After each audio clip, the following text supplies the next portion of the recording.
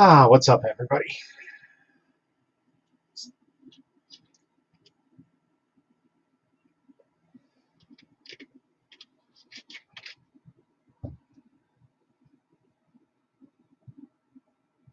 Let's see.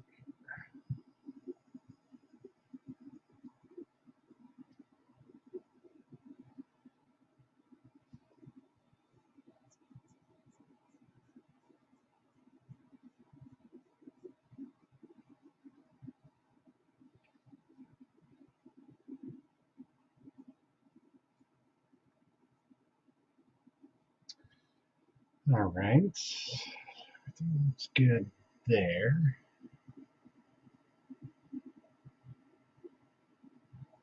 All right, hello, everyone. Welcome. So, more or less, I'm gonna put this in the share. Oop, that's not what I want.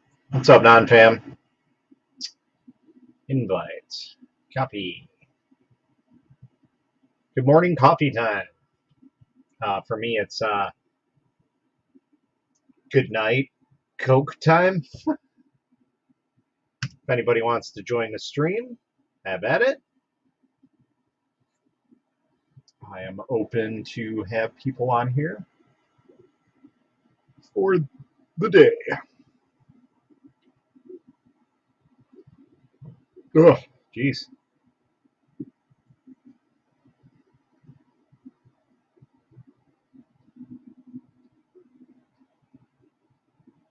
What's up, Steve, Vincent, Ray?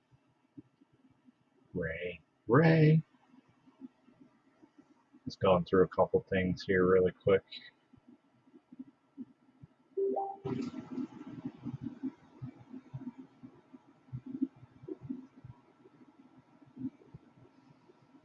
I did post a link. Maybe I'll have to put it in a banner. Did it not post on Facebook for some reason? Maybe it didn't.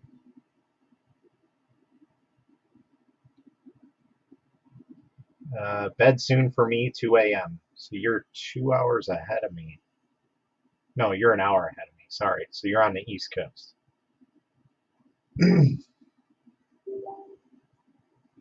Yeah, I know who you are, Ray. The your middle name, Twin C, or your middle name on here, Twin C. So.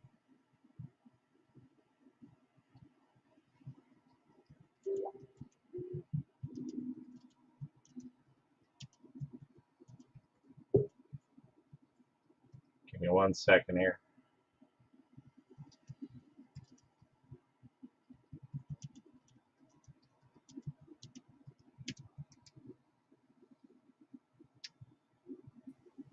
What's up, Vincent? Hey. Yeah, okay, just woke up. It's early here, so. South Georgia is where Steven's at. Georgia. I'm still tinkering around with my new setup. Yeah. So, So you got your new computer up and running. yeah. But I still got a small issue with audio drivers, and I think I figured out what the problem is. Windows 11. No, I'm not using 11. Oh. When I connect my webcam, my audio does some weird stuff, like it's cracking, like sometimes it's stuttering. Gotcha. And it only happens when I connect my webcam. Very strange.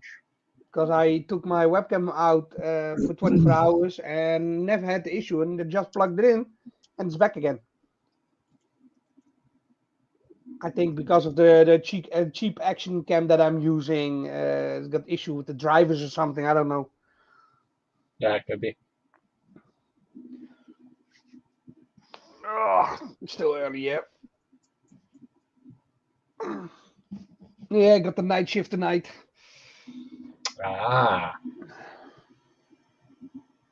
Hello, Facebook user. Yeah, I figured I'd pop on. I need to do a couple things here. One, we're already starting off. Yeah, I gotta do some more printing soon. Yeah, I have like 3 reviews I need to wrap up really quick here and move along because I have a bunch more that I need to get to, and I've been slacking. So let's see here. Yeah, I was soldering some stuff and blew up a board again. Oh God, Yep, the magic smoke.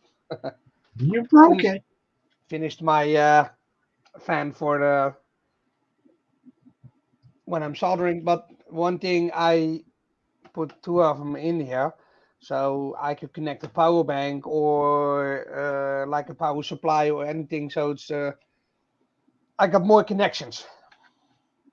Gotcha. Oh, that's Young Fay. Hey, how's it going, bud? Oh, that's funny because I'm actually going to do some work on Shitu Box here in a second. So, because need to set up some prints. I need to take this print off, and I need to set up a print on that one. But that one's already set up, so we're good to go. But Young Fei is the one who says hi. He's the Facebook user. Is that the Mega in the background, or is that a different printer What one? in the background? The This one? resin one. Yeah. That's the Mega. Oh, okay.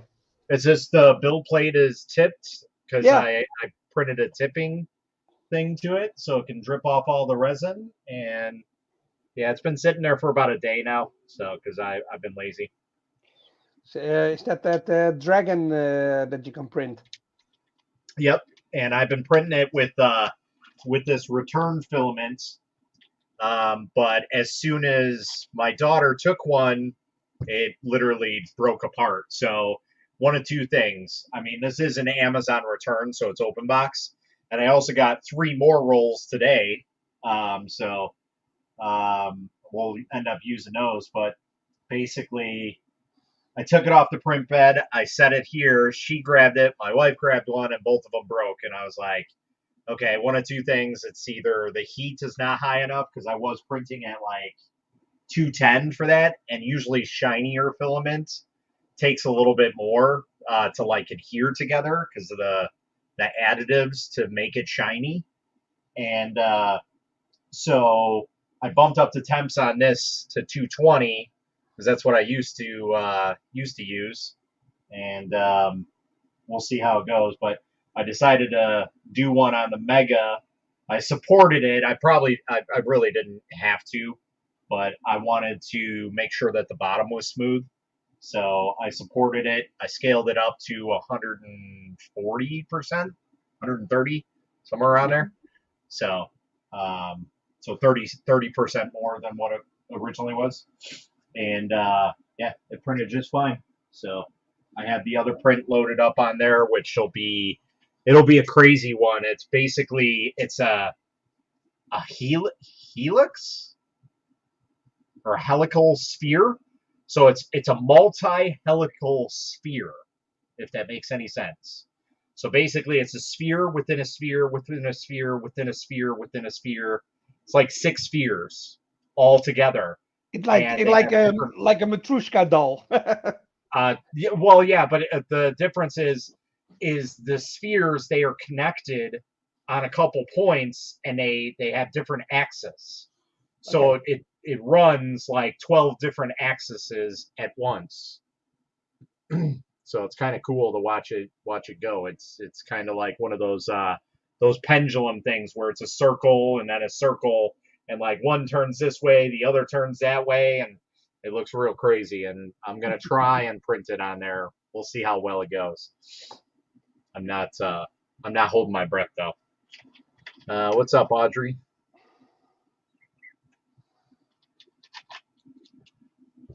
Yeah, I woke up about 6 in the morning. Yeah, I wasted a day away basically. I had 2 days off. I was working for 9 days straight, and I had 2 days off, and they had the nerve to call me. Can you work? I said, hell no. It's Of my days course. off. I'm done. I still got a son to take care of. Yeah. What else is new? She said, okay. I'm like, oh, no way, I'm not going to work in my 2 days off. They changed my schedule last week. I had 3 days off, and then about Wednesday in, I took a look at my schedule and you changed it again. See, yeah, it's not going to happen every time. I'm done with that, Of course. especially when you Gotta get the love it. night shift. If you get night shifts, and no, the job is very easy and pays good. That's kind of how my job is. It's not really a lot of hard work. And right now, my assistant manager and my supervisor, my other supervisor that's with me, they're basically having a pissing match between each other, and she's basically putting all the work on him, and I'm like trying to do something, and then she yells at me to stop doing it, and I'm like, oh, okay. So now, Yeah. anytime I go to do anything, I'm like, you want me to do this? Is this okay? So I'm like, I'm fine not doing anything, but I need to do something. Like I just can't sit here doing nothing. So Yeah, just and also I cannot stay in bed for a long time because I'm starting to work out again, lose some weight, man. I really gotta lose some weight. I understand that. I definitely need to lose a little bit of weight too, but I just don't have the drive to go to a gym or diet or anything like No, that. I bought an exercise bike for at home with a whole computer and everything because the gyms Oh, are closed at the moment here. so you bought a really expensive coat rack.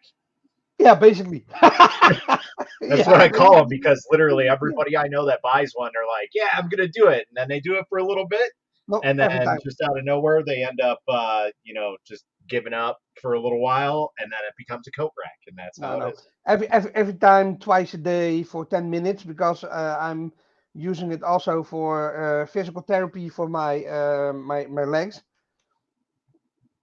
because they still hurt after the accident last year Right. because of my scooter accident. So yeah, and after that, yeah, change my food intake and everything. That's the hardest part at night. Yeah. Not grabbing some junk food in the cabinet or chips or something else. Yep. Yeah, that's the same thing with me. I always have something here like this is what I got right next to me, and this is terrible. This is like 170 calories per serving, and there's 16 servings in a container. And I can probably sit here and eat the whole thing. So Yep. that's ridiculous. Yes. Like that's bad. So Yeah. and I then know how it is. I have candy here. I have candy here. Like it's bad. Yeah, so I've been working on some stuff in the background, but I'm out of filament at the moment. Ah, And I'm trying to save up for my spot weld next year. I had some extra spendage from my new PC, of course. right. It's a little bit different when you switch over from Intel to AMD. I wouldn't know. Oh, you got Ryzen, man. Yep. No, you got Threadripper. Oh, what's up, Young Fei? No, What's up, Jerry? I'm Us. using an Ryzen 7 3700. Not the best one that was out there, but yeah, That's still better price than most. yeah, price wise, and I had an old Intel i5 second generation. So basically, the PC was done. Yeah, that's not too bad. No, but I noticed with video editing and rendering and stuff. Yeah. So yeah, so it's running fine. Share screen. Let's do this. There we go. What's up, Mika? How's it going? Non fam. All right, let's go ahead and get some of this stuff off the build plate so we can start that next print and get that all set up. What are you gonna print? Like I said, I'm going to take that one off and then I'm going to print. I've already done it, but I'll show you what it looks like. It's basically a giant helical sphere right here. Oh, that one. Yeah. Is So something similar used in a movie? or a Yeah. series. What was it called So again? I like this because, as you can see, there's like connection points, and basically each and every sphere can go within itself and turn around. So you can have what we have 1, 2, 3, 4, 5 spheres. So you can have 5 different rotations of these spheres going 5 different ways. So, Wow. but whether or not it'll print, that's the thing we got to figure out. But I think I'm pretty good. I straightened this out as best as I could. I put this flat, so we basically have this flat area to work on as best we could, and then I just basically supported all the bottom here and everything, and then I went around the edges and just kind of supported a little bit here and there, so there's not too much going on in terms of support. And then I made sure that there was just no supports like in between here, connecting points or anything like that. Because the things that I got to make sure that print are these things right here. That's basically what makes the helix run properly. So Tyler West, I went with 5950X, much to my dismay, but that was the only thing available when I was building my PC last November. Yeah, I think it was last November, maybe 2 years ago, that I built my PC, and yeah, I got a Threadripper 3870. I don't know, it's ridiculous. I think it's Yeah, 2 years ago already. yeah, yeah. I think so. I think it's been 2 years now. So. Have you seen the new Threadripper that's coming out? The new processor? Well, the ones that came out right after I got mine are just they're insane. Like It's not even Intel's best processor can touch them at all. something like a 90 something core. That's ridiculous. Like, what are you people gonna do with that?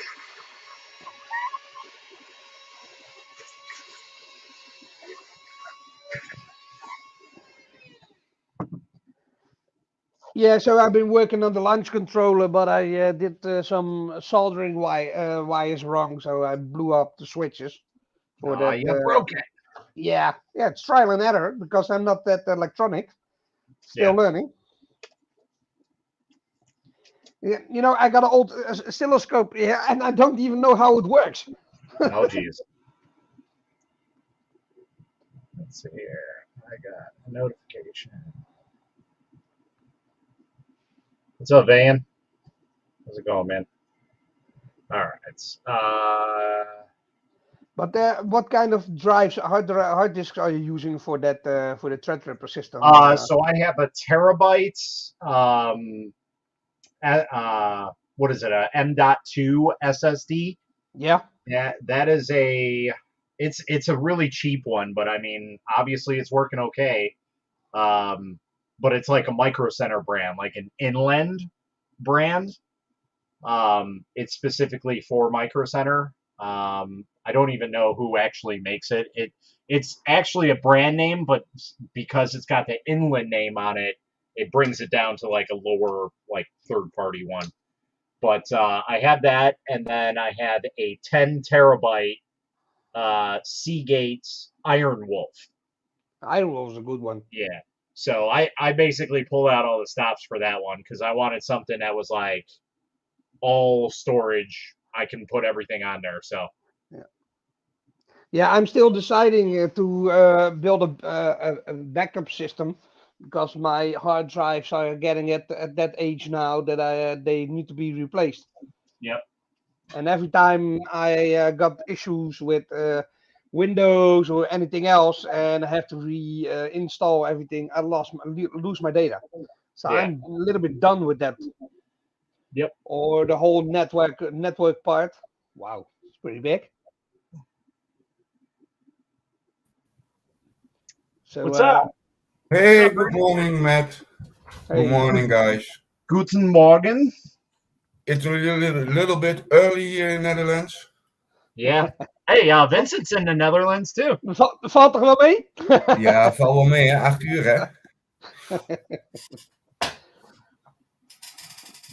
Yeah. So I've bought that motherboard so that can handle two M.2s.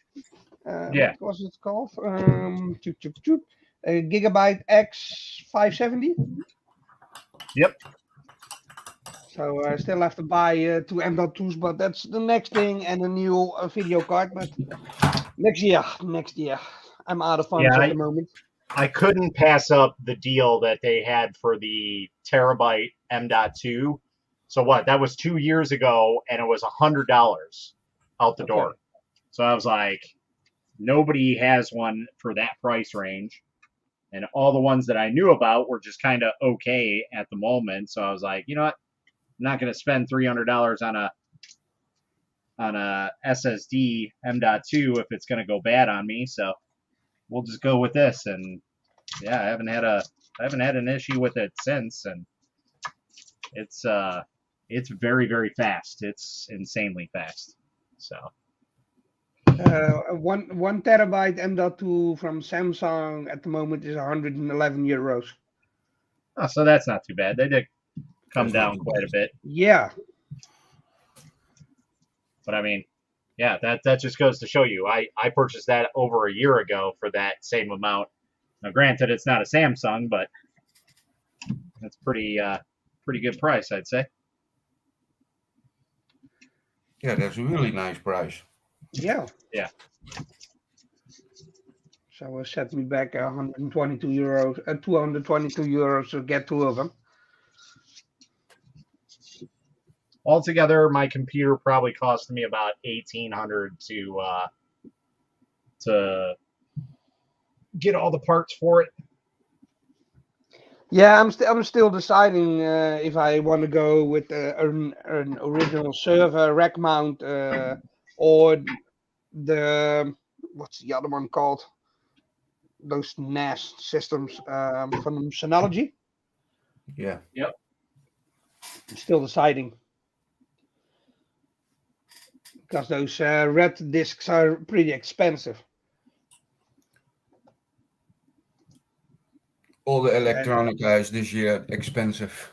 Yeah. Yeah, it's all the border or the shipping and everything, like, and then COVID with all that stuff that happened. Yeah, it's been a bad year for technology in general. Yeah. Yeah, and a chip problem is also a problem. Yep. So what you up to, Ray? I'm going today test the Halot again. Yep. I have an email. I have an email sent to Generous Book of Records. I come with the little Banshee in it from Yep. 2 centimeter. Dus I gonna try today little smaller making. I will try to 1 millimeter. That's going to be very, very small. Yeah, and I hope I can nail it. Well, good luck, man. That's The 2 pretty awesome to millimeter have was that in our there. problem. Yeah. Well, But as long as your resin settings are good, you should be at least going in the right direction. Yes. Yeah, that is thanks to you and John. Don't recognize the man on the bottom. He's been around on miscellaneous groups. Yeah. Oops, that's not what I wanted. I'm really nice. This is the resident. It was really cheap on Amazon. $13. What's That's hold on. half a liter. Oh, Z-Mud. Yeah, I've heard of that. Yeah, was $13. I think That's I'm gonna try it. that's worth every penny. So, if you guys don't know what Z-Mud is basically like all the leftover crap. Not saying that it's crap, but it's just like, let's say they on Nice Monday. cleaning crap. Yeah, so on Monday they have two different colors that they run. So on Monday, they run black and gray. So when Mm-hmm. they do the swap out, the same thing like some companies, like Coax has filament that is like their end of the line, and basically it's just miscellaneous colors that are mixed into each other. That's Mm-hmm. basically what ZMUD is. It's like if you run standard, ABS, TPU, like all that stuff is combined into that, in one, and that's basically where how they sell it is as a as mud essentially. Yeah. So It's a fine resident. It's washable. yep, That is really nice. I like that on the resin. yeah. I don't. I have not imagined that I print 2 millimeter on that halo. I don't believe it. When it's finished, I think, oh, it's not on the plate.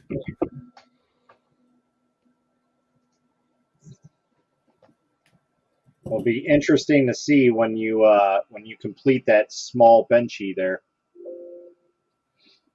Yeah, This you is see very. an, a blob on it with air, and when you clean it, then you can see the benchy. Yeah, Ah, that is nice, Matt. That is one thing I like when you do resin printing. The supports and everything comes off very easy. Yeah, yep. And you can even fine tune those supports to your liking and make them even easier to remove. But then you run the risk of stuff failing, so you gotta find a happy medium on most of the stuff. These supports I'd say are pretty good happy medium for me. As long as I'm not doing something that's super heavy or really really big, these supports will work very good. These are supplied by Frozen themselves. Um, you basically just go in and change some settings ever so slightly, and yeah, they've been working out pretty good for me so far. So I'm happy with it. yeah, the And big Dragon Ball Z what you have made last week, that was awesome. Oh, here's Matt. the Broly. Yeah, Oh, the Broly? Yeah, that was a cool one. So that was my first Everybody. large print like that. It was the first time I did a sectioned print where I cut it myself and pieced it back together. First time I pieced a print together ever. So it was a lot of different things that I had never done. So I was like, well, if it fails, it fails, And sure enough, one of them failed, and it was totally my fault. Basically, what I did is I had the print too close to the supports. Usually, in the slicer, it's set like 5 millimeters above the print, and for some reason, I had done a print beforehand that I needed it really close to the bed and mm-hmm. short support, so I did it at 1 millimeter. And so when I did the Broly, his like upper torso, I printed that, and I didn't realize that I still had the support settings at 1 millimeter, and it basically molded to the raft. So I was like, even if I try and shave this down, it's not going to be right, and it's just not going to look good. So I ended up redoing everything, and yeah, so it came out pretty good though. Yeah, it's really nice. I have yesterday tried with playing with the support, with the tree, the winter tree, Yep, and the arms are was not good printed. This is laying down in the fat. yep, What you say, it's a little bit playing with the settings, yeah, and then you have also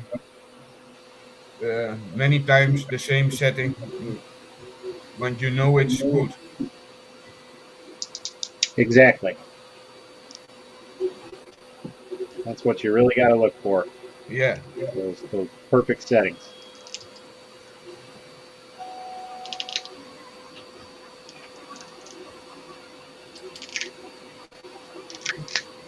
hearing a lot of noise in the background. Yeah, that is mad.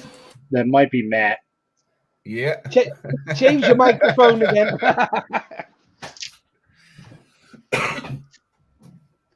What's up, Kieran?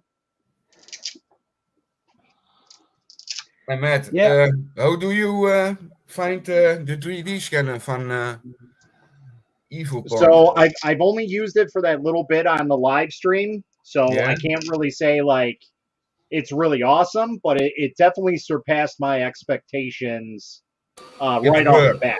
So It's working. yeah, like That's all. Yeah. I was blown away at how good it actually was. Mhm. Like I was not expecting it to even come close to what the results it was giving me right out of the box. So Yeah. so yeah, I was already happy with it from the get go. I just have to play with it a little bit more, and I need to find some time to actually do some scanning and go through everything because I didn't even go and look at like the startup videos or how to or anything Yeah, like me that. too. I just dived right into it, Yeah. not knowing anything about it. And so, you know, even their rep, oh no, I broke it. Oh. Oh no, Oh. that sucks. Oh, we had a failure. That's Ah. why. See that? Yep. Oh Yeah. man. So There technically you it broke, gone. but I can weld it back together. Because all it did was just come apart. I can still get it together. Oh, that's nice. Ah, Dus you can repair resident. yep.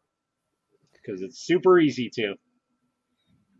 Okay. I can remember that Matt told me you have to use an UV light and just use resin for it. Yep. Shoot, I can show you guys right on here. We can Yeah, do it that's live. nice. See if we can try and repair all this stuff. I throw everything away. Sorry about the noises in the background, but You're fired. Huh? You're Oh. fired. I said Yeah. you're fired. Yeah, Ah, break whole Holland out back. I have to find a new job then. I knew what? You said I was fired, Oh, yes. so I said I have to find a new job then. We can That's 3D team up printing. Matt with the red line on the. Broken.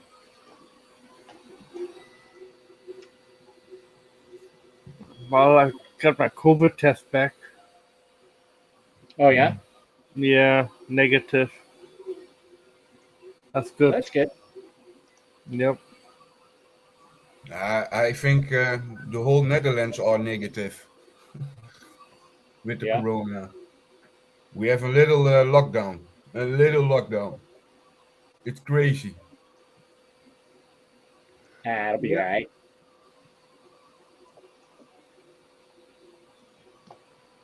My nephew have it right now. Oh no, Oh, he's doing all right. Yeah, he is 6 now. He's 6. Yep. Wow. That's like the first time I've ever heard of a kid having a case of that. no, in the Netherlands it's not a lot. The last 3 weeks. Really? Yeah, it's skyrocketing. Yeah. And we have a man, Rutten. He thinks that he all everything knows. Wow. Hey, non fam. Hey, Kieran. Steven, Paul. You guys never Yeah. sleep either, huh? Nope. Join the no sleep club. Yep. Yeah. Yeah, sleep is for the time wasters. Yeah. I'll sleep when I'm dead. Yeah, exactly. And Even so, if then, he's you dead, know, he probably will wake up again. I was Say, gonna say, damn. even then, you never know. But what are the rules in America now then with corona? It's about So the Netherlands have a little lockdown now. Well, here we don't really have lockdowns. We haven't had that in a while. Masks are mandated pretty much Yeah, everywhere. that is now also needed again. Yeah. But I mean that varies from state to state. So Mm-hmm. like here in Illinois, it is mandated. But if I drove an hour and 10 minutes to Wisconsin, right over the border, there's no mask mandate, and there hasn't been one for probably almost 9 months now. And they have a very low case count, so it's very strange. Yeah, we have the last week. We have all rules was gone, and now this week we have the new rules that all cafes and all shops, all yeah, everything where you can buy that is closed on 8 o'clock now. Yep. That is for a lot of companies a bad thing.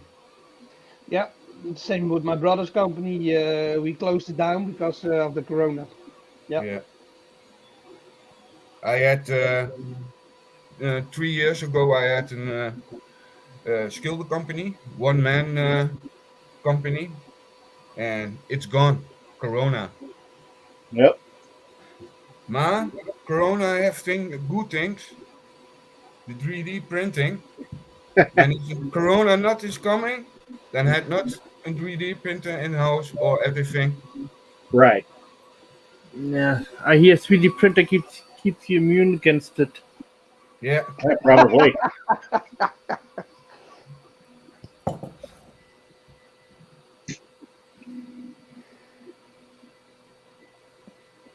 Yeah, so I'm still preparing myself for next year for the big resin print that I want to do. There you go. gonna, It's, Need to buy gonna lots make of it bottles. self or yeah, I'm gonna do that arch for myself for the new background soon ah, in clear resin. So I have to learn that, but I have to buy some vet films first. yeah, So I got spare parts when I destroy something, and I have to buy about 10, 12 bottles, I think at least. No, more than that. That's 10 kilos. Good 10 10 lord. kilo. bottles. But I also noticed with resident, it's you can for 5 liter bottle, you can print a lot with it. With Yep. I do with FDM, I think it's resident. Yeah, good stuff for to print. Yeah, the other arch that I printed for my son, I used 2.5 kilos of FDM filament and took me 230 hours to print. Yeah, And that's without removing the support, so total 250 hours or something. yeah. But I But you want to also do, yeah, go ahead. What you also see with FDM prints is a lot of lost filament. A Yeah, lot of lost. yeah, that's true. A lot of When supports. you when you make a bigger print, you know it's 200, 250 gram lost of filament. Yeah, yeah, that's true because I printed only the feet along on the 100% infill because I want to have a sturdy uh, feet on the desk, Hmm. and those alone weighed about half a kilo, and I think about 50, 60 grams of supports that I had to remove.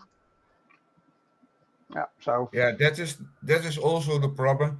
I like the companies that make the things of that you can two color, three colors print. yeah. I like the system. Only what I not like is what you get, what you lost, and filament. Hmm. You must put an Hey, I'll be right back. box outside. I'll put my Alrighty, sir. stuff. I'll be right back. Okay. You can see that there's a lot of losing filament of that. And Yeah. that is why I not choose for that to print in different colors. I'm trying to decide if I want to get one of those machines that you can hold 6 or 7 colors filament. What's it called Yeah, again, Matt?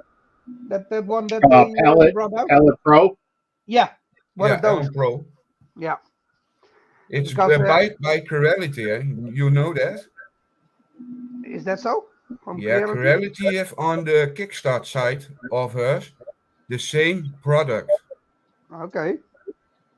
I have yesterday I get an email of Creality for the 6 color filament changer. Hmm. It is from the same brand. Only it's no Creality on it. Really? Yeah. I'll have to take a look at that. Okay. I can look of what I have here. Because I don't want to make some own color combination filaments. And I've been testing out that other brand that I bought a couple of months ago. What's it called again? Tim Mori. Yeah. That's a good filament for the price. Yeah. Oh, And Tina Marie? and it's goodly packaged, good vacuum sealed, and there's even an extra dry bag with them. So if you don't use the filament, you can put it in a special bag. That is really nice. That like Yeah. it. The dry bag. That Yeah. is notch off the top. I Um, have to say it with Matt. We have the Halo light send it from Creality. And only what I met is you put a bottle resident in it. Oh, Every yeah? printer where you buy, you find a bottle or filament. Still a mess. I have to clean up my place, man. It's a mess here. Yeah, me too here. Yeah, I've been tinkering around the past 2 days and trying to solder my my launch controller and blew up some stuff. And you do the whole day 3D printing And of now for werk je ook me, nog gewoon? no, I'm working about 38 hours a week, but it's mostly at night, and I Yeah. don't like to run my printer when I'm not here, No, me too. especially with I the have 3 hour only panel. put the resident printer on in the night when you Mhm. know it can be not fast failing when you go the settings. Yeah, My FDM, yeah, I go always out of bed to look, always yeah, when I put the print. that's what I'm gonna do in the near future. I'm gonna build a case Yeah, and make one of those buy one of those yeah, what's it called again, those fire detergent bombs that you can hang in there, yeah, and basically then I can start printing all the way, and if something happens that thing goes off. Yep. And also with a Raspberry Pi then webcam and what's the other one, the software called, um, you can use with the Raspberry Pi. Uh, I forgot it. yeah. yeah. Kieran, he says, was that dragon scaled up 1-to-1? Scaled up to 135, I think. Wow. How long did it take you to print, by the way? 2 hours. What? Oh, that's fast. Can you download it from Thingy Universe? It is on Cults 3D for about $3. Alright. Octoprint, yeah, thank you. Octoprint. The Yeah. clipper works also fine. Yeah. And also what I'm gonna do then also is using Philips Hue electric outlet. So I can monitor my print, and everything goes wrong, I can shut the power off through Philips Hue. Yep. That's what I've been working on in the background because I'm gonna change my background out. Yeah, my camera's, yeah, hold on. It's a mess now. That's what I always tell myself. It's cleaner than by Matt. Yeah, but Matt's got more stuff. Matt have only boxes in the background. That's only like a quarter of the boxes that are actually in my basement. Yeah. So Oh, I wanna build a different workspace instead of these shelves, and then go up a little bit because I got up there. I got about 60 more centimeters of space, so I can handle more boxes over there with my stuff, and clean up a little bit. And so I can start tinkering over there. And then this desk is going to be removed. My monitor is going to be wall mounted, so I can also use my other microphone because I got a different microphone mhm. laying around. DJ mixer setup that I had that I used to have. So everything goes through my DJ mixer instead of everything goes through the PC itself. Okay. And, That's what I've been working on. and which printers do you have? I've got an Ender 3 Pro. sorry. I had an Ender 3, but I gave that one to my cousin because he wanted to learn how to print. And there was a tour station from Anycubic and Volkslab. Okay. So, but I'm looking in the near future to get a bigger one, like an CR10 size. Then can you say the share 10 max? Yeah, something like that. Or maybe build something myself. I don't know. Moron. Yeah, it's all yeah. When you also all the components have, yeah, why not? Yeah, I can buy the stuff, and I've got the space to build a printer. So my brother's still got his doesn't have his company anymore, but he's still got the building, and he's still yeah, he's staying there for the next year. So I can build a printer over there if I want. I got the space over there, and I got all the Yeah, tools. Nice. I Matt, Yo. you know the lamp what I'm making for you. Do you want to have the lamp hook up, or you just want to have a square with the bottom open? We could I do can a send you square with both the bottom. file. Yeah, we could do a square with the bottom open. All right, all right. All right. So 100 mil you want in Yeah, every direction. I think that'll be good enough. All right. Will it look like a little cube? Yep. All right, cool. I'll let you know when the file is ready to download. Cool.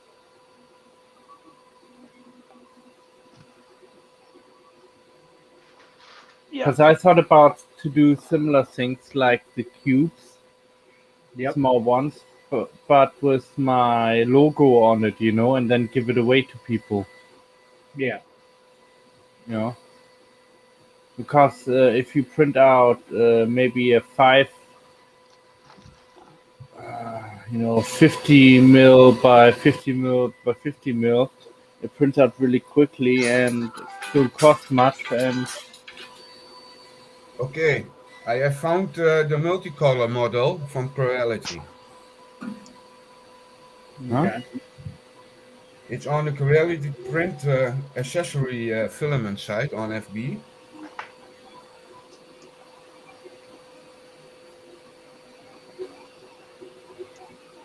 I think it would be something like a nice giveaway for people. Yeah. Well, I thought about to get different logos from different YouTubers, you know, and put Yep. them all on like one lamp. There you go. That would be an idea. First, I have to collect logos then from everybody.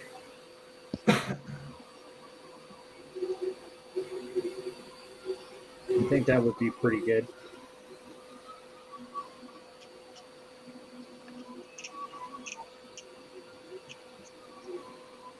Is that a phone or Game Boy?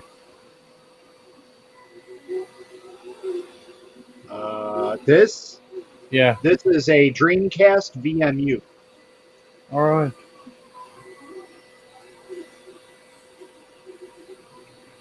So sort of like a Game Boy. Yeah, I remember the Dreamcast. Yep. Yeah, me too. Dreamcast. My favorite system. My favorite system was the Nintendo 64. There you go.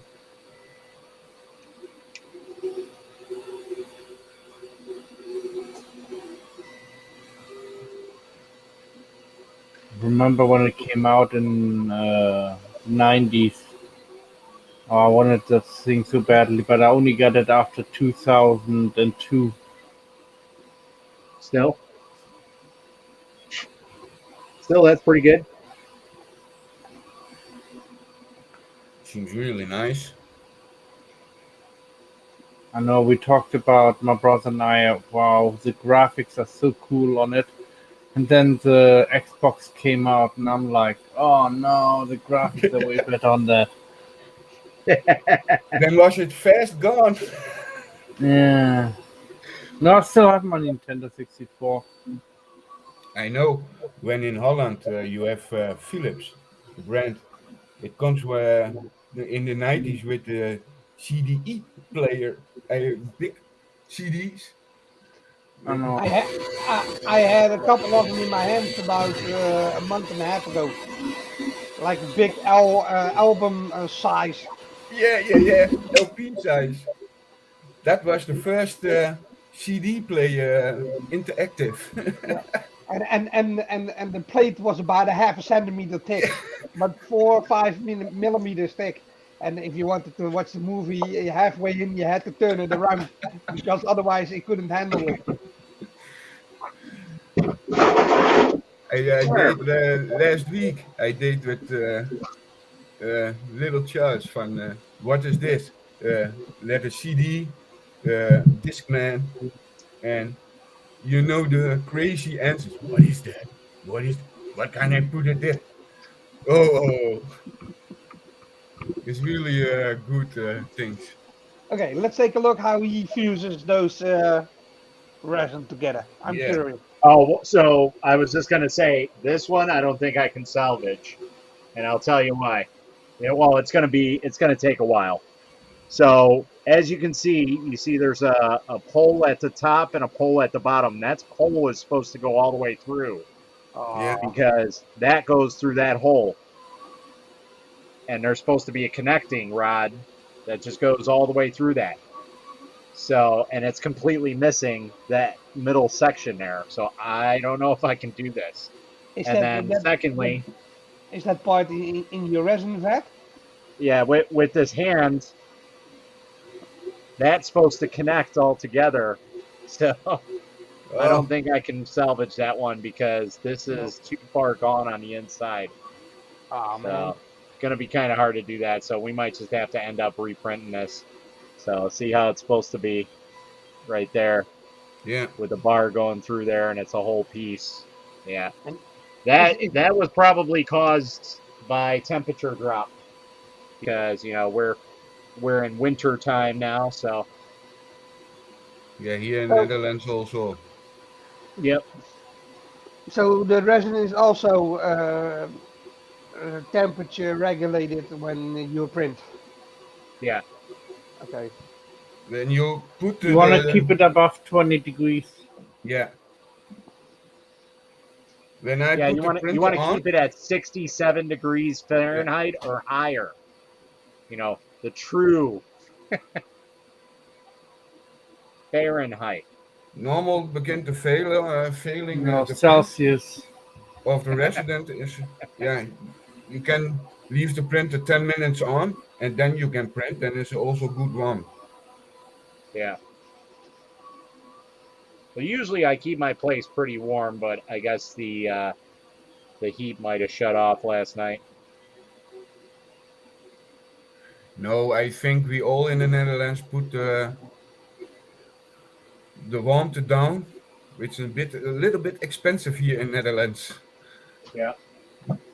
Yeah, I've seen that the utility bills for gas and power is going up about 1,000 euros a In year yeah, more next year. Yeah, because of the Russian incident, of the crime, no, what's it called? He's basically slowing down the gas. yeah, but that is all 10 years ago. The putting the gas down. It's The Yeah, not the companies. Russian. What's the country in between? Kiev is, I think, in the major city. Saudi Arabia. No. Kiev is Russia. Used to be ex-Russia, but Kiev Belarus. is Belarus, I think, is White called the Russland country. on the side. Kiev is lying on the side of White Russland, I think. All right, non-fam. Have a good night, man. Good night, non-fam. How dare you go to bed not watching us? Ukraine. Ukraine, Yeah, yeah, Ukraine, exactly. yeah. Yeah, Ukraine. there's a Russian pipeline going through, and they're basically cutting it or slowing the gas down to Yeah. Europe because we are right now uh, blockading him. Nice. Nice. What is that? What's that? Pokemon card? That No, is a it's test print. resin test. That's my exposure test print. So Okay. my last one was at 2.0. This is at 2.2. I think we're still just a tad under, but we can get away with this because all the details there. So we're good to go ahead and start printing with 2.2 on this printer. Do you do that test with every different filament or also with every different printer? Say that again. When you do that test print, do you use it always with different kind of resins or also with different printers? I use it for every single time I get a printer. Every single time I change the resin to something different, I will do a calibration print on it. So like this printer, if we decide to change the color and put, some gray in there, then my first print will be that The test print print. right there to verify that I'm printing at the right exposure times, because without the right exposure times, there's no point in doing anything else. That So was Matt. We lost him. When you also go that's see. always step number one is the exposure times for me. I suggest it to everybody. Did you resin your keyboard or something? Yeah. If you look on your camera, it looks like you resin printed your keyboard. Yeah, there probably is some resin underneath there, but that's why I have the cover on it. Yeah. Oh wow! Put your hand over your keyboard. Look what happens. Your color Change the changed. color. Yeah, it changed the color from the camera, and now Yeah. it's gone again. The Because light of the light. vent is in the light sensor. That's That cool. light above me is too great.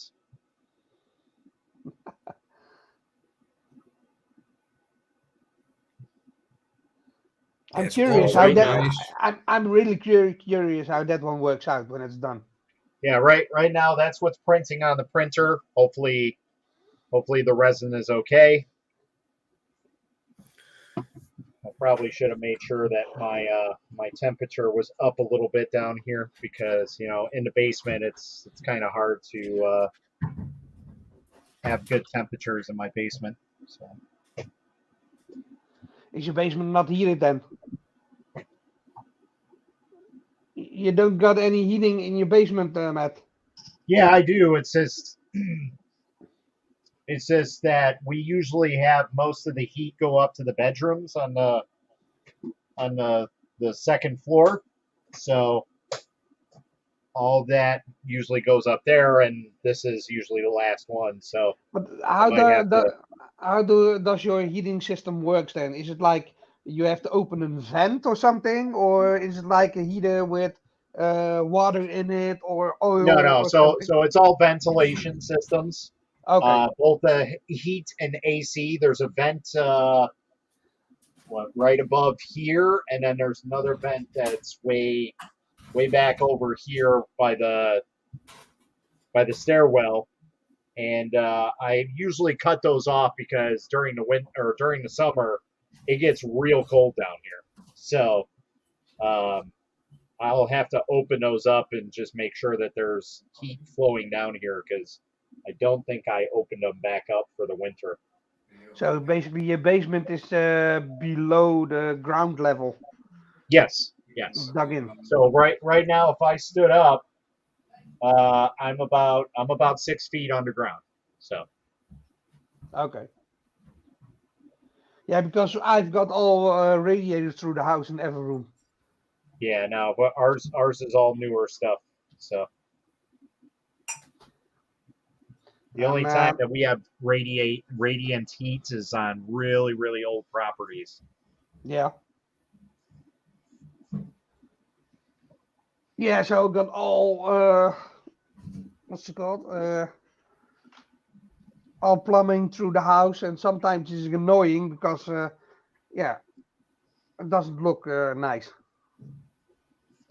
Yep. But the next house that I'm going to live when I move out of here, I'm gonna also build one of those vacuum cleaning systems through the whole house, so you don't have to take your vacuum cleaner with you. You only got the Yep. hose, plug it in the wall. It's much more easier. But I decided to stay here for the next 3 years, still in this house, because my son just started a new school. It's going very good. Good. So then if I have to move out of here to another place in another city, he has to move again to another school, and that's not going to be good. Yeah, no. Especially at his age, that's kind of hard to do. Exactly. Yeah. So if everything goes well, I'm going to order a bottle of resin at the end of next week. I'm going to start do some test prints with that clear resin because I never printed clear resin before. And I want to use that green stuff that you used for that emerald diamond. What was it called? Yep.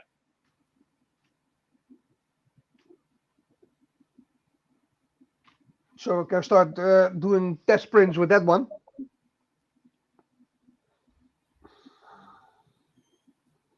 There we go. So now we'll make sure that the heat is on.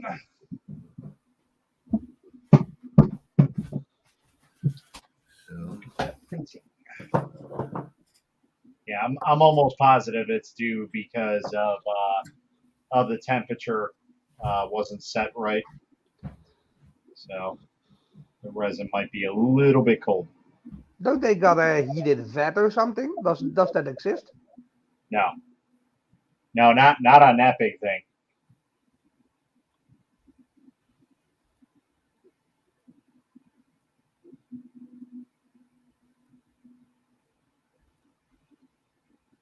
There we go.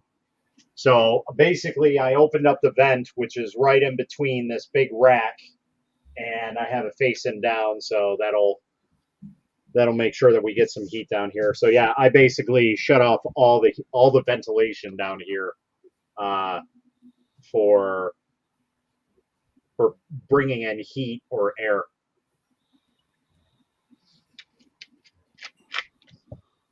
And I just realized none of you guys are on here. yeah, no, There. So, I'm looking at my at my CPU processing. It's on 7% at the moment. 70? 7. 7. Normally it's on at 40, 50. Yeah. And now I also got the right power supply because that video card that I was using, that 970 ROG Strix, that wasn't connected with the power supply correctly. So let's see. We're processing at 6%. We're using 9.5 gigs of memory out of 32. My hard drive's basically doing nothing. Yeah. it worked My fine. CPU It's is stable. running at 19%. So Good, stable. yeah. Yep. I have the AMD Radeon Razer 5 in the laptop. Yep. I see you have the GeForce. Look at those. Oh man, you're just disgusting. 24 cores at 48 processes. Jesus. And That's which why, CPU you have? what is it? He's got The a CPU? Threadripper. Yeah, I got an AMD Ryzen Threadripper 2970. It's 24 Actually, cores and 48 processors. one of the No. fastest chips. It's not the fastest. It's not overclocked. I don't plan on overclocking it. So 24. it's fast enough to where, if I need to like do this model, even if I put a gazillion supports on it, like here, we'll do this, okay? So usually when somebody does supports, okay, we'll do all supports. All right, so there it goes, there it goes, there it goes. All right, so there's all my Wow. supports. That's Oh, sick. nice. Okay, so if I go back and I go to process this, it's gonna be just as fast. What? Look at that, man. It's That's crazy. it's really important that the PC good can make the G code. When you too slow printer you have always a problem in your G code. Yep. So there we go. Basically, that took less than a Wow. minute to process a file like this. You make your own support IC.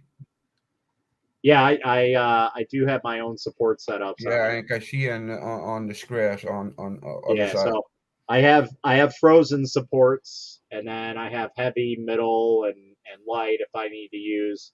Yeah, But the that are frozen much ones are more. pretty good.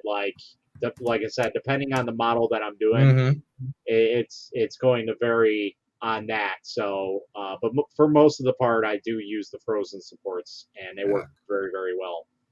So, and if I must need to, try I can just add some supports, and we'll be good.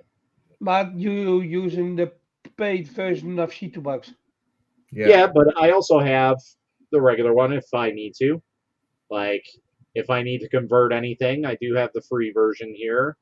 Just in case anybody needs any help, I can say, all right, well, let's jump into regular Shitu box and, get everything situated. And we'll bring in that and see if the processes are still the same. So we'll go all the way down. We'll put this model on there.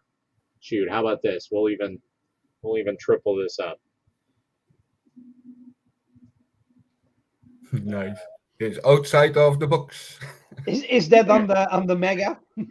Yeah, this is the mega build Wow! plate. So Look at the size of the build plate. That's crazy, man. And yeah, that is an so here we 8K? can center this. All right, so those are pretty good. I mean, we're a little bit over, but we're doing this for the hell of it. So, all right, so Wow. we're gonna basically auto support all these. Here's it processing it for the supports. So it'll go 6 times like that, just because it's processing each and every one. Look how fast. But that saves a lot of time because I still have to get those M.2 because I'm using the original SSDs, and that saves a lot of time. Yeah. Because the original SSDs goes to 550, and the M.2 that I was looking for went to 3000 something. Yep. Read You and must write. but best right, is so- you have an solid state SSD Yes. on the board. That is the Yeah. fastest, not the M2.5, only the board. That's really fast. That is exactly what I have on here. I have a Yeah, me terabyte too. on this computer. So, all right, so we're basically going to do auto supports for all these. That'll take a little while, so that'll process a little bit. Oh, Yeah. maybe not. Look how fast. Maybe not. All This right, is so nuts. there you go. It's a little glitchy. It's a little bit. It's taking up a lot of CPU power, or GPU probably, actually. Matt, you are not a miner, eh? So then we'll okay, that's fine. We're just gonna slice it and see how long this takes to slice. All right. Oh, you have a little bit of the box. Well, to be honest, when I built this computer, I meant for it to be first off a 10-year computer. I didn't want to do any upgrades, touching anything on the computer for 10 years at the very minimum. So I'm like, all right, my budget is about $2,000, and that's it. I don't want to go above it. So, so I went on Black Friday 2 years ago, and it was a disaster, but totally worth it. And I didn't need any of the RGB fancy stuff, nothing like that. But obviously that's all they had in because everybody wants it. And I was like, I wanted a computer specifically for processing power because I wanted to make like my YouTube channel. I wanted to ramp it up, and I wanted to actually do like video processing and everything like that. So I basically built it around video processing, and everything else just kind of came along with it. So yeah, this does take a little while, but I mean, for six But large that is normal. pieces, that's kind of like what you guys would take for something that's maybe a quarter of this size, and one. That's nuts. Yeah, I have a Razer 5 on a Lenovo on a laptop, but it works really fine. I have 10 years ago, I have also AMD processor van HP was dat, Hewlett Packard. Yeah. That was a suck CPU. It's hot and it's go broke every 3 months. But now he have nailed it, AMD. It's a really fast processor. Nice. I'm still looking into it because I just built a new system. Yeah, and to top it all off, I didn't know what I was doing when I built this computer. I literally Best is what you say. It best is you look forward and then buy, and it's 10 years later you have also a big PC. Look, Yep. I had a little dust problem. The wife's cleaning not good. That was my old system. What And, is that is water cooling of a car or no, Corsair, this original one. Yeah. big cooler? Wow. I took it out of my old system, but I cannot get this paste off anymore. It's completely burned in, literally. Wow. My cousin used some liquid stuff Yeah.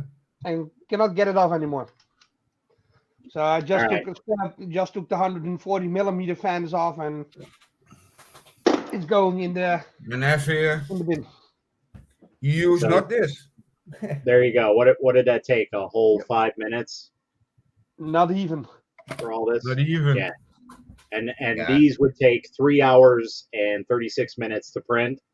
Probably in actual time, it'd probably be around 4 hours. So Wow, it's crazy. I definitely would not print And it like that. And that you're gonna print on the 8K van Yeah, I have one printing, but not with this much supports. No way. That's overkill. So I just have one of these printing right now. Want to take a look? Yeah, something I mean fun. that's basically the processing power of my PC. And the crazy thing is, even if I was rendering this, I can go and render a video, and I think the max that I had my CPU at was like 44% usage.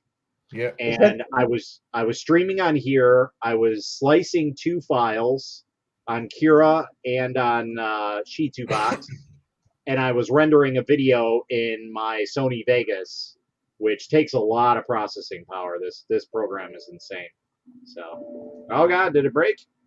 Oh jeez. Is that that STL file on Thingiverse or somewhere else? I found this on an Ultimaker website. Hold on, let me. Okay. Because me I find wanna try and render it on my C2 and take a look what my processor can Yeah, handle let if I do me this. see here. I'm just It curious. was-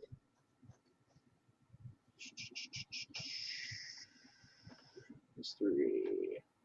Ja, echt, die AMD-processors die lopen echt goed hoor. Echt stabiel.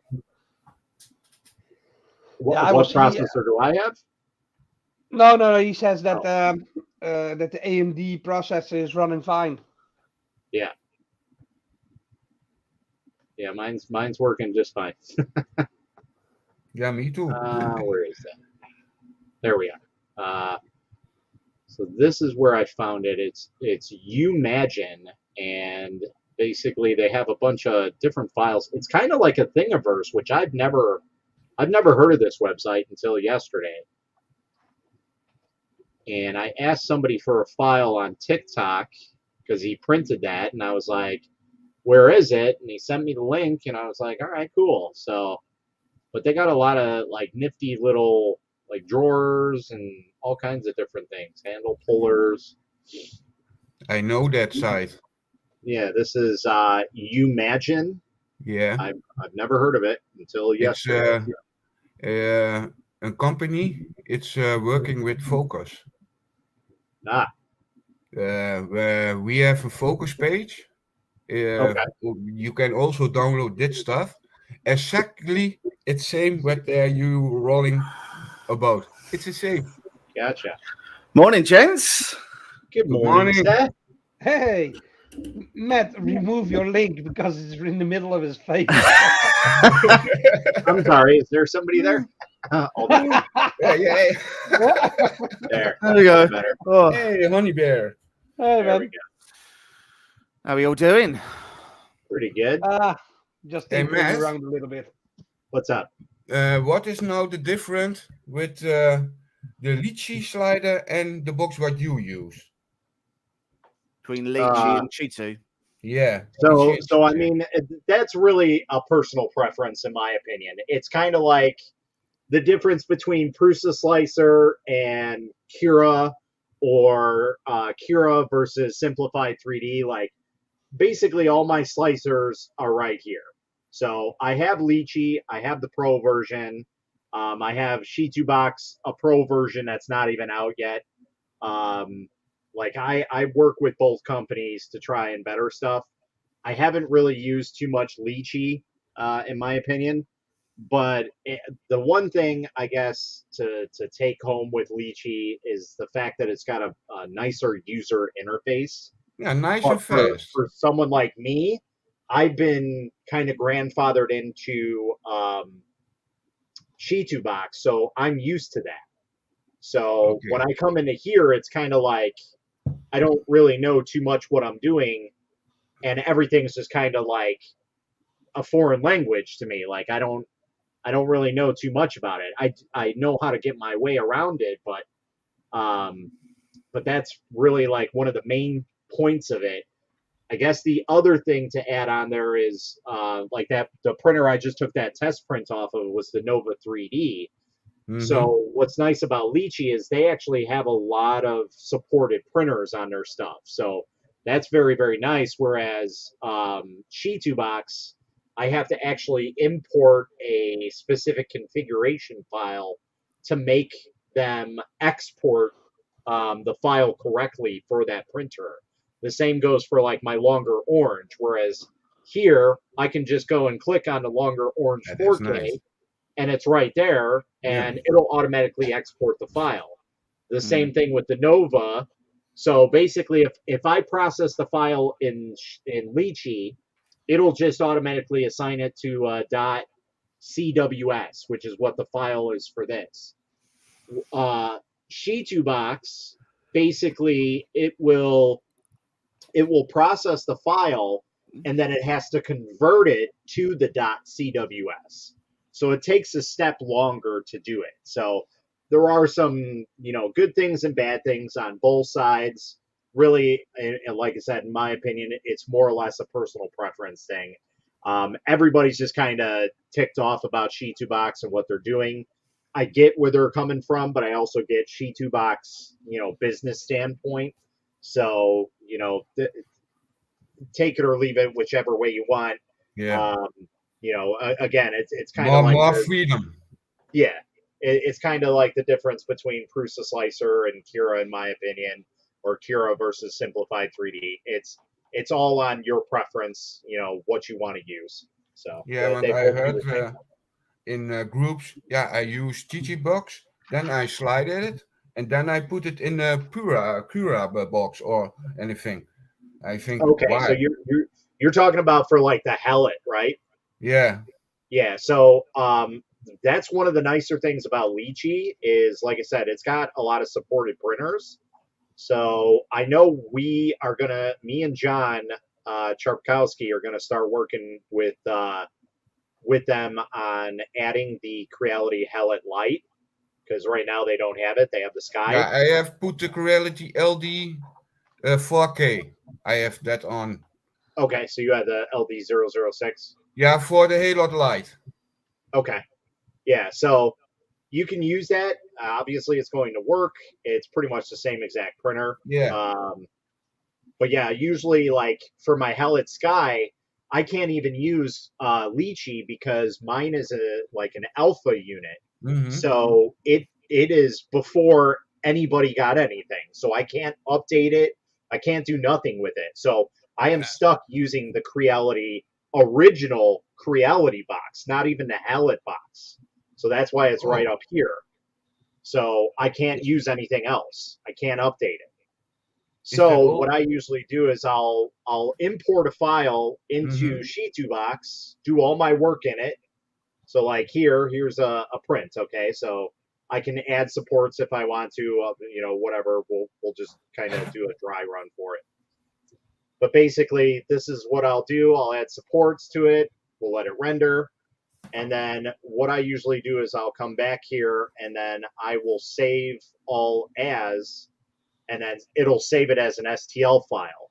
Mm-hmm. Then what I do is I'll just open up my Hellet box or Creality box, and then I'll just import that file and then just slice it. I don't touch anything else. I don't touch any of these files. So everything that I do is on the machine itself. I don't touch anything else. So let's say we did supports on this and everything. It's ready to go. Obviously, that didn't really work. Only the support of Creality box is not so awesome. Yeah, no, it's absolute garbage, and Yeah. it's brand new, so it's understandable why it's absolute garbage. The same thing can be said for pretty much any slicer that originally started off. It's just absolute trash. So yeah, so basically what I do is I just bring in the supported STL file, and then I just come down here and just slice, and that's all I do, and just I send it directly to the USB drive and then throw it on the printer, and that's it. That's all I do. I wouldn't touch anything else in this system because the support settings suck in here. Crap. It's not good at all. Look at this. It's crap. Exactly. So it's absolute garbage. Matt, what was the name of that print? Oh, that's right. I was looking for that. Hold on. I have the first failure of the Halot. He has no arms. What is it? What did they fail, or did they just not? Or did they just not have any? Wait. No, it's not. Your arm's off. It's just a flesh wound. Let's see. I think this is called Gyro the Dodo. It's called.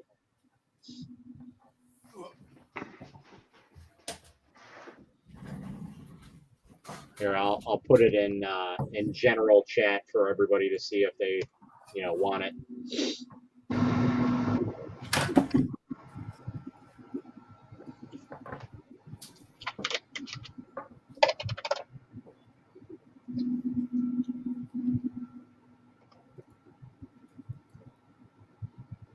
Okay, you see the Wow. arms are, It's a nice little print.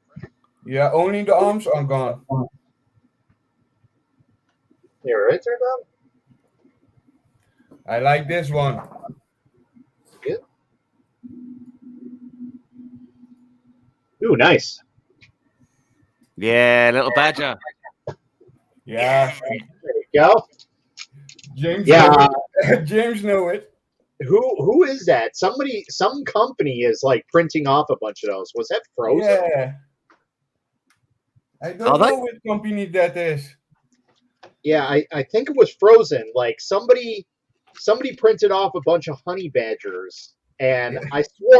I swore they tagged you too. I'm not even Actually, joking. famous. I know. Amazing. I know. I know I Every seen time it you somewhere. text me. I always knew secretly deep down that I was famous, but now I have actual That is the proof. famous bear in the DD I'll world. have to find that I post. want to and be was really like, oh, clear. yeah. I didn't. I didn't design that file. We had one of the designers that posts on 3D print a 3D print gallery, and he designed it for us. And then we just sort of we figured that it's a pretty, or at the moment anyway, it seems to be a pretty good sort of it seems to be a pretty good torture test, because it's Yeah. really hard, especially in FDM. It's really hard to get that spool right The- at the back. What the different of the FDM, what he not sure that is the role of here. Yeah, Yeah. the spool of filament at the back. spool. It's really hard because depending on how big you do it. Yeah. So when the guy designed it, the actual file was huge. Like the actual file was like 500, 600 mil tall, something like that. Like it's insanely large. Yeah, I don't 30 know why he did centimeters it that it's big. in the file. Yeah, I didn't ask him to do it that big, Wow. but that's how big it came out. Yeah, it's Maar it is nice. You can see the details. It's really a good test print for that. Now I got to try and find that post. I swear it was Frozen. It took me Okay. about 35 seconds to render it with all the support with my Not with bad. my PC. Yeah, so it's pretty fast, and I don't got a faster hard drive yet, so That's pretty good. it's not bad. That's not Time to drop the kids off at school. If you're still on one's back, I'll jump on. Cool. Yeah, we might be on here. I don't plan on going off for at least another 2 hours or so. so Matt. Have Yeah. What do you you think of seen this? the Prometheus MSLA? I've already been talking to Prometheus. I Oh, that's a cool little Goku. almost had one in my hands, but Right. they had already got all their testers out there. Obviously, Uncle Jesse is one of those, and I just asked him Not a about it shot. today. Yeah. He hasn't even gotten to it yet, so I don't know when he will, but I've been following it closely. I'm on their Discord. I am slated to possibly get one. They want to Yeah. do like a live stream together, but obviously with my time framing, it just doesn't really work. Hey, is that Goku? Yeah. Test Oh, yeah, print that's 2. right. Yep, you That showed was me test that. print 2 of the Halos. The detail is really nice. You can Yeah, see so- the difference in the normal and the 4K. You can see the difference. Where's that? Yeah, I've been following it a little bit. I know they are working with Lychee now because now they have Mango OS on their Yeah. stuff. Originally it was a Nano DLP setup, so Which makes a lot of sense. Like I feel like Nano DL, if you're doing something that is so non-standard parts, I feel like Nano DLP is that thing that you can use for that, because you're not using a G2 board and everything else. But I've never seen anything with Mango OS before, so I don't it's know. literally the first unit that I'm aware of that has Mango OS on it. Interesting. So for first time out at all, like I don't think anybody even has a Mango OS as of right now. Like I So have who no made Mango. Mango OS? Is it part it's of? Lychee. It's Lychee. Oh, it is Lychee, is it? Yeah. So Right. originally Lychee was actually Mango, and for some reason they switched it over to lychee. I don't know why. But yeah, basically that's where it's at. I suppose they probably wanted to move away from the same idea that Cheeto did, which is that you've got Cheeto Box and then you've got Cheeto Box Slicer, and they want to promote the idea of open source, not the idea of an ecosystem. Right. So it doesn't surprise me that they decided to do that. I'm just realizing I don't see a bunch of comments from my personal page on here, so I missed a bunch of people. So I'm going to run through really quick and just answer some quick questions here. Hello, Spring. Thanks for watching. Yes, we're talking about lychee and Cheeto Box. I personally use Cheeto Box mostly for anything, but I do have both of them. I also have Prusa Slicer, which is a dual. It can use FDM or resin. And then I also have subsidiaries like the WeBox or the GK, the Uniformation Slicer, which are forks of the Prusa Slicer. And you were asking about Alpha Unit. Yes, that is a test unit. I had that unit way before anybody else. Me and 2 other people had the Creality Hellet Sky about a week and a half before they even announced it. So we were testing it out and making sure everything was good. We were closely testing the Creality box at the time is what it was called, and their software, and making sure that everything was good and user friendly. But the problem is they wanted one thing to be more cohesive with like an app function, and they weren't really understanding that it's a slicer. So we were kind of like butting heads with that. But eventually they kind of rebranded it a little bit and just kind of went with it. The company that actually makes those printers is called Pionext. Yeah. And that's actually their software. So they're actually, jumping back and forth between us and the people who make that, because all Creality resin products are not actually made by Creality at all. They're made by a company called Pionext. The Pionex, Matt, that is the logo with the colors, eh? The P color, eh? In it? Yes. The rainbow, yes. Now, there is also the company make the 6 color filament changer for Creality now. Oh, yeah. Okay, so yeah, I have seen it on Kickstarter. Yeah, you were talking about that. So, okay, so Matt said that he was going to bed. Yeah, he just kind of popped out of here. Matt, your printer room looks like it has more room than my flat. Well, yeah, probably. I mean, it's basically 20 by 20 by 8. So, not like super big, but I mean, it's big for a townhouse. Like, you guys got to understand, like, a townhouse is like what you guys know in the UK, like, as a normal house, like where your house is literally right next to each other. Like, that's how my place is. It's not an actual house. It's called a townhouse. So. You live not on a free place when no. Yeah. So like, I have a neighbor on this wall, and I have a neighbor on that wall. So, and basically there's A, B, C, D, E, F, G. So there's 7 units. How you say that, Vince, in English, tussenwoning? Between living, it's like 2 houses on the side and 1 in the middle. That's we call it a terrace. Yeah. Maisonette, no. We class it as a terrace. A townhouse to us is normally a house that's at least 3 floors, if not more. Yep. Yeah. So I have my basement, I have my main floor, and then I have my upstairs. Yeah. It's small. It's only 3 bedrooms, but I mean it's big for what it is.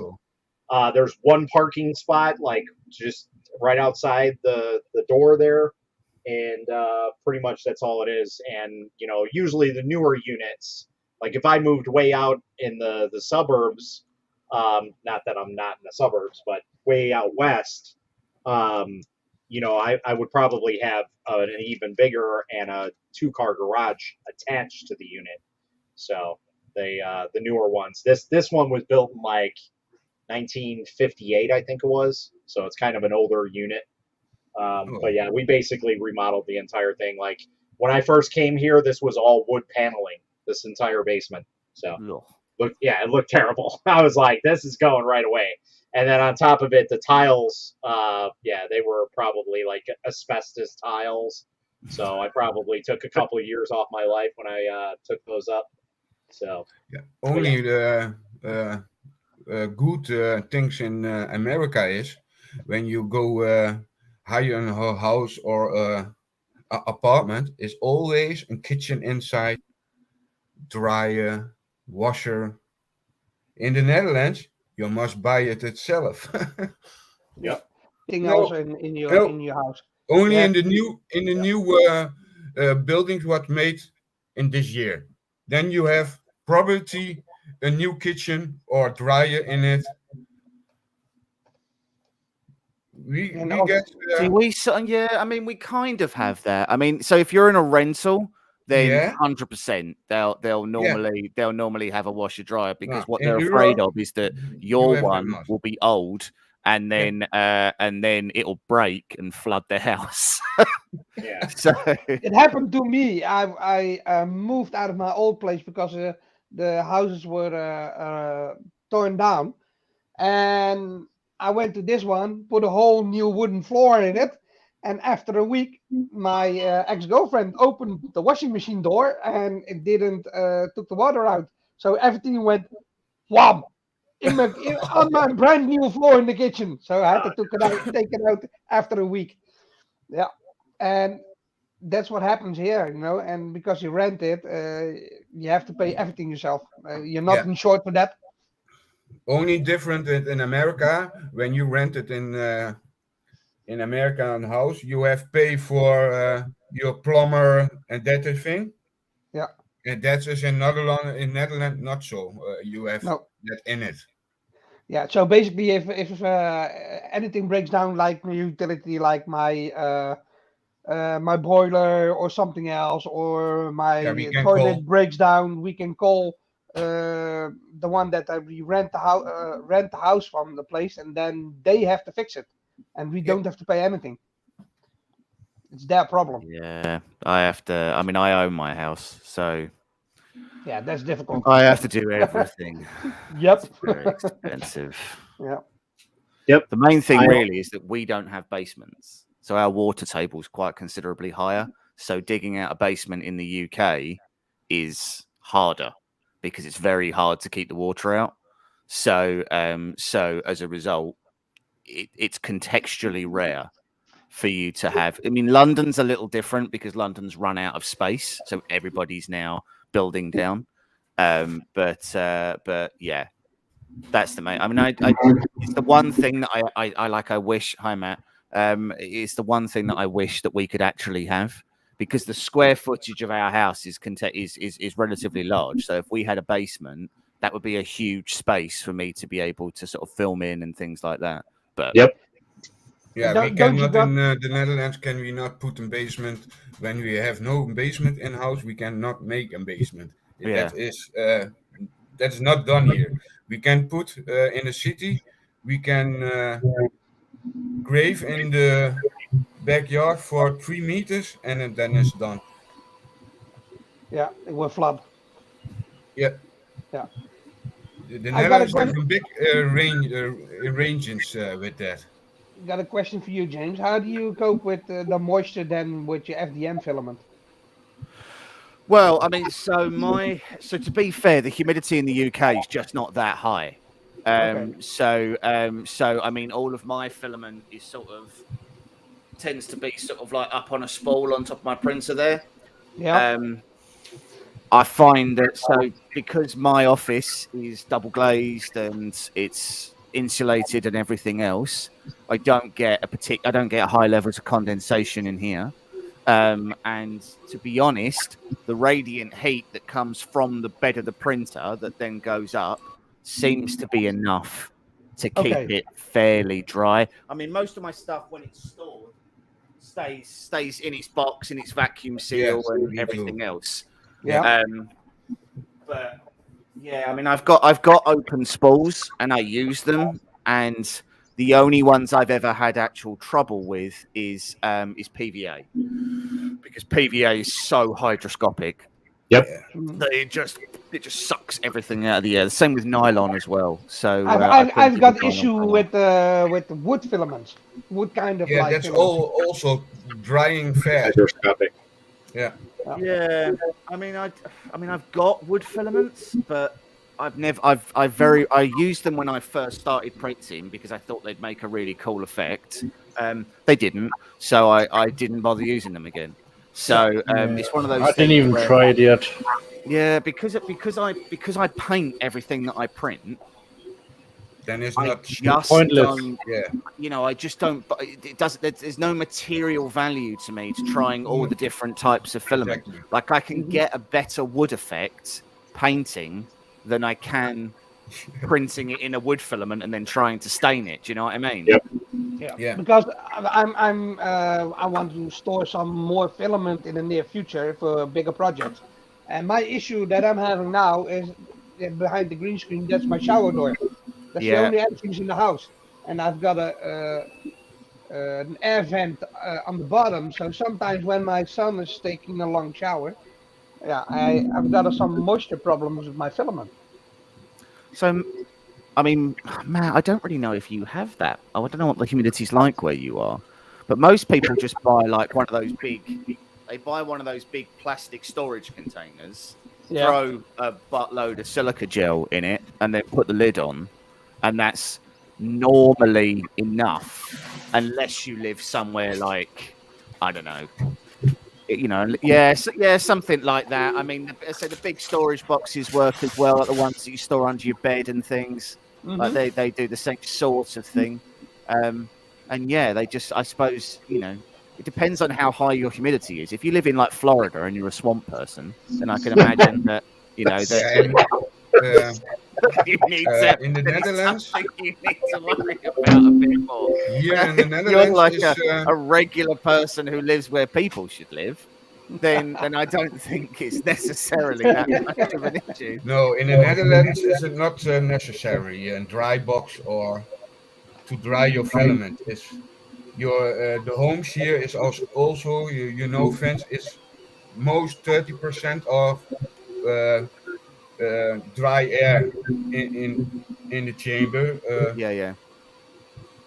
It's not. It's only how much to say when it's good rain or it's freezing outside. Yeah. Wow. Look at that beast run, man. So, Matt, is this one of the things that you've scanned, or is this just something? No. you've just, No, I haven't really played much with that scanner after the live stream. I need to get some time to actually like sit down, set up something, and get it to where I need to scan it, and then on top of it, I need to actually sit down and watch some videos on how to do everything properly. I've been talking with Van, who dropped in here a little bit earlier. He's kind of their spokesperson, so to speak, brand Right. ambassador. So he Yeah. knows a little bit more about it, and so I've been talking with him on how to do this or that. And I think it was Carl who actually has one of these as well, who I was kind of chatting with. So, but I haven't reached out to them to say, hey, all right, I'm ready to start scanning stuff, but very very soon it'll Yeah, I definitely have one also before the too, end of the year. Matt. What's up? I have tried also the scanner 3 months ago from The Rebel Point. Point? Yeah, it's a really nice camera for commercial use, not for big projects.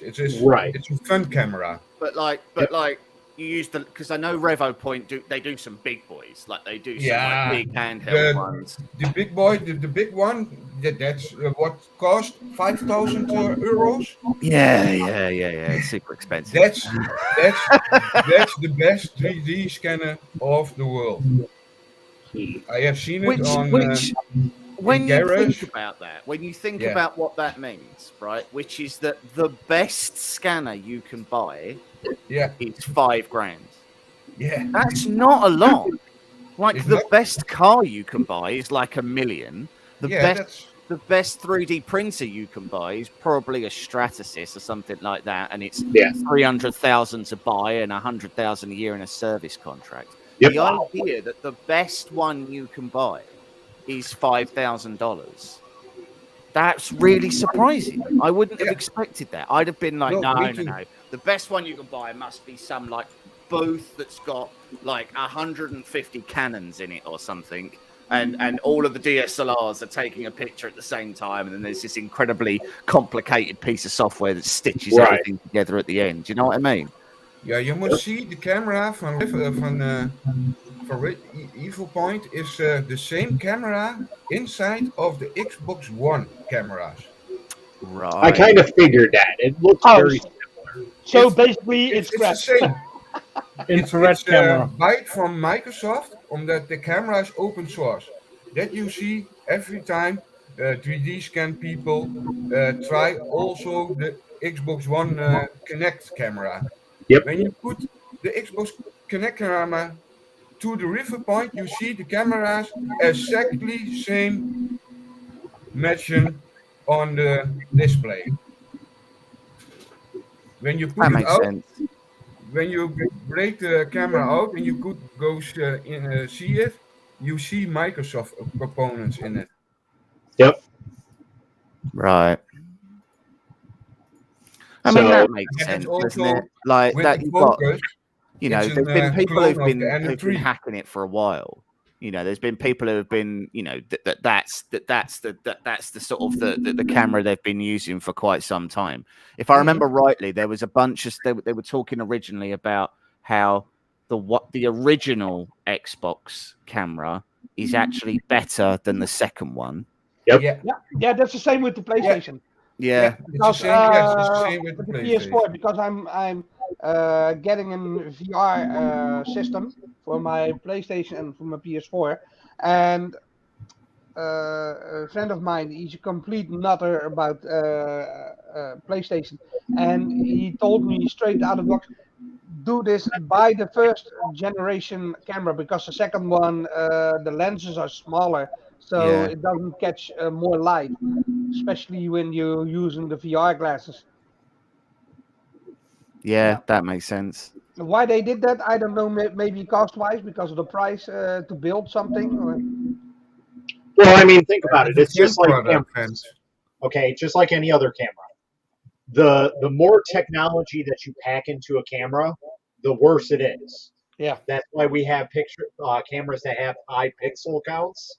Hmm. So it's kind of funny because if you took a black and white photo from a camera that's 40 years old, it would look just as good as a camera nowadays. Yeah.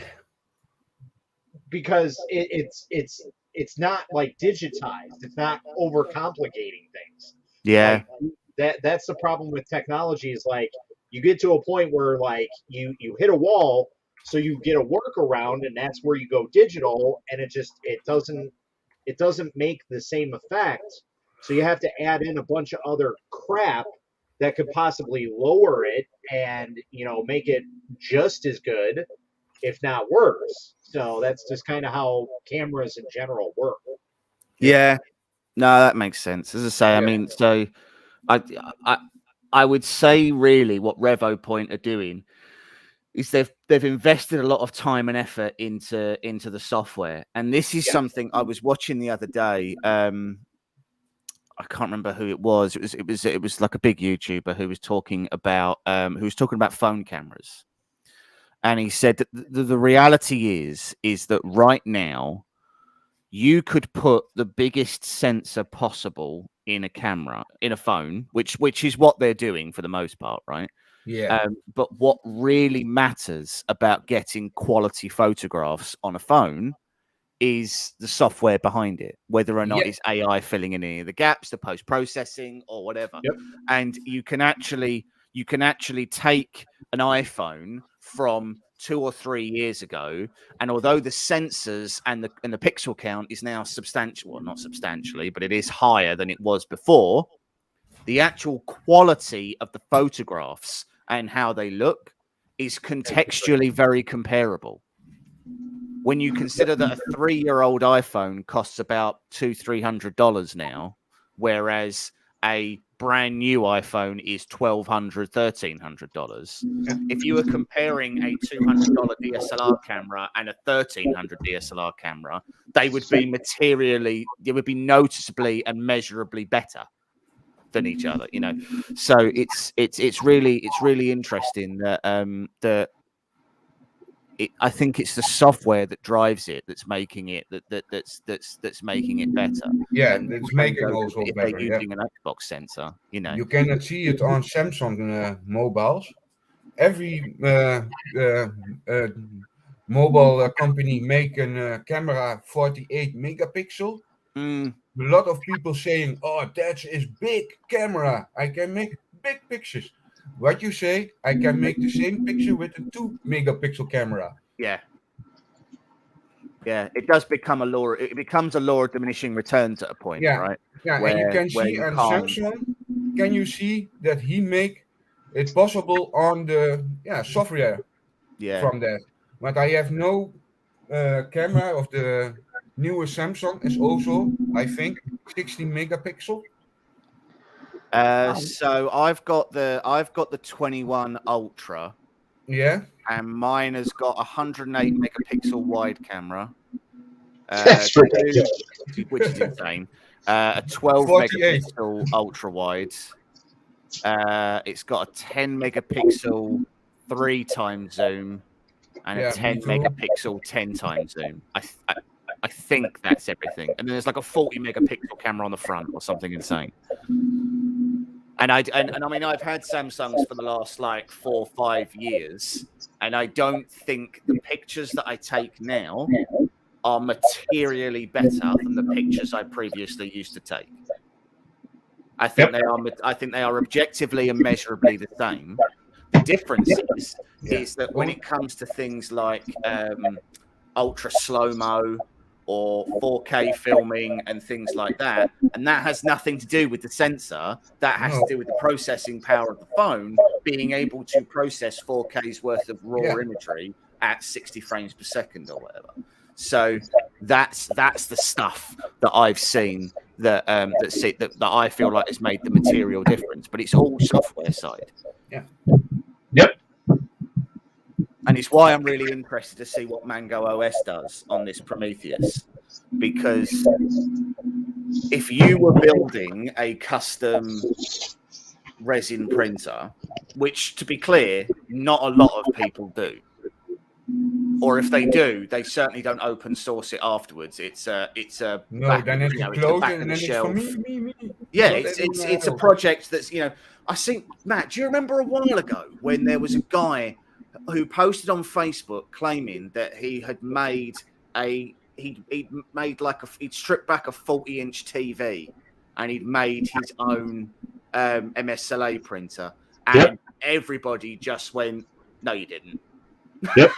Literally everybody. Yeah, he had that was a YouTube channel. Was it a channel? Guy did it. I have seen it. Yeah, I remember seeing that, and I don't think he did anything beyond, you know, just kind of showing it off or proof of concept type thing. Well, the problem is that the reaction that he got was so overwhelmingly negative, like insanely, unnecessarily negative. People's comments were just, "Why are you lying?" That was literally it. It was just like nobody seemed to believe that that he'd done this thing. Right. We named it YouTube flippers. I mean, technically speaking, there's no reason why he couldn't have done it. I suppose it's possible, but I mean, this was what, Matt? Yeah, but which 2 company years can ago? make some big screen for that? I mean, he'd stripped back a TV, so he'd taken the panel. I think the LED of the TV too weak for that. No, so I don't think he'd taken an LCD, not an LED, and he had, because the problem is LED works differently, right? You light each individual pixel with an LED. That's not how MSLA works. No. So he was using. I'm sure he was using like a 40-inch LCD TV. And then he'd like made his own UV light source underneath and everything else. And he sort of kind of showed it working, but never printing. It was always doing like dry runs. So like he hadn't made a bed, but the Z moved up and down and the TV was there. It's like a sex move. Kind of showing images of it, showing things, but not really. But I mean, we're talking, this is maybe even it must have been about 2 years ago that it came out. And I mean, we're talking pre-Creality in the space, pre-Peopoly Moais, the Peopoly Noirs. Everybody was using like different, they were using like 2K. We're sort of talking around the time that photons were really coming into their own. Where sort of Anycubic could come in and really disrupted the market, and there was a lot of like 5-inch screens. I think I found it. Yeah, let's see. It's Google Foo is good today. It is actually an Element 14 project. Sponsored projects by Element 14 on their YouTube channel using a Raspberry Pi 4. So they use Nano DLP. Yeah, and this is definitely the one that I remember because I remember the guy right away. But let me share the screen here for a quick second. Yes, share it on the screen. I'm going off, guys, because I'm gonna take a nap because I got the late shift today. All right, yeah, sir. no worries, man. Okay, Vince, slaap goed. Yes, thanks. Auf Wiedersehen. Yeah, I think that was the guy. German. That is German. Auf Wiedersehen. Auf Wiedersehen. Gute Nacht.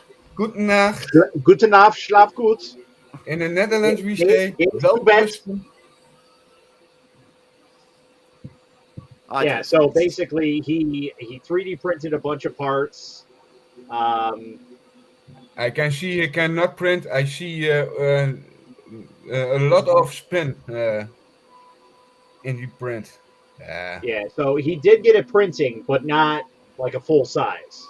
Yeah, I don't think that was the guy I was thinking of. Yeah, that is the guy. You'll see. You'll see. Hold on. Oh, will I? Oh, that's the other one I wanted to talk to you about. So there you go. Yeah, no, that There's was the television. Yeah. Because he was only ever using a single section of it, wasn't he? He never showed him. Right? Yeah. I can see that's impossible what he make with that. So, and I know probably the reason why is this bat is a travesty. I can see it already. Like, looks like a is food just all container. kinds of dough. I mean, don't get me wrong. It's better than that I've ever made. But Yeah, I take the point. Yeah. What And I again, see like, the layer what he shows made. the printing, but That is the layer it's not what working. I must put down when I forgot the back on it. When I have a day gone and I put the cloth not on the resin printer, then I have also some layer. Oh, so he was literally just trying to cure a square. He wasn't even trying He's to. trying to print a benchy, Okay. and I don't think that's happening. No.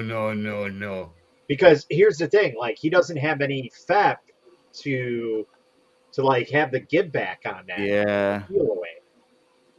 And I think also the plate on the LCD TV Don't change it down.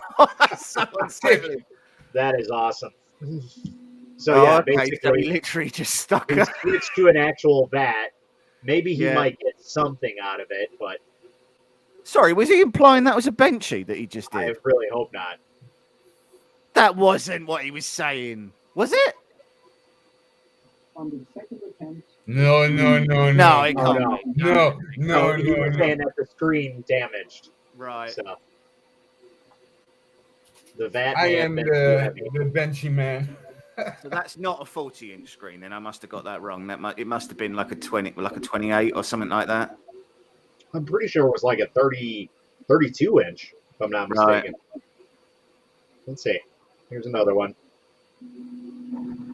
So taking a different approach, using nano DLP concepts, blah blah blah, overcomplicating things.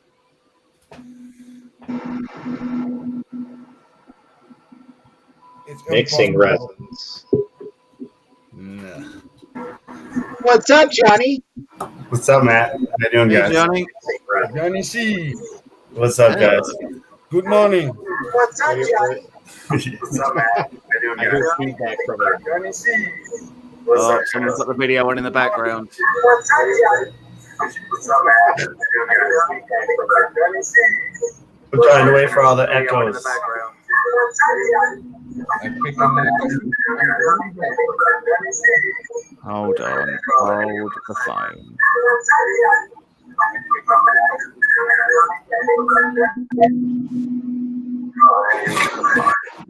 I should probably mute my mic here. Yeah. Are you on a laptop? Yeah. That's why. For some reason, the screen on with it. Yeah. You want a laptop? Try some headphones, maybe. For some reason, the screen on I got it. I can't even get it. Try some headphones. Now There you we are go. denied. Oh. I cut you off, John. Yeah. So, I mean, interesting, but not.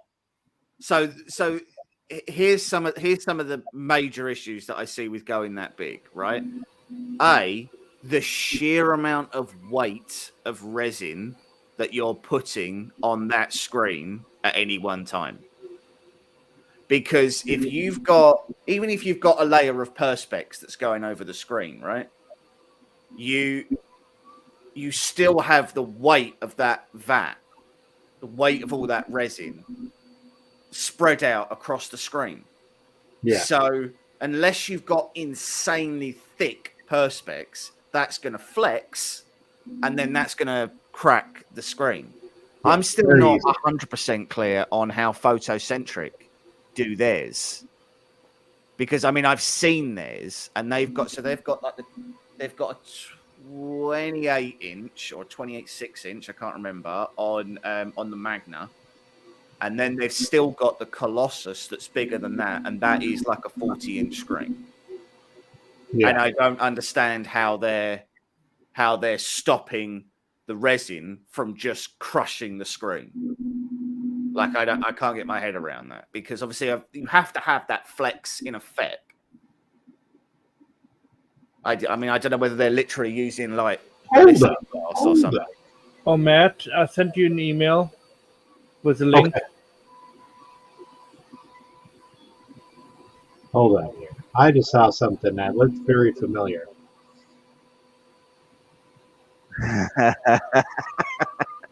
What? Why does that look like an Elegoo? It does, doesn't it? Okay, so I don't know if you guys have been searching around here, but this looks literally like the Elegoo, the new Elegoo 8K that has been floating around. This literally looks just like it. Now, obviously, it's not a 10-inch printer, but yeah, that looks just like it. Curious to know who makes It's that. interesting because we have Farnell in the UK as well. Yeah. Let's see here. I know he showed off the screen because he was talking about it. It's just that. So that guy, that guy is probably the first guy that I can think of who I saw that was publishing a project about a custom resin printer. Yeah. And I just remember the sheer I don't understand why he's cantilevered it. Like he could have just made that into an A-frame. Like he didn't have made that more difficult than it needed to be, surely. All right, hold on. He says what it is. So this is a 4K monitor, 28 So it's a 28-inch. 28-inch. Okay. Did he say that's 4K? Yeah, 28-inch 4K monitor. It feels like a So that- waste. so Is that that light means- source? Yeah, so that means by the time you actually start printing with that, you're lucky to get 720 out of it, maybe. Yeah, that light source is not going to work for something that size. Come on now. Unless that's his trial one, because he was only ever printing in that teeny tiny. Yeah, that's very true. That We teeny tiny only went section. through a little bit. That is an Oh, cool! insane 3 power amount supplies. of power That's always supplies. There's, yeah, That looks like a fire hazard. It looks like a fire hazard. Oh. yeah, Well, that not looks really. like bad stuff. Electrocution maybe too. You could definitely electrocute himself, but you can electrocute yourself doing anything. I've electrocuted myself. It hurts. I know. But I told you stop licking spark plugs. No. Don't tell me how to live my life. This is a project that the nose goes wrong. Nah. That light is too dark. Yeah. Yeah, So I mean, that's- the thing is, he's like, he's obviously trying something, and So I know why his project failed. So obviously this is a television screen. So the difference between these type of screens and a television screen is there's the polarizer, and then there's also like, well, yeah, I guess it would be the front polarizer as well. Yeah. So it's what makes a screen like where you can see it from all angles. And that's Right. what this is doing. That's why it's like it's like frosted looking. You So see you need a to pull skim on back it. the actual like layer of the LCD screen and make it as raw as possible. yeah, That's why his stuff was just printing goo, because it's printing, but Not it's just only printing Yeah. that. It's got like a halo effect almost. Yeah. Lots of bleed. Yeah. Yeah. Yeah. So I mean, he can get it working. He just needs to go a little bit more into the television aspect, because that's what's killing his His project light right there, is the source. TV. Yeah, and the light source needs to. So yeah, either one of two things. Either the light source needs to be greater, or he needs to modify the LCD screen a little bit further. yeah. So, Or what about focusing like the Elegoo has on the array? I wonder if that yeah, so that, yeah, like a Cobb light source, that's what it would need, like something like that. Yeah. If you're going to use a smaller light source. But for something like this, like that would easily benefit the projection style, the new one that's everybody's using now, like the Creality Halo printer. So Matt, the Can machine that you were looking at, yes, it's a photocentric machine. really, That's the one on Farnell. I've just found it. post up a link in the private chat. I want to see. I want to take a look at this and see, because I want to know who makes that. When I know what I see and on talking the about- video, he can better try in the 3D projector TV. I think that Yeah. is more light and precision. Yeah. So he can easily fix this. This isn't Yeah, too bad. with He's the got a good 3D starting point. Yeah, with an old 3D projections TV from Sony or from Philips. Like, it looks so small. Oh, you know what? You know what? I know, James. I know how Photocentric gets away with it with those big screens. I know it.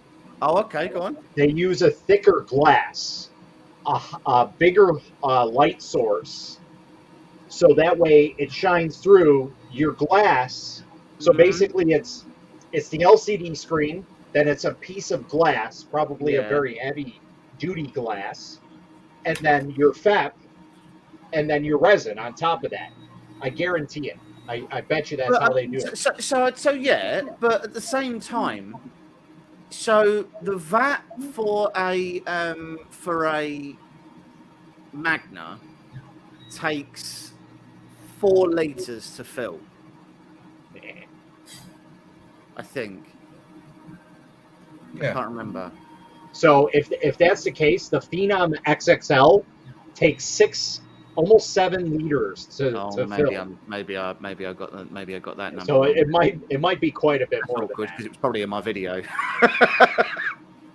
It probably says in my video how much it takes to fill the vat.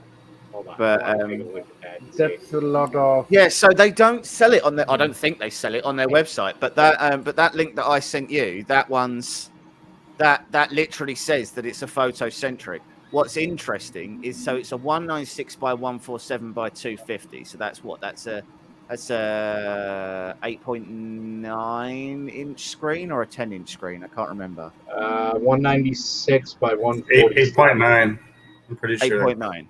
Yeah. 8.9. Wait a minute, no, that would be a 9.3, which makes that the Elegoo printer.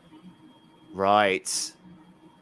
Because that's what they were boasting about. So if anybody saw anything about the new Elegoo that has been floating around, it's supposed to be 8K, 9.3 inch LCD printer.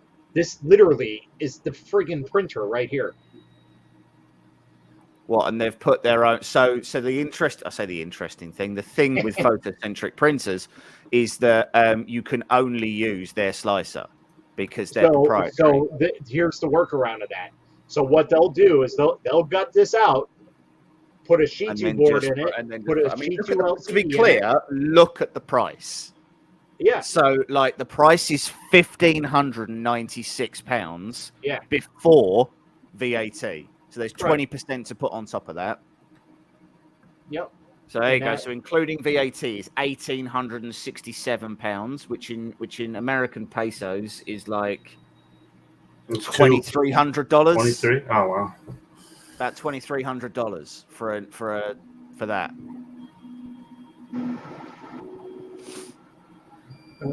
Let's see here. Yeah, that is literally the friggin' printer. They just changed a lot about it. So basically, they just bought the design from that. What's the go up? Sorry, go up a little bit. Right, right again. That one. That's the same printer. More like a Saturn. So that. Oh, that's really nice. I mean, it's nice, but what I mean is that. So that's not their dental, because their dental's the white one, in the right hand of that little side bit. So that actually looks like a Calent printer. So if you've seen the Calent or the SainSmart Kumitsu, the Calent X Cube, that's what that looks like. And that would make sense because Calent is like the major producer for most resin printers on the market. A lot of people don't know that, but they do. Like that's literally the same exact design for the bottom of my Calent. That's interesting because none of that was there when we went. So these are probably outdated models, I would guess, that are no longer sold. That's why. The thing is how can it be an outdated model if what we're saying is that HR2 is basically the brand new Elegoo. Oh, they've got a bunch here. Yeah. So if you go to support, if you go to 3D printers at the top of their page and go down to support, they show you like everything that they've got. So they've got the Magna, the Opus, and the Dental. So the Dental is the precursor to the Opus. There's the LC. There's the LC Precision 1 and the LC Precision. The LC Pro, no idea what that is. The HR2, which is the one that we just saw. The LC HR, the LC10, and then Studio is their software. Yeah, so this LC10? Hey, I'm better off rationing. Yeah, these are basically, like I said, I guarantee these are Calent variant printers that are designed for photocentric. And I know dentists use photocentric printers for your dentists. They do. Yeah. So basically, they're big in that space the as thing well. that you pay most for these printers. So the major difference between like a photocentric printer and let's call this basically the Elegoo Saturn. All right. Yeah. So obviously the difference between the two are going to be the internals. The LCD is probably going to remain the same, if not have a lower quality LCD, but the size will remain the same. So you're swapping out the LCD for a lower quality one. You're swapping out the light source for that crappy matrix that is just a disaster. Then you're also swapping out the Shitu box board, or swapping the board that's in there, which is probably a Nano DLP board, for a Shitu box board and a Shitu box touchscreen. So basically, Right. you're changing all the internals of the printer, and all you have left is the actual printer itself, the body, the frame. So that's where all the money is spent on. Most of it is all the stuff that's being swapped out. So that's how they can easily get cheaper printers, because they use the lowest quality products that they possibly can to make it cheaper for everybody else. So yeah, like this is an awesome setup. Like this is probably Well, beyond so that. now this is interesting because if you go to like the DLC 10-inch, right, it says it's got PrintFlow 3D, which is an open source print manager that comes integrated with the Liquid Crystal HR and Wi-Fi enabler. Allows a wireless connection from your PC or Mac. So that's implying that PrintFlow 3D, A, isn't proprietary because it's open source. B, Right. could be used on other machines, and C, looks like it is a sort of a semi-alternative to Nano DLP. Right. So And then they've got Creation W3D, which is the slicer. So PrintFlow you can't look- be a slicer like Nano DLP is. So what it probably is just like anything that is Android related. It is the same basic. It is probably Nano DLP, but far more updated. Yeah. Because clearly you can see here Pi issues. So we already know that it runs a Linux-based. Pi. Yeah, And the yeah. only software that I know that runs on a Pi on a resin printer is Nano DLP. Well, And Mango does. Mango's on a Pi. Well, that I don't know, because Yeah. If you look at bear me 1 second, let me grab the picture. I saw that picture today. I know what you're talking about. But The I main don't board. think that is the Mango board. I think that is the original board that they were going with. That is a Nano DLP board. I don't think Really? that's the Mango. Okay. But I thought that was. this exports to a CWS, which means it uses an Android base. So basically, it uses the same software that the Nova 3D uses, because that's the output file for the Nova 3D. Right. Is a CWS. So it is an Android-based operating system. So essentially, it's not Nano DLP. It isn't. It's an Android operating system that is just made to look really, really nice. And that's basically it. So, yeah, I guess it is an alternative. My bad. There is an alternative. I mean, it's interesting because when we went there, and so to be clear, they don't seem to sell this machine anymore. No. But that's not to say that you can't get one. It means that you can't seem to buy one directly from the Photocentric website. It looks to me like you have to buy them through a registered third party, I guess. Right. I'm just looking now on Farnell to see what they've got. So they've got the Magna. Yeah, hang on. Go back here. Oh, this Farnell website's awful. So what do they sell? I like this this linear rail design set up here. It's real crazy looking. Which one? Sorry. The way that their like setup is up here, like it's What way? Make it look like it's vented. Yeah, it's good. Yeah, it's real crazy. Like, what the hell? It's definitely not useful for anything, but it just looks cool. Makes it go faster, obviously. Sure. Only what I see Oh on no! the- Please do not do that. Less what I drag. see on the resident printers is almost like the same models of the Anycube. This should be automatically removed from here. Please, God, do not. So now, 1 second, because they are chemical sinks. They will I not agree. It is they a will different not type be, of SIG. Yeah. they will not be they will not be linked to the regular sewer system. They're commercial. They are commercial chemical sinks. I appreciate what you mean, that the message is entirely wrong. Yeah, that's a bad message to have that as a main thing.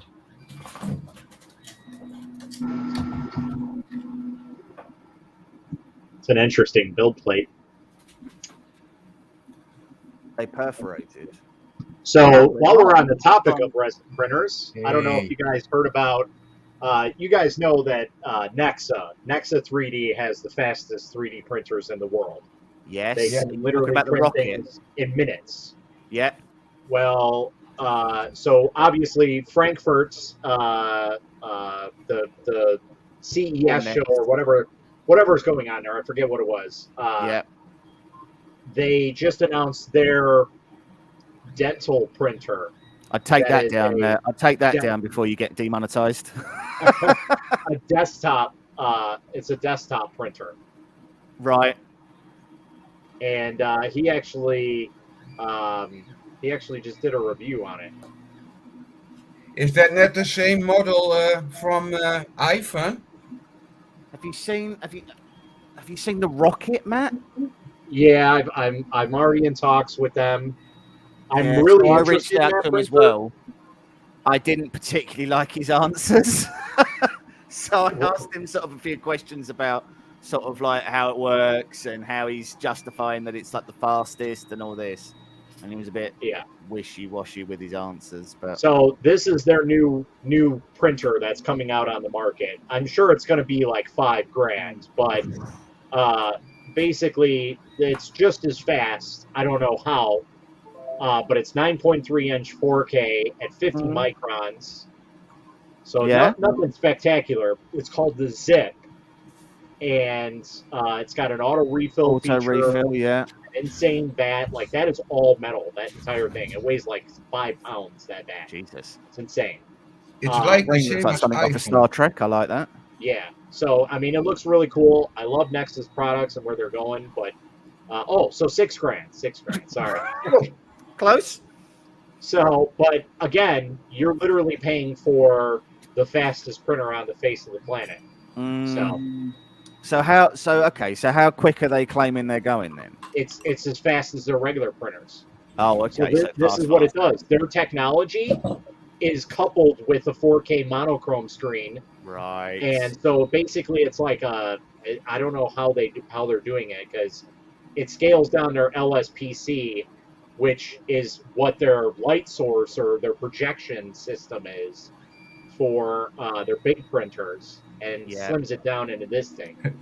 And this is going to seriously disrupt a lot of printers, because he printed one of these models, not this one, but something similar to it, that was probably like, I don't know, 100 millimeters in 13 minutes.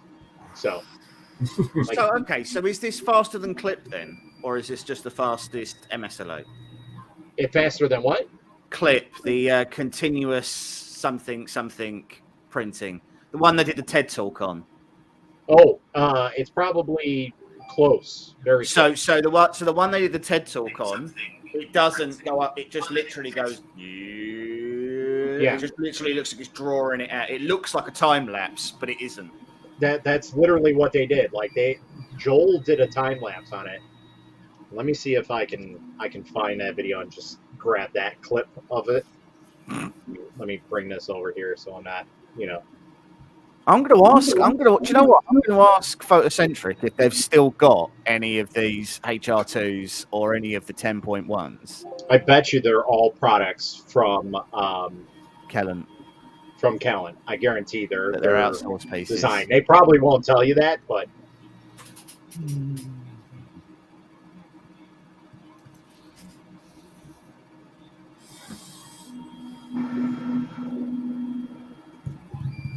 All right.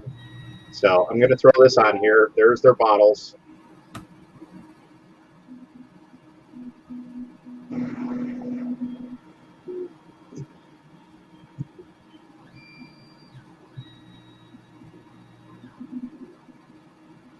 13 minutes. Hold on. Ooh. Does it tell you how big it is? It doesn't. Oh, so that is a time lapse, but still. Yes, but 13 minutes is the Mm. estimated print time for something of this size. Now look it. That's not very Yeah. small. Like Yeah, my that's not printers nothing. would probably That's print small. that in 40 minutes. Yeah, that's not nothing. And then this was funny. I was like, wow, those look very familiar. And literally, as I say that, he's like, well, Nexa 3D decided, hey, why reinvent the wheel when there's already something out there? Well, then I know AnyCubic actually makes that for them, just like, AnyCubic makes a wash and cure for Elegoo. Yeah. So,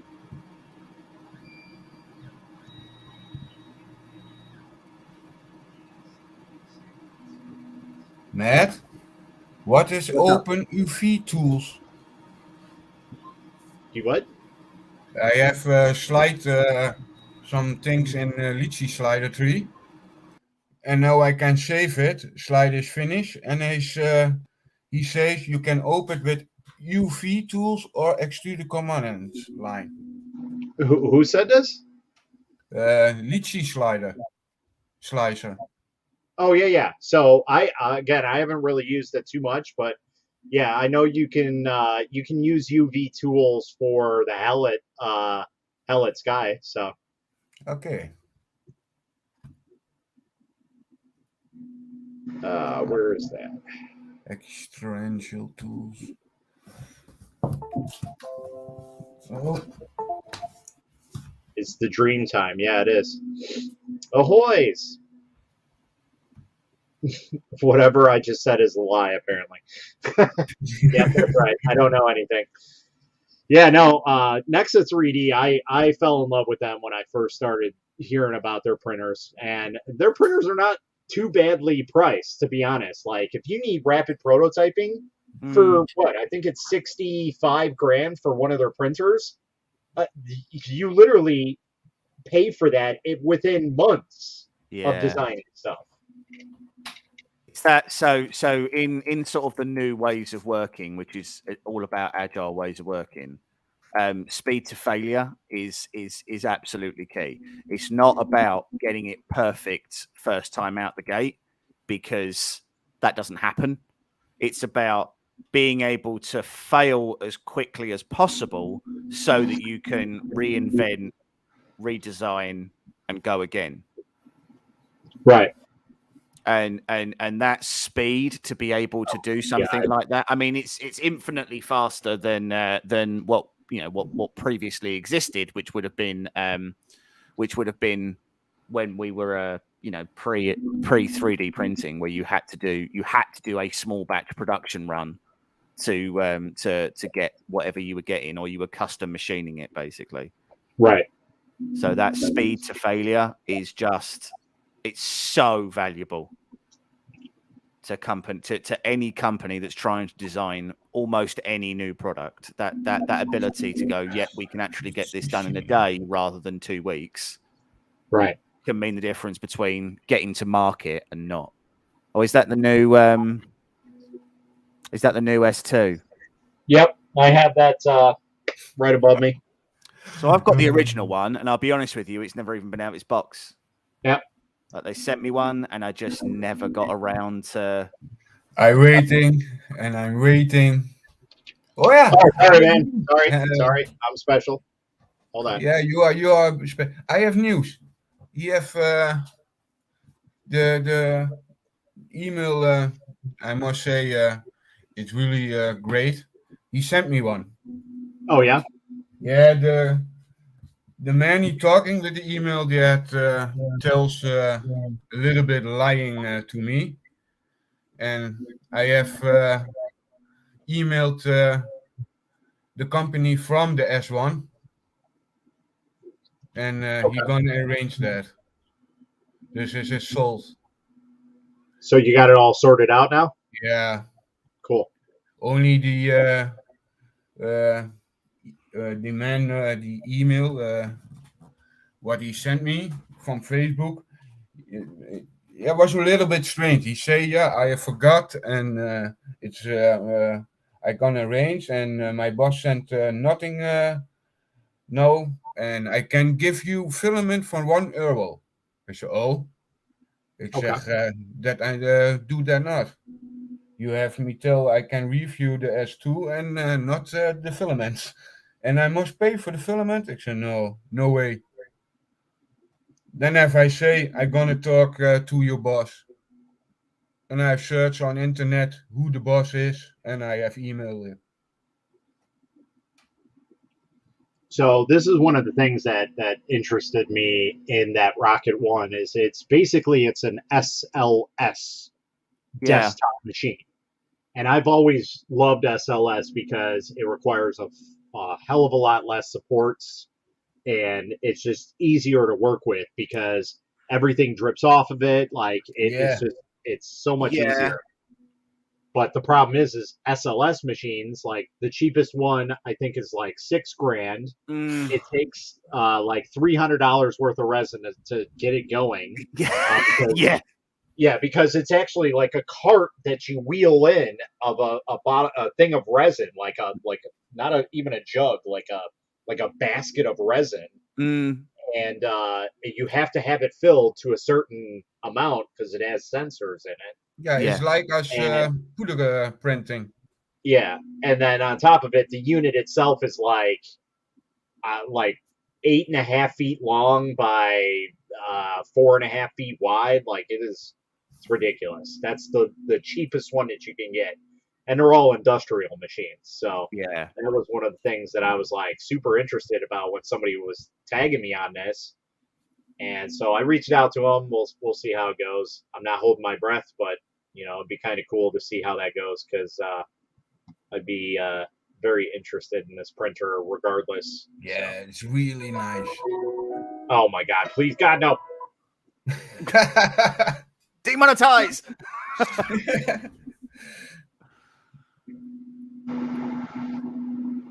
Yeah, I mean he's quick. I have always say. Oh, it's spongy. The 3D printing with powder coating and also that's always is the same. I like that. It's like the same, only with no powder. Yep. And that is the best result take off that. Yeah, like look at how little supports you need on this Yeah. thing. That is insane. Yeah, it's impressive for sure. It's really I saw impressive. it and I was like, all right, you've got my attention.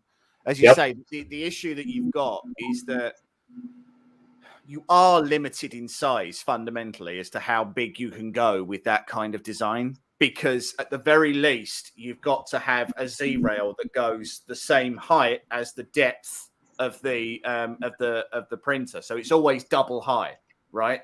And your build volume is always going to be limited by how big a bucket of resin you can put underneath it. So, yeah, I mean, I'm under no illusions that, I mean, he says that it's super fast. I absolutely believe him. I'm not sure what the build volume is on it. So I'm not too concerned about speed. This is what I am like more interested in because like something like that, if I were to put that on a resin printer, like there would be supports everywhere all over his body. They literally have one support on his head.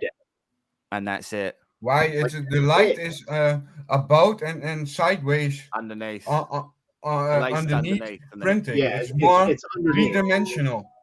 There you go, look. You see, yeah. Like it's crazy how it does it. It's the weirdest thing. The resident must be in some instances that the light goes in it. Yeah, that's a sponsion. That's not. Yeah. But when I see the rocket, Matt. Yep. It's like the same printer of iPhone. Is that the new iPhone or the one that they? Yeah, the new iPhone is like on the rocket. Yeah, I haven't seen that one yet. I know they were announcing some stuff about it, but I haven't looked yet. But yeah, it's like the speed is great to have that, but I mean it's the it's the way that this thing prints is what's astonishing about it, really, because it literally it brings it into the vat of liquid, and then it prints inside there. It's the craziest thing.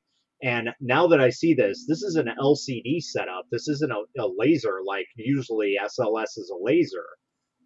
This obviously is not, and that's why it's so cheap. So even if I don't get one, I will probably actually end up backing this for once. Yeah, me too. For $600. Yeah, I mean, $600 is cheaper than a Halot Light. Yeah. What does it say? Does it say the build volume on it? I can't remember. It's the same as the Halot Light, I think. Oh, what? So it's like a 6-inch build volume. 260 millimeters an hour. That is insane. So I wonder if how does that stack up against the? How does that stack up against the one we just looked at? Then we can make an own tea company. Yeah, hold on. Let me see if I can find the information. On it. I don't think the build volume is very large because I mean you can just tell by the Z-axis and everything. Like this is a very odd build. So instead of the printer being left and right, it's straight forward and back. But I want to say that the size is comparable to like the Kingaroom KP6 or the Voxel Lab Proxima. Yeah, it's like probably like a 6-inch, isn't it? Yeah, Something and that's like why that. there's a $600 price range because yeah, it's very high end technology packed in such a small printer. But when you consider if you went bigger than a 6-inch, how much? I mean, you can see the bucket size on that that you've got to have of resin. I mean, like that's easily $100 worth of resin that's got to be in there. Most likely, a kilo resin in that. I'd say over a kilo. I would guess so. I would say 2 kilos worth of resin. Yeah, I think. Look at the size of that bucket. It's got to be 2 kilos worth of resin. It doesn't really tell you much information about that because obviously that would ward off some people. But okay, so here's the build volume. So yeah. Oh right. Okay. Yeah. So it's comparable. It's photon sized. Yep. Or Proxima sized or whatever. But yeah, it's that relatively standard build volume. You're gonna ask. Yeah, I reckon. See, the thing is yes, it might take 2 kilos to fill. Yeah. But then you're just storing your resin in a tank rather than. And you also see the build plate. It's like a powder coating plate for powder coating 3D printing. It's you can see this nice detail on it. Is that you cracking? It's not me, is it? It's also is that not Carl. me. Carl, are you cracking? Are you crack-a-lacking? Yes. Well, we can't hear you, Carl, so yes, sound. it is. Carl has no sound. Carl's got no sound. Yep. No sound, no hair. Sound lockdown. It's a bad day for Carl. Carl, are you using your wireless? So the battery's flat. Wait a minute.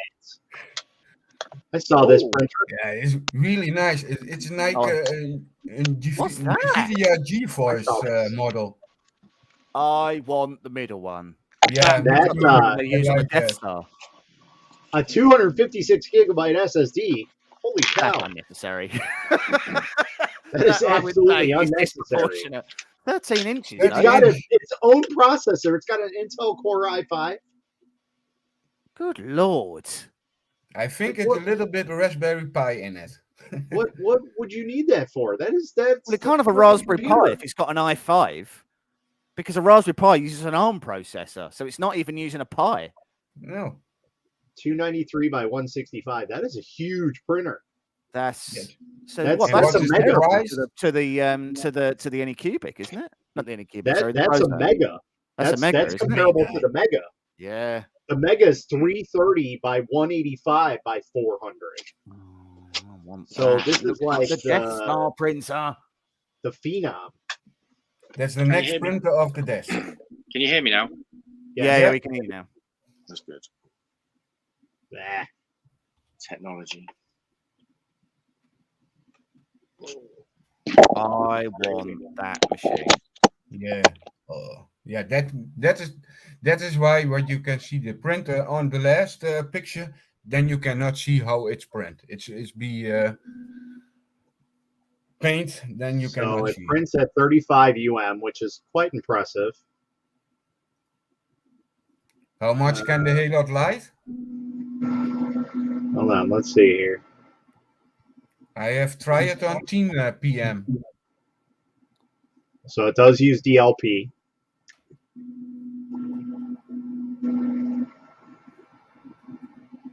No wearing parts. Yeah, I know that. Make high clear.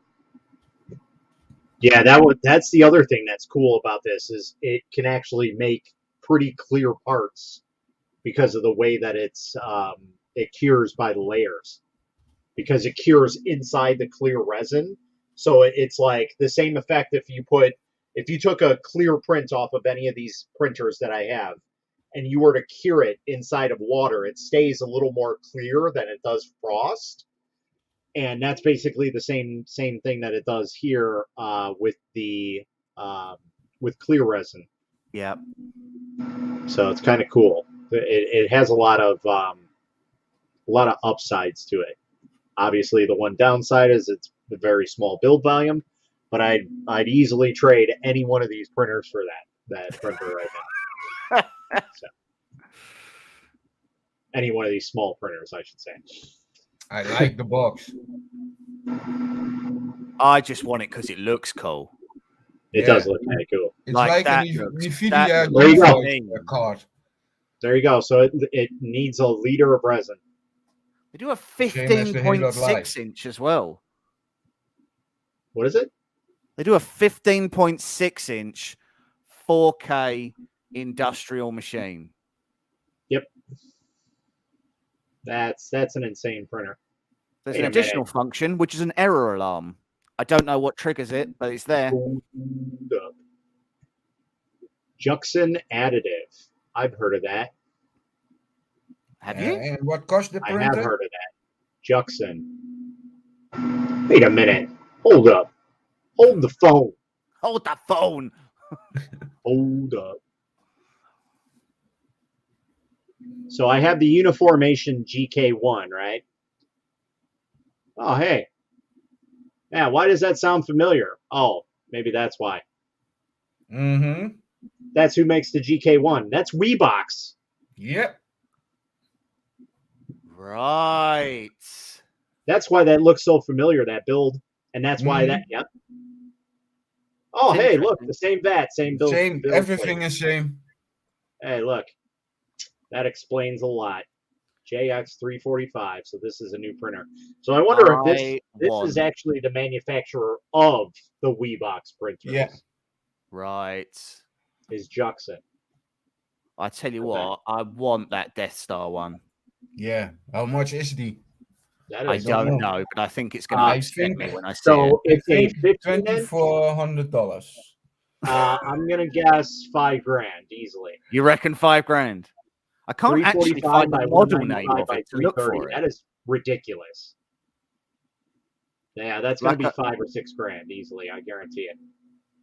Well, I mean, I can't actually find. Oh, there we go. The model is the BT133. So, Hitry BT133. And I bet you it uses the same Prusa slicer that I just showed off. I guarantee it. Yeah, I guarantee you too. Yeah. This is gonna be a badass printer. Really bad ass. 15.6 inch. Oh, AliExpress. You are not going to believe the price on that. 10 grand. Woo! £1,500. Whoa. That is How an much? expensive boy. Hold on, I'll put it in the chat. Here you go, Matt. All In the right, private let's chat. see here.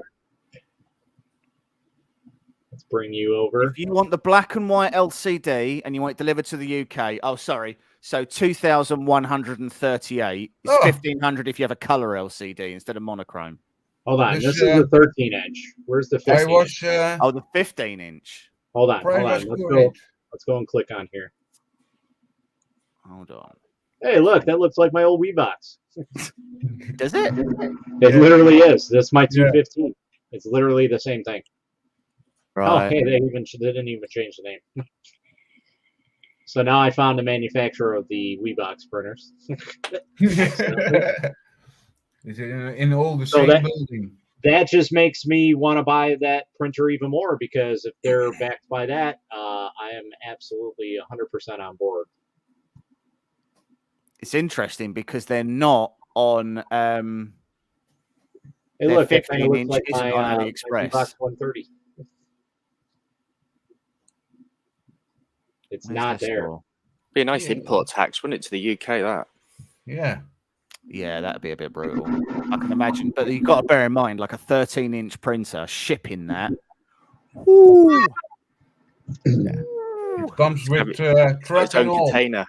It comes with container and all. Yeah. They actually do. They Yeah, do. I know. a iPhone full- IFC. They do a full printer. upgrade kit for the original Spark Maker. Interesting. What, to make it like 2K? I don't know. It just says. Here we go. So what? I didn't think anybody supported that. I wonder if they bought them out. Maybe. So the old version is an FHD. Oh, so it's a 1080p upgrade kit. What was it before? It was Spark Maker. Yeah, but what was if the upgrades to 1080p? What's Oh, so there was the Spark Maker and a Spark Maker FHD, which was basically they basically took the screen from the Sonic Mini and put it in Right. there. That's what they did. Well, so High Try sell the Spark Maker, so they may have bought them out. I am very interested in this printer. What, in the 15 or in the 13? 15-inch. Oh, go big or go home. So the problem with 15, Might as well. the problem with the 15 is that can't be right. 235 by 135 by 200. That's 10.1, isn't it? 235. Yeah. 215 by 135. Yep. Well, That's it's 10 inch. interesting because the JX215, which they also sell, is less than £1,000. That's literally the WeBox 215.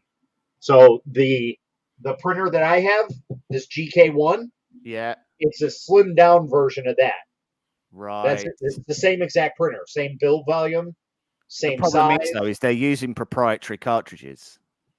So that's the big difference. So that's why it's so wider, because it uses those cartridges. But if they use the same ones that WeBox uses, you can refill those with anything you want. Right. Okay. So that's the only option that is missing off of this GK1 is the fact that it doesn't have the autofill feature. Yeah. That's it. Which I can take that or leave it. Like, it's a cool feature to have, sure, but it's not something that I absolutely need to have. But then we were talking the other day, weren't we, about that? What's the other one? The one that's got the electric hood that like retracts like Thunderbird's doors. It's going to annoy me. It's like got a blue hood on it, and it's got like an auto drain, an auto refill. Oh yes, I know what you're talking about. I don't know the name, but I can't remember the name. But Yep. we were talking about that one the other day as well, and that one would be interesting. Yep. I know exactly. Yeah, it's got auto drain and autofill. Yeah. Yeah. I like that fucking design. Which is so okay. So they've got the BT156. The BT156 is the 15.6 inch screen. Yes, it is. That is not on AliExpress. I kind of The only figured. place I can see it is Tabo, and it's 26,800 yen. That can't be, because Chinese yen to us is, hold on, Chinese yen to, let's do to US dollars just to make it a bit easier. There's no way. For $500, there's no way. That's what it says. There's Click on no it. way. Click on it. Ichihago.com. Can I go on to Tabo? I've got a couple. I tell you what, Matt. I've got a couple of contacts. If you want me in China, if you want me to reach out and see if they can get it, Yeah. Very nice. That's very tempting. That's really tempting. 26,800 yen is $4,198 US. Yeah. Jesus. So that sounds about right. Which is right. Yeah. So that makes sense. Yeah. 26,800 is about $5,000. That makes sense. That matches up to me. That does. Because, okay, so I bought the Weebox 215, which is their, like, I guess medium size, I guess you could call it. Mhm. Or no, that would actually be their smaller size. That's, let's see here. Yeah, so right here. That's basically what I had. I just didn't have the autofill feature. And that was $1,300 to get it here total. If I wanted the autofill feature, it was $1,700. Right. So, and you got to think that 15-inch printer is a pretty big build volume, 345 by 195. You can print a full-size helmet on that. Yeah. Yeah. You can. Holy shit. So you can print a helmet on that. And for $4,000. So you have two choices. The Phenom XXL, which is about $7,500, Yeah. or this beast, which will absolutely outperform that thing. I will put my YouTube life, my everything on it, that it will outperform that XXL. That is awesome. Hold on. Let's see what our... It doesn't tell me.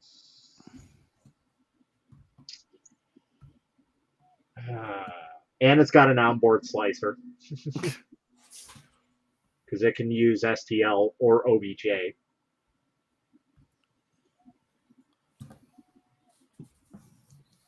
It's got an automatic supply. So it's got a bunch of added features that basically make it a far superior printer over the Phenom XXL. And you can have two different materials. That's awesome. That's awesome, yeah. It's like a printer cartridge. Yeah.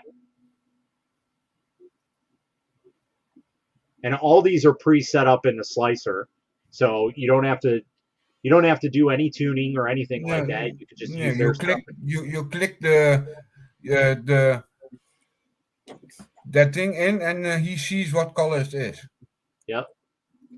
So I That's guess nice.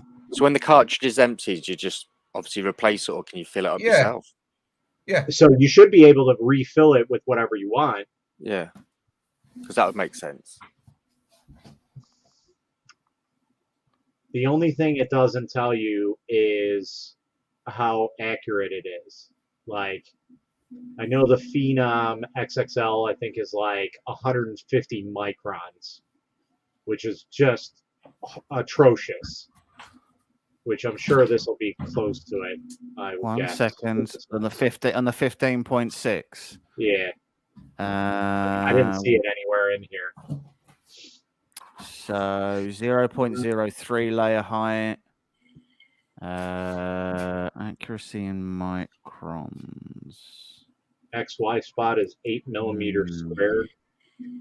I wonder if I can use my. I wonder if I can finally use my Bixby Translate. This is going to be exciting. Oh boy. This is also very dangerous. I will So, make Matt, sure. I'll make sure I read something. it first. This is bad because I have a lot of money that I can spend on this. I really shouldn't. It'll print nylon resins. Yeah, I have seen that on a video by Ivan. They have also nylon. Oh, that's who I resonance. wanted to look at. hold on. You were talking about iFun, and I know they did some Great new announcements resident. lately.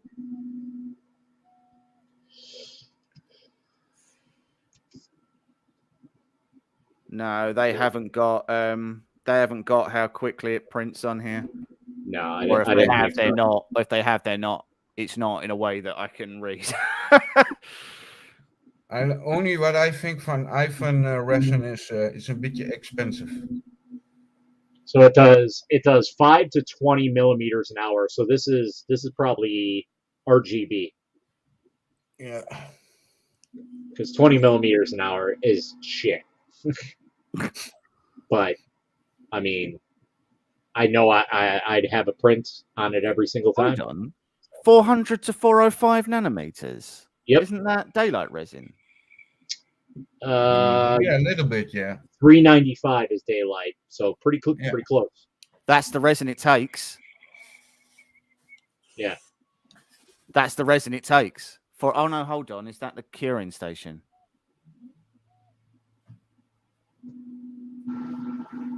.5 to 405. Low volume reminders to ensure adequate material, constant material, and high stability. Simple operation and easy to insert. Yep, it uses Prusa, just like what I was just showing. Automatic support, optimization, and modification, blah blah blah.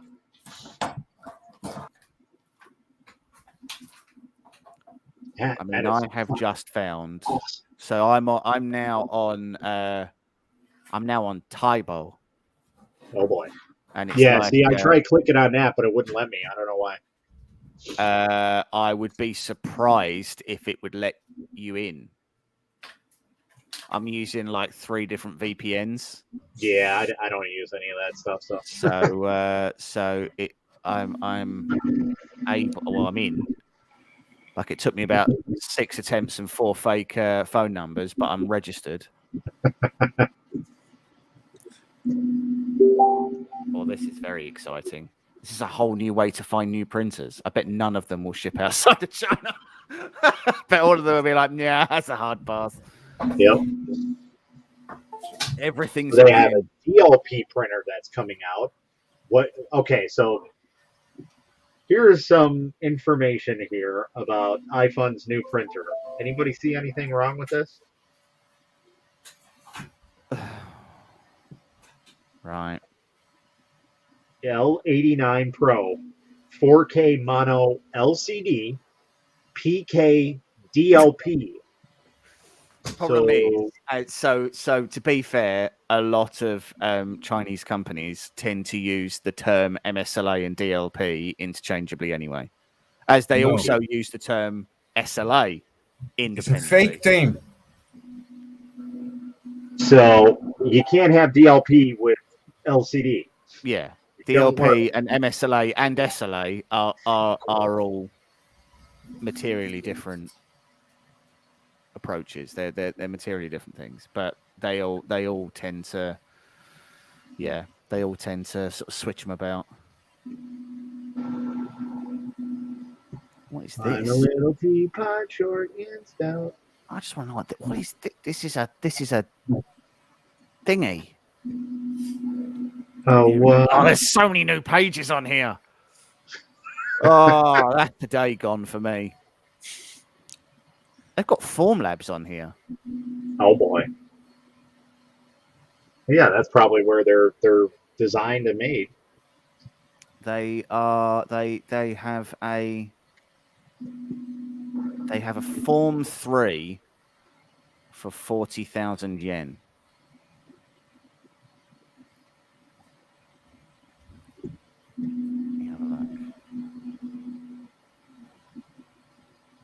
Well, that's Japanese yen. That's wrong. A lot of dentists have that name of brand in the dentist. The Formlabs is pretty popular. That's an SLA. Yeah. I've got the Raise 3D on here. Jesus, this is like a proper site. And they've got like real people things on here. So I'm not seeing anything about an SLS style machine on the iPhone here. I see their 8.9 inch That's what that is, with that weird sliding door in front. Matt, check out the picture I've just put in chat. They have copied the E3D tool changer. Oh my god! Yeah. It's one of one. Really. Human P3. Yeah. The human P3 is what it's called. That's the human P3. So if you look in private chat, there's a picture that it will take you to a picture of it. Yeah, I see it. Exactly like an E3D tool changer. Literally the exact same machine. I think this one looks better, actually. It does. I mean, the thing is they're all renders, right? So I'm finding out if there's a real company called Human. Like I'm finding these guys. This is my day gone, guys. Just so everyone's clear. Like I'm not getting anything done. It's my day gone, guys, but so everyone's clear. Human extruder on Thingiverse. Oh, come on. There's got to be So apparently that came out in 2020.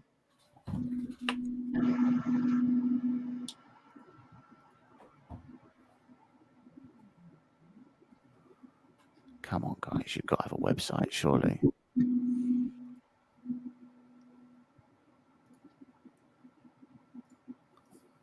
So is it human or is it whatchamacallit's design?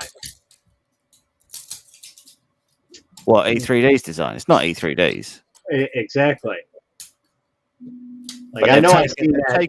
taken the tool changer design for sure, and they've run with it. Like I don't know what Billy B is on either. Oh God, what am I looking at?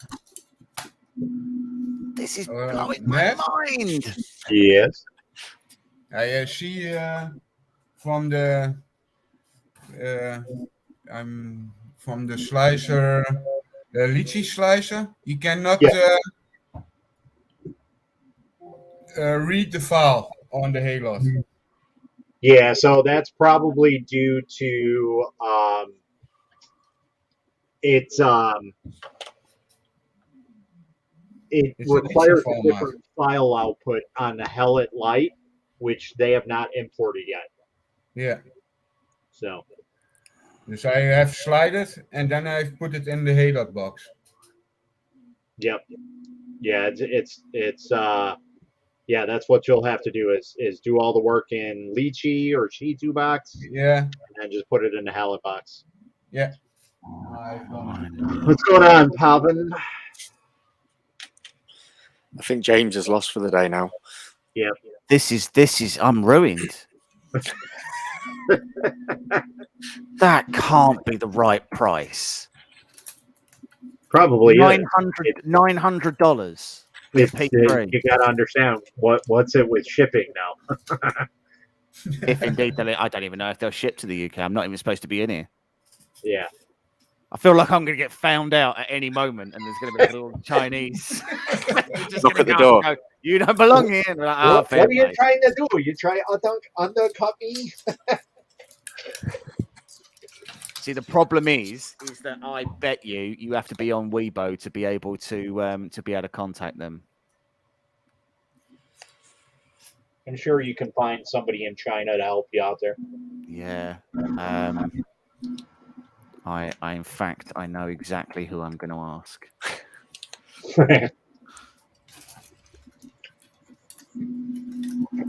So anyway, what's up, Carl? How's it going? Not too bad. Just dropped the kids off at school about an hour ago, so peace and quiet. Yeah, stop talking so much. For how long that does? That's what it's like when you're on with James. James just talks. Yeah, exactly. James always wah, wah, wah, wah. Look, I don't know why this has suddenly come round on me. It's totally my fault. The Garden because we were too busy uncovering who makes what printers for what brands. I mean, I blame Carl. Yeah, It has to be a YouTube content, that doesn't it? Find out who's making what, like one of those shows you have on BBC. Well, both of it, like one of us dressed like Sherlock Holmes and the other one like Watson, and we just go on like a crazy deep dive. A new question for pretty all. good. What is the best printer what you now have printed? Which The best company? printer, my Voron 2.4. Yeah, What's I the like, best printer I have? yeah, That's a really hard choice. yeah, I know GK1. it. Yeah, GK1.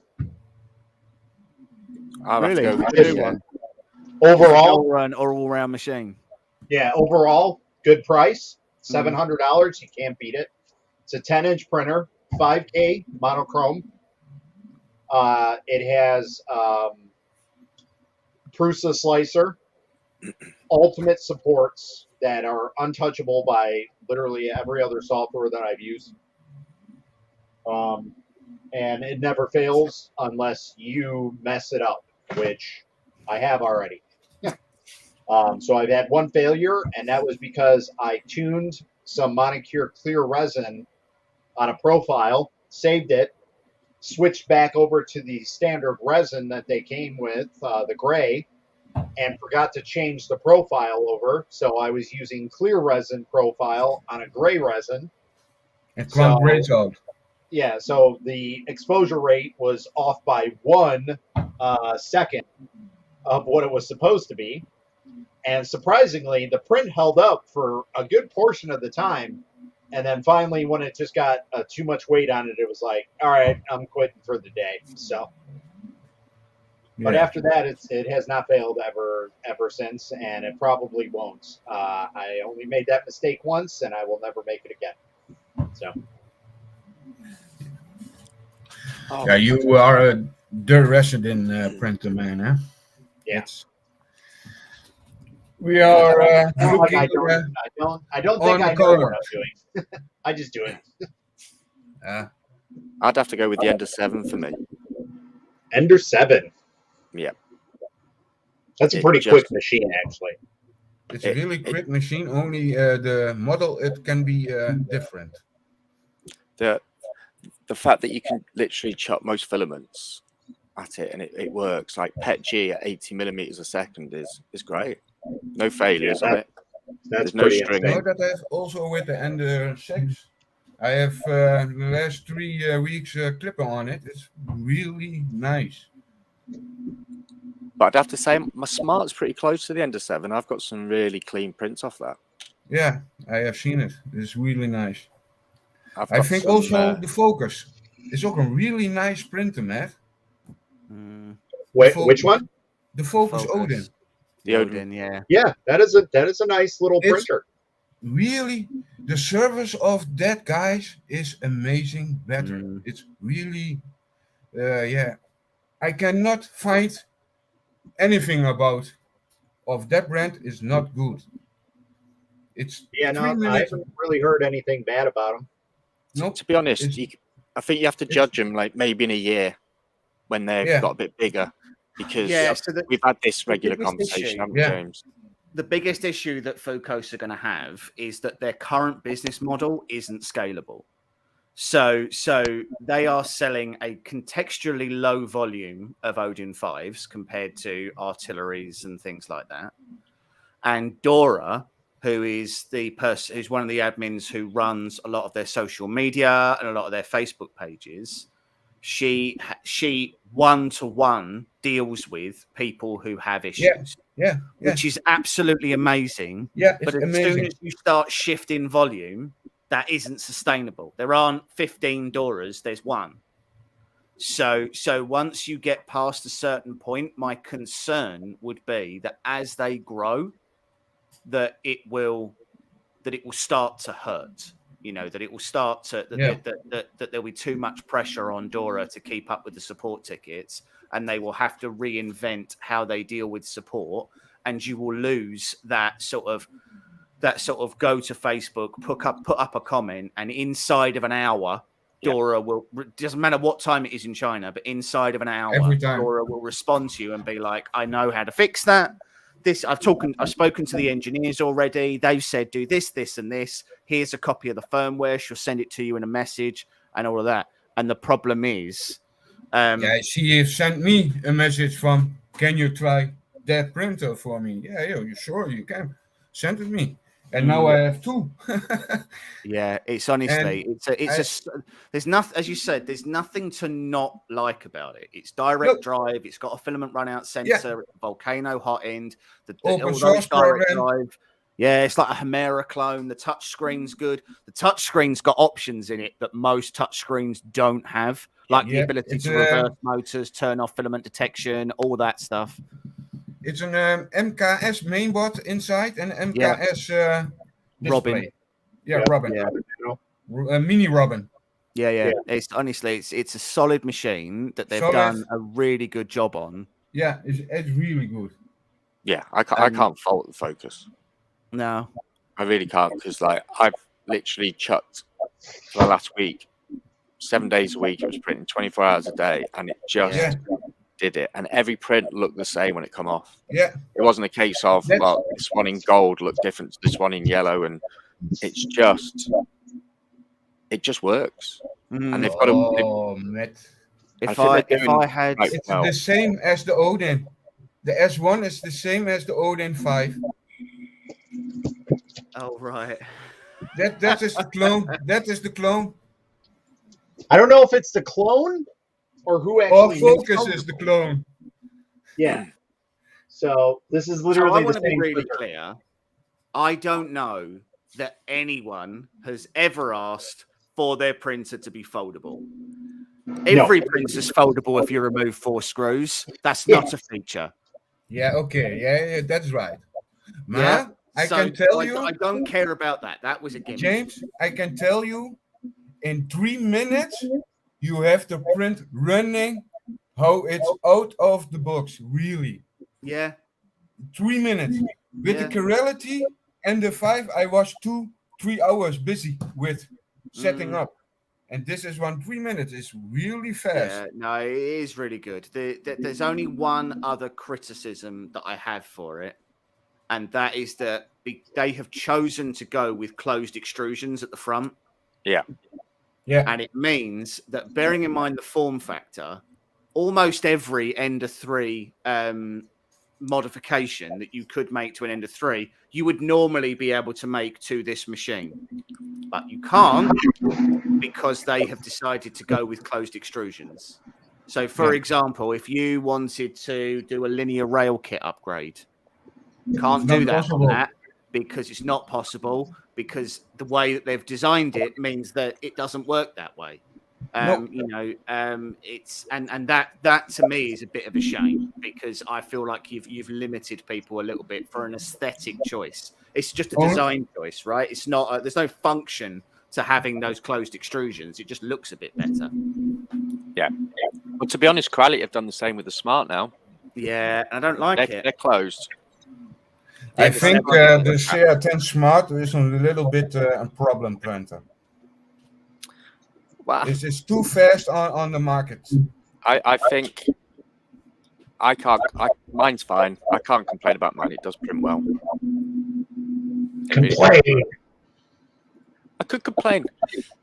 I think it's annoying they brought the Pro out. Yeah. So the problem is they've gone with CR Touch on it now.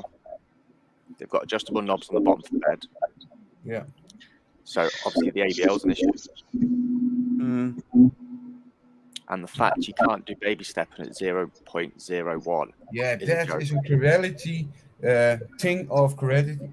Almost what you say, what we have discussed, Carl, last. Then 0.5 millimeter. That must be 0.1 millimeter, not 5. That is too much. Yeah, and to be a big company like that and put this problem child out, a lot of their issues would be done if they change the firmware to allow that finer baby stepping. Yeah, because people are literally like 0.02 away, but they're having to move at 0.5. that I'm glad with the Dutch man with the community firm. It's really nice he make that possible for that. I don't think there'd be a firmware for this off the community. He did say that it was too much of an issue to do. Yeah. Yeah, I have a lot. See, I feel like I have not heard about them anymore. Yeah, we've said before, right? Yeah. And we've said before, even on these streams, that we are reaching the end of where regular Cartesian machines can reliably get to. It used to be that everything that mattered was quality, right? What you cared about was quality over everything else. Now you can buy something like a Fucos, you can buy you can buy an Ender 3, you can buy whatever, and you can get quality out of the box. Yeah. Maybe not consistency with an Ender, but you can get a degree of quality. What you want now is it's a shift towards speed, right?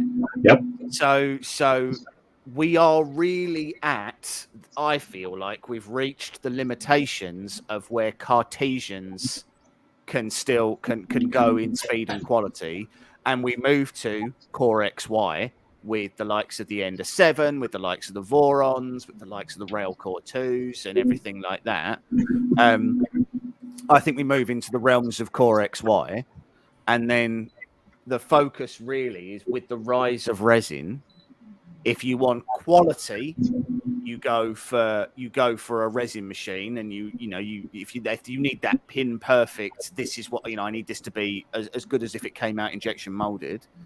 If you want size and speed, then you go for a Core XY, and you're building a rat rig or a Voron or something like that.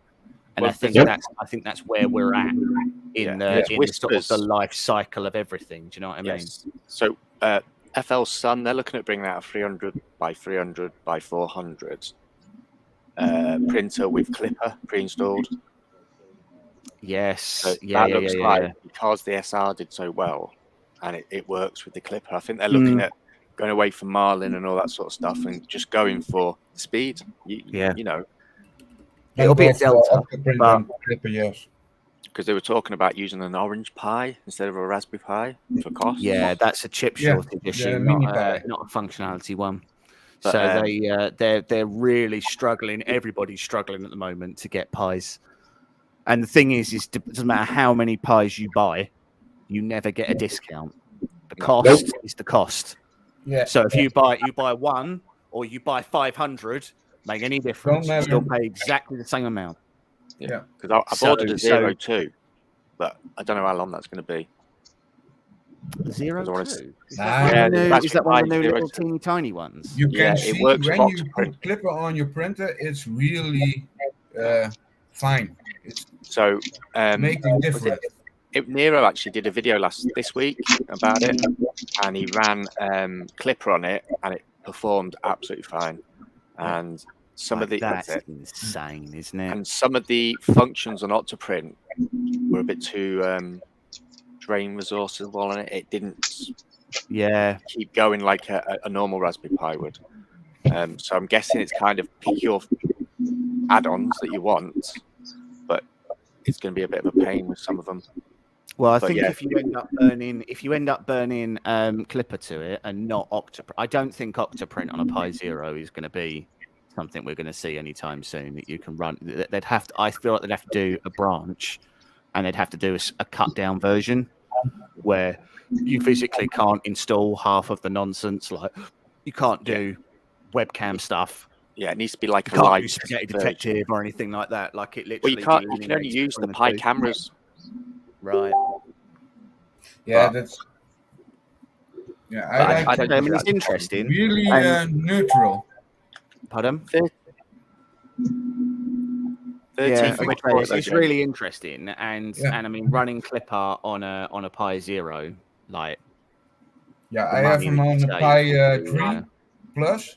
I put it on in the Ender 6, and it's print really great. The prints are real nicer. The layers are what you see. It's real. Yeah, a lot of things is gone. Yeah. With See, with Clipper one originally came along. Clipper firmware. came along before 32-bit boards did, right? So Clipper originally came along because the idea was you were supposed to install Clipper onto your main board, and then you offloaded all of the work to the Pi. Yeah. Pi did all the work, and then Yeah. it just literally line by line fed Yeah. through to the main board, so that an 8-bit main board could actually process G code quick enough to drive your machine faster. Yeah. Then they brought out 32-bit main boards, and Clipper's popularity sort of dipped a bit. But now it's coming back because it's got loads of features that Marlin just doesn't, and it's super, super easy to deal with. Everything's just it reminds me more of RepRapper firmware with like the Duet boards, where everything's in a text file. You go into a web GUI, you make your changes, you reboot, and you're away. You haven't got to learn Visual Basic. You haven't got to figure out how on earth VCS Studio works, which is objectively terrible. You haven't got to figure out all the different code and everything else. You can just and make the changes, and it's so easy. Yeah, when you see this print is not all good. When you see it's print with Clipper, it's really nice. The finish touch, that is stunning. Yeah. Look the detail. No brim or anything to untouch. It's print that and that's all. And that I like it of Clipper. Only you must know what Clipper means, what you can do with it. The rest, the setup is a little bit tricky. You must know what you do with. Yeah, but you could make exactly the same excuse for Marlin, right? The only difference is that Marlin comes pre-compiled on your machine. Yeah. And if you know what you're doing, you can edit Marlin. If Clipper came pre-compiled on your machine, then you wouldn't necessarily have to know what you're doing because you just use it the same as you use Marlin. You just have a bunch of extra features. The difference is that Clipper doesn't come stock, so you have to do a bunch of extra stuff. Nano DLP isn't wildly different to that, really, in that Nano DLP is easy to use, providing that it's already installed, already configured, and already set up for you. If you have to go in and do it, it's super complicated because it's sort of like it talks about like the voltage that's going across your UV array, and you're like, I'm not 100% sure I know what UV stands for, so like I don't know what that is. And then it's like, and then it'll ask you like, what resistor types are you using? It plugs into the wall, and now the thing comes out. Like I don't know how the magic happens, but. No. That's how and there's magic in the box. Yeah, I say if it comes out the box configured and working, then I don't think any of the firmwares are materially different to the others. I think that's what Clipper has a learning curve, but so does Marlin. And the only reason why people are going, "Oh, I don't want to relearn everything for Clipper," is because they've spent so long doing Marlin. Learning Marlin. Which is why so many developers are they're so reluctant to get rid of Java, or they were so reluctant to get rid of Flash Player, or they were so reluctant to get rid of DOS and everything else because they'd spent X amount of time becoming a subject matter expert in it, and then it went away. And then all that knowledge that they'd had was just wasted. So those people who are sort of like diehard Marlin fans who know how to make it jump through hoops and everything else don't want to necessarily move away from it because they're not an expert in Clipper, and it means relearning everything, and they know how much time it took them to get to where they are in Marlin. Yeah, it's just fantastic firmware, fantastic. It's work, good, and it's for a beginner printer. I can say don't touch when you go a better printer. When you know what you do, is Clipper the best option for Corelity? But I think James is right though. If it comes pre-installed with Clipper and you ordered it, that's where you're gonna. It's gonna be preset. It's gonna have settings. You do the test print, and you can then learn that way. Because absolutely, like with the end of 7, I think it was you, wasn't it, James, saying about the lines. For the speed of the printing faster to adjust the speeds. I didn't know that existed. James found it. I adjusted it on mine, and it took 10 minutes off a print because it didn't have 60 seconds between each line to call, or Yeah, minimum layer time. Yeah, minimum. On calling. And if you go onto Cura and hit slice and pick everything else, you could be there for a year if you really want to. You could do just everything. Yeah. But it'd be the same as Clipper, wouldn't it? You know, if it comes on the printer first, you know no different. Yeah, absolutely. I was a diehard Simplify 3D fan. Like I mean, like everybody, I started out with the pirate copy. And then I actually bought my Simplify 3D because I liked the software. And for ages, I was properly anti-Cura. I was like, no, I don't use Cura. I'm a professional 3D printer, so I use Simplify. And I like all the features. Beginner's mistake. The button is, and I like where this does this, and I like where this does this. And I was getting good prints, and it was consistent, and I really liked it. And then I went back after about sort of 2-3 years to Cura, and tree supports were a thing. And, you know, a lot of things have been updated, and Simplify hasn't been updated since the early 1930s. So it was like I went back to Cura, and after being such a staunch, no, Cura's just if you don't know what you're doing, or Cura's just if you just want a free slicer and you just want to get going. And then I delved into the detail and delved into the settings and everything else. And I realized that actually the reason why I didn't like Cura was because I wasn't using it. And when I started using it, I now use it for everything. Yeah, but that is now also when I look on Chichi and the other box, I think, yeah, I know on that box I can make it great. What I do, I look on the box one, oh, okay, it's the same program, is that the same? Then I can try it. But that's it, isn't it? If you don't use it, you're not going to figure out how simple it is to use. Like Prusa, I saw that comment. I have not used it. Prusa, I find quite strange. I don't know why a lot of people rave about it. Me too. And again, this is prejudice, if ever there was one. But I don't like prejudice from you, like Prusa.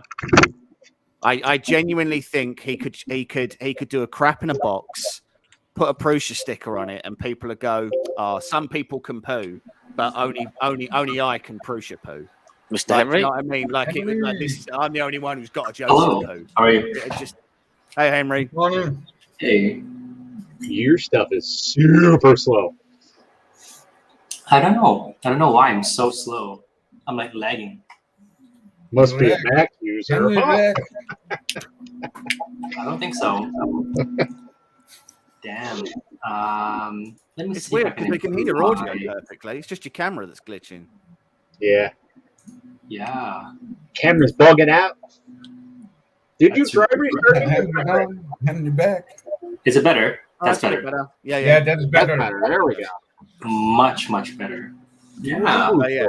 So as I say, I mean, I've used Prusa Slicer. I didn't like it particularly, so I went back to other slicers. But then I also don't have a Prusa, so Prusa Slicer was ultimately originally it was originally for that. So I don't have one. So I use Cura for all my stuff. So my Simplify license will sit there and stagnate now. Yeah, I know with the last couple of years that I am printing and the resident printer, I know you can combine some sliders when some sliders have not that feature and you have that not feature. When you have priority, face mode is not in it. Yeah, then you try Cura. So I've been on a crusade about this amongst many other things for quite some time. I don't understand why any hardware development company thinks that what they should do is, for no apparent reason, create their own Cura version. Yeah. It's objectively worse. They don't ever update it. It's 5, 6, 7 versions behind Cura, along with a bunch of other features, and Cura is free. I don't understand. Yeah, I don't understand also. I'm going to make a worse version of this but I'm also going to put my logo on it, so everyone associates my brand with this subpar piece of software. Well, with Creality Slicer, it asked me to do an update. I did the update, and it put on the brand new Cura. So it didn't actually update Creality Slicer or whatever. It just put new Cura on. I was like, well, what's this about? So they're allowing it to update, but they don't let you. I don't. Yeah, no, and I don't disagree. I mean, it's and I have. I mean, you know, me and Matt have many a crusade that we go on. Water washable resin, I think, is probably the other one that we sit and just sometimes I just wake up at night and I just hate it. Just the middle of the night, I'll just wake up and I'll just go, oh, I really hate water washable resin, and then I roll over and go back to sleep again. My wife's just sort of, what's going on? That's a problem. Then you all wake up with that. I honestly, I hate water washable resin. I hate people building their own slicers when they're terrible. What else do I hate? I know 1 year back was that? Yeah, 1 year back. I saw a video of Matt, and I was first time on the YouTube, and I say I'm gonna try the SLD 112R. I know it. And Matt say it, you're gonna like that printer. You're gonna like that. First time print goes good, and the rest time, yeah. The details is from resident print of FDM, you cannot. It's completely different. Yep. And when I say, people say I can create prints of FDM, and it's like on resident print. No way, it's possible, impossible. Yeah, it's not true. Like No. it's objectively not true, and it's unfortunate that people have that significant level of misconception that you know, I'm not saying that FDM can't do glorious prints. It absolutely can, but even if you actually manage to get your FDM printer down to a 0.05 layer height, which is theoretically possible, but I mean, Then you're going down to like a 0.1 layer and everything else. You'll be clogging all the time. Yeah. It's not as reliable. It's not as repeatable. You are tuning and tuning and tuning down to get the perfect benchy. And then when you try to print the next thing, you have to do tune to get the next thing working properly. And it's infinitely more effort. I'm not saying that FDM prints aren't good enough, because they are. They are good, yeah. But to compare the two is just factually incorrect in my eyes.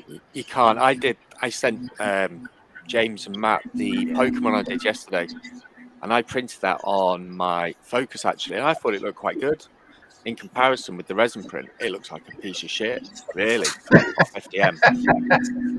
Oh, my work's calling, guys, so I'm going to have to go. No worries, James. I'll chat to you later. Lovely chat, man. Okay. Have a nice day. See you later, guys. Bye. Not to eat too much honey. Oh, now people can talk. No, I think FDM is for things when you go painting, it's great. But for detail, is resident con the best. See, if it's a big enough print on FDM, I think it has its place. Yeah. Yep. But like with all these big supersized resin printers coming now, it's only a matter of time before they get bigger and bigger and bigger. But I see my first printer was 3 years ago. Resin down first. Well, yeah, and that then helps. you must put everything on it. It was self BL touch you must on put, and now you can buy the whole micmac on the printer. And I think there's so much competition now.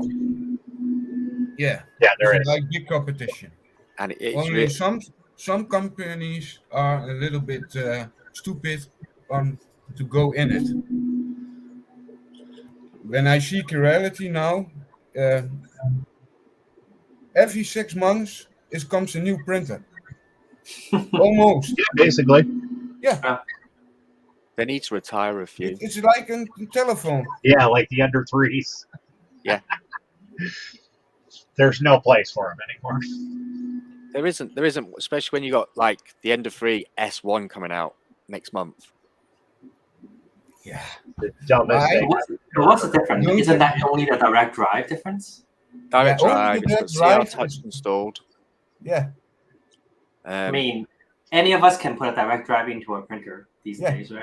Yeah. So basically, Well, we Creality's have going direct back drive to their disaster because they can never get the bed leveling right on their printers ever. Mhm. So It- basically, that's going to be a travesty.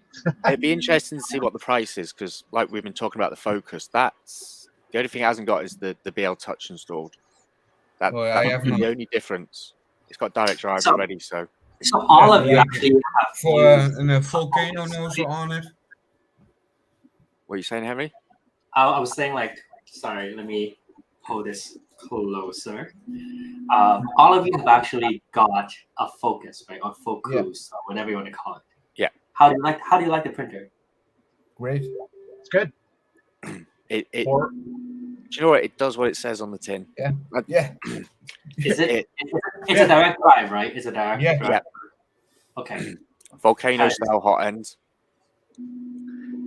for the price that it is, it's a very, very good, lucrative printer.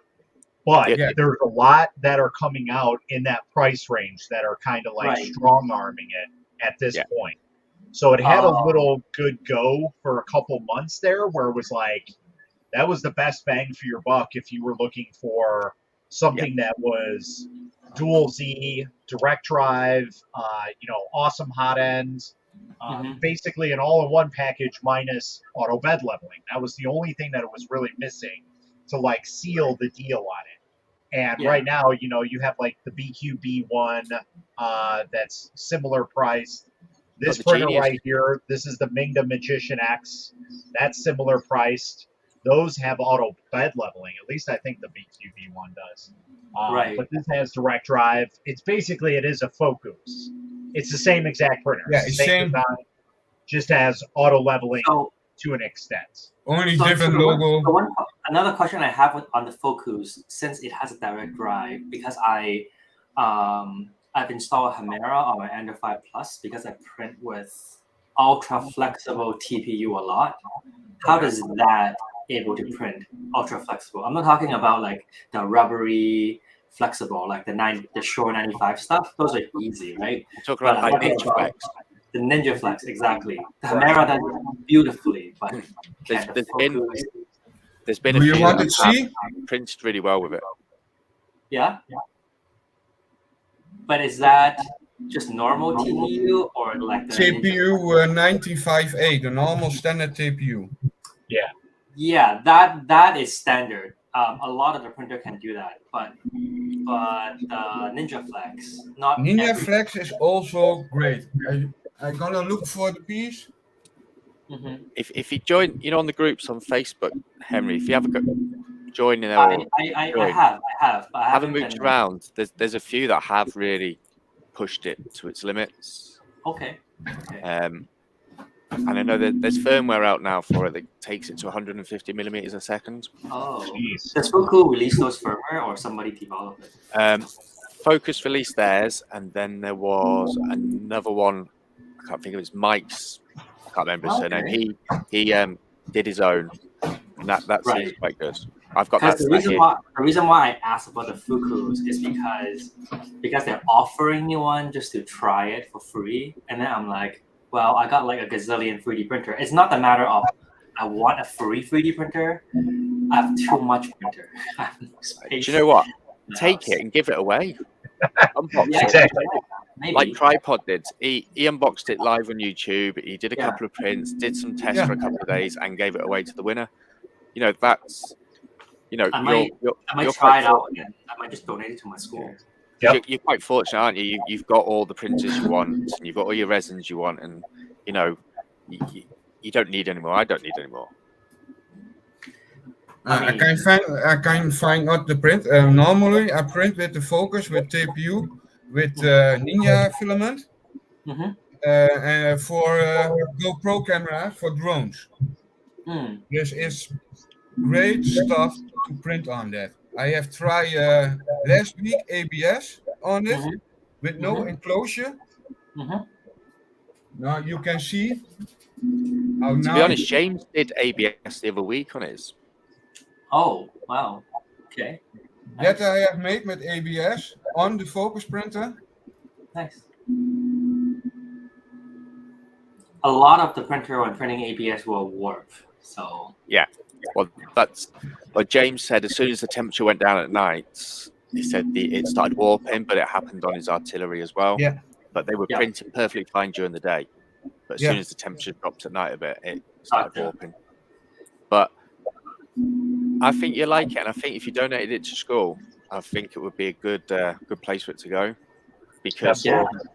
Yeah. how can you justify buying an Ender 3? Even though it's $100 at the moment in micro centers in America, There's a reason. when most people are 110 direct euros drive. in the Netherlands. The Ender 3. So I did buy an Ender 3 about a month ago. Not by choice. Like, I mean, I didn't want to buy it, but I really want to try out that. What's that? The Weebox. Yes. And a lot of their mount and tutorial is for the Ender 3. So I'm like, fine, I'll buy an Ender 3. Oh, you mean that? The Weebox. Yeah. Oh, man. You haven't unboxed it. I got further along than you. I've actually printed something on it. But they really want me to make a full-on video. After the first print, I wasn't able to replicate it, and every time I actually get in to start prepping the chocolate and everything, to start printing, like conceptualizing on a video, it takes hours and hours and hours. And then I've tried, after the first attempt, I tried two more times. Like every time I spent at least 5 hours on it, and I couldn't get it to print. And then I'm like, I'm sorry, I just couldn't get the video out for you. So I'll try it again. So nice. I mean, I could also use that too and cheat, but that's a $2,500 printer. So Yeah. I think I saw the website. They have that. It seems like so much better. I've had that for a couple of years now. So. Oh, dus the system is sometimes old. Yep. From the Weebox. It's not a new product. Well, it's a new style of product. But Only it's a little based bit. off of their chocolate 3D printer, which doesn't just do chocolate. It does mashed potatoes, basically anything that's very soft material or soft food, it will print it. So. Is that, I think, I have talked with a chocolate factory here in the city, and he says that is only for nice things for when you Christmas make things at home. It's not a product for professional use. I think it's what you say, too much problem. Which chocolate you put it in, you can add all the chocolate inside. I've heard when you pure chocolate inside, it's not good melting process. I think the issue with that chocolate attachment is chocolate is different wherever you go in the world. Yeah, exactly. So to get that to work in Canada or in America or in the UK or in Holland it's different. The consistency is completely different. I agree. It is the same with cola. Everywhere of the world drink cola, and everywhere is a different taste on it. Well, Matt, maybe cola is meant to be nice. You used? The what? Is that the chocolate you use? Yeah, so that's the chocolate that was suggested back when I first got this printer. Yeah. And I have not used it yet on the new setup, but it should work. The only downfall is I'm not a light or dark chocolate person, so I usually get milk. And the problem is all their information is for either light or dark. So trying to find the information or do the information myself for this is going to be a pain in the ass. So is that a powder, Matt? Or is it a liquid already in there? It's chocolate chips. Okay. Which are kind of melted together a little bit. Melt down. Yeah, Right. basically it's little chocolate chips. Yeah, it's the same chocolate that you use in bakeries. Yeah, That the is first a time I was special using, melting. I was actually using Hershey chocolate, like Hershey 70 Yeah, dark chocolate. Like it's actually I bought it in the supermarket, like Superstore or Safeway. You can find it. It actually worked okay. And then the second time I used a chocolate they recommended, the very expensive chocolate, the consistency is just off the chart. So But that's it. If someone made an FDM print and said you can only use, I don't know, Polymaker, whatever, and it costs 800 quid a spool, are you going to buy the printer because you can only use that filament? You Nope. don't, do you? You know, so they've got to, if they've done the research properly for that chocolate melting, whatever, fondant machine, they've got to know, like, you know, we get American chocolate here, like Hershey's and Reese's and that, and it is completely different to English UK chocolate. The consistency, the cocoa's different, the sugars are different. but that's with all products in the shop. And if you go too high with a temperature melting chocolate, it turns anyway. So getting that balance right is difficult. yes, That's the hardest part. They probably should have provided more of those research prior. So yeah. Yeah, there's plenty of people in the community they could like contact. This is what we're looking at doing. Can you go and try this chocolate in your country? Give us some feedback. Let us know what temperature was best. No, I think they were asking people to try, but they're not. Maar giving the them- rules on that was big. The rules of that, when I have the email, the rules were big. I must 4,000 people on Facebook or Instagram have as follow. Yes, how can I be? I'm a Dutch guy. 1,600 people in Netherlands. I think the community is almost 4,000 people in the Netherlands with print with DD. It's not a big community. It's not America or that. Right, No, you are too small for that thing. Yeah, okay, goodbye. Oh, really? You actually did contact them? Yeah, you must contact it. There was a progress, Kickstart progress, and you can email it, and then he's talks. And the lady say, I must 3,000 people on Facebook, 3,000 people on. Oh yeah, and I must not. When I try it out, I cannot try it with another printer as focus. No, it must be a Creality. Yeah, right. Why? Right. Anyway, I'm gonna have to love and leave everyone. I've got to go do some parent stuff. All right. Nice. Yeah, nice I'll probably everyone. be on here for about another 10 minutes or so. Yeah. No worries. Right. I'll catch you all later. Bye bye. All right, guys. Bye bye. Have a nice day. And you. Hey Matt, I don't know if you got my question earlier in a chat. I was asking, like, I got a couple of bottles of expired resin. I mean, I didn't use it. Is it still usable? Yep. So in my experience, I did that back with Anycubic. Like they used to send me it all the time for expired resin, and basically, what I found out, and this might vary from resin to resin, but at least with the Anycubic that I used, if I poured it into the vat, I made sure that print printed, and that if I were to reprint again, I couldn't just leave that in the vat. It would have to be consistently remixed every single time that I So had. you're gonna pour it back into the bottle, shake it. Yeah, that's basically what you would have to do. Because otherwise the consistency would just not be there, and it would separate, and it would just be either a failed print or, it just didn't print at all. So, That's that was my experience, at least. Right. Because I got a couple bottles of those. Is it Airy one? Airy, ERY? Yeah. Yeah, they expired. And I'm like, is it still usable? And then I'm like, maybe I should ask you. So the other thing that you can use those for, which is nice, is, obviously if you do multi-part prints that need to be pieced together, go and grab yourself a UV flashlight like this and use it as resin weld. You don't have to use glue on resin. You can literally use the resin itself. So, like I did, I don't know if you saw that print. I did a big giant Broly from Dragon Ball, And No. all right, so here I'll show you really quick what it Sure. looked like.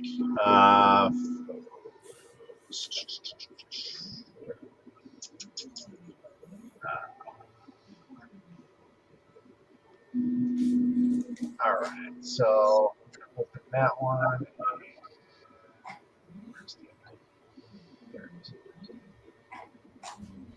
Okay, so let's do screen share here, and all right. So I had a coworker that wanted a Broly.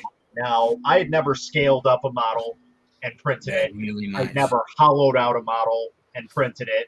This basically took me out of my comfort zone 100% all around.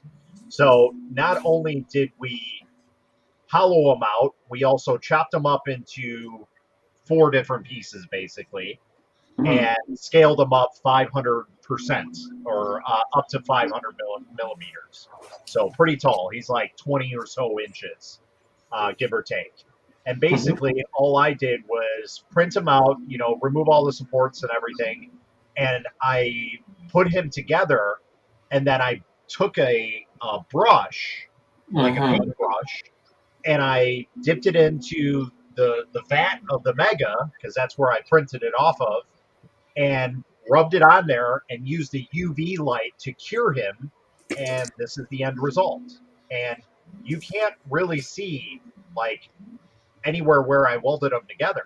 Like you can see a little bit here where it's more shiny because it's not properly curing with the light that I have. So, it is what it is, but I mean, you can easily sand that down and just kind of go over it. When you paint it, you cannot see it in. Yeah, you cannot see any of the parts that are connected at all. Like maybe a little bit on his waist at some areas because the way that it's cut is a little weird. Just because like the way that his like cape or a sash, whatever it is. But you use the same color resin to color match the seam, right? So, and the other cool thing is like you see this, like his belt. Okay, this piece did not even print. So I'll show you right here. So you, yeah. So yeah. It didn't even print the bottom part. Like this is all rounded and everything. That's how that's supposed to be, and it didn't come out like that. So basically, what I did is I added on some extra to it, and I molded that piece with the resin, just curing layer by layer, and that's all I did. And it looks exactly like the way that it's intended to, because it looks just like this one. That's a really nice fix. Yeah, the only difference is it becomes a little more shiny than the rest of the model. But if you're going to go ahead and put a base coat on them, you would never ever see that ever again. And you did not see any lines after I was done with him, especially on the arms. Because here's the other crazy part. Okay, so the arms are actually misaligned from his body. And the reason for that is his arms were separated on a completely different model that I originally printed. But the problem is I printed too close to the raft and it molded his bottom part here to the raft. So I ended up scrapping the entire thing because I just couldn't get it right. And so I reprinted it, and I printed him with new arms, but his arms didn't come out. I don't know why. Whatever. But his torso reprinted. So I lined up his arms, and they were just like 1/4 of a millimeter off. And so even though they were off, I was able to hide that by using layers of resin and basically like mound it over. And it looks like a normal body structure because of his body. So you don't really see any of those issues there. So that's what's really cool about resin is that you can just take multiple pieces and just mold it together and no problem. It'll be perfectly fine. So how would the UV light able to penetrate through like the deeper layer line? Say you want to glue the arm into the body, but the resin may not cure in the inner part. So like you're worried about like how it's going to cure on the inside, right? Yeah, exactly. So Okay, so with this, what I did is basically I took this bigger part of the arm here and I welded it onto his body. And then I went on the inside here and kind of put a layer on the inside to weld that. It's not needed because the outside welds pretty well. Okay. So Okay. what I usually did is like on the inside of this is I basically just dipped the inside and then put it on his body and then it welded because when you dip the inside of that, you put it against his body, it's going to like span out the resin, right? It's going to pool outside of it. And Mhm. when you go and cure that, it kind of like it flows inside a little bit, not super hard, but it flows in enough to where it grabs everything and it Mhm. molds to his body. But since you are molding to his body, the inside part doesn't really matter. That's just kind of like an extra structural thing if you're really that worried about it. And it's Yeah. even easier to do this if you have a clear resin and you're molding it together because obviously that light is going to travel through that clear resin no problem. Precisely. So you can easily cure the inside of a resin print that's clear by doing that same type of setup. But with something like this where it's more solid, it's a little harder to do, obviously. So I just took the one piece that was more heavier, I guess you could call it, and then just made sure that that piece was molded on a little bit better than this one. So, the chance of this arm maybe falling off a little bit, yeah, that might happen. But like I said, all I did was I took the resin and basically molded it across there and added layer to layer to layer. So not only did it bond together as much as it possibly did on the connecting piece, but it also bonded to his body on each side of that. So on the upper of the arm and the body. So kind of cool. I have seen on YouTube, Matt, Yeah. a guy, he makes his own UV LED pen. With one LED inside, he make a pen Yep. with a LED on side, and he can put in the holes of the product. And then he make that to soldering. Yep. Do you use? It's like with the tendons when you some light on it for Yep. your filling. Yeah. Oh, I don't know where Matt's going to grab something. Toilet. So something like hold on, let me stop here. So something like an SLA 3D pen, Yeah. possibly by Weebox. Yep. Yeah. Yeah, that's basically what this is an SLA 3D pen. Really interesting. Yep. Isn't that the same? Technically, same as like a UV pen, UV pen, It's glue literally pen. the same. Glue pen, yeah. So it's cartridge based. So you slide the cartridge in here, you fill it with whatever UV resin you want, and then there's LEDs at the tip. So basically, once it pours out of here, it cures as you go.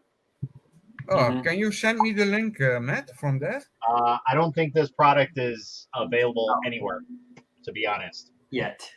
I've had that for before I started resin printing. I actually had that product.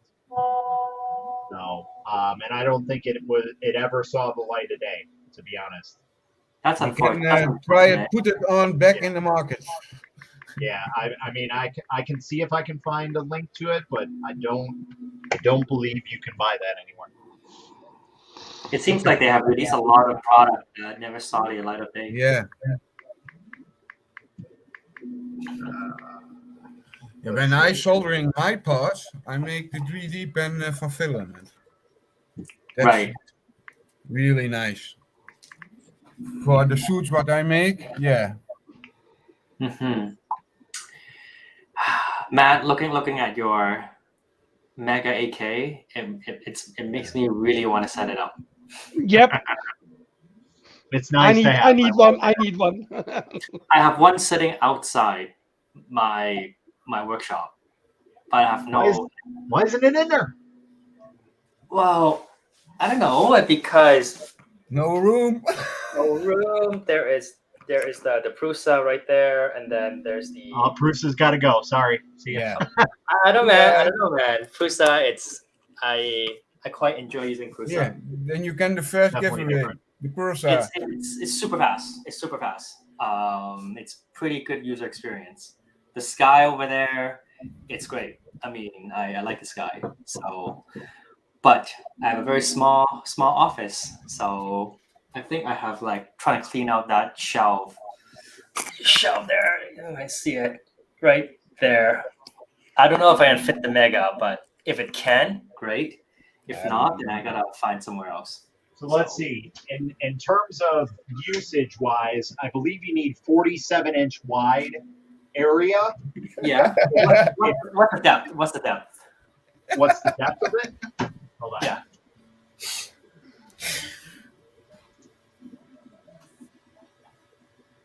So it's about 16 inches. 16 inches. Okay, let me see if I can have 16 inches. Yeah, there is about 17 and a half inch. Well, then you're good. You're perfect. Yeah. Okay, See? it's gonna go there, right We just beside solved your issue. Now get it up and running tomorrow. Yeah. We want to see it. Oh, I don't know. Trust me. Once you have that machine up, like I have some way better printers. Okay. Right.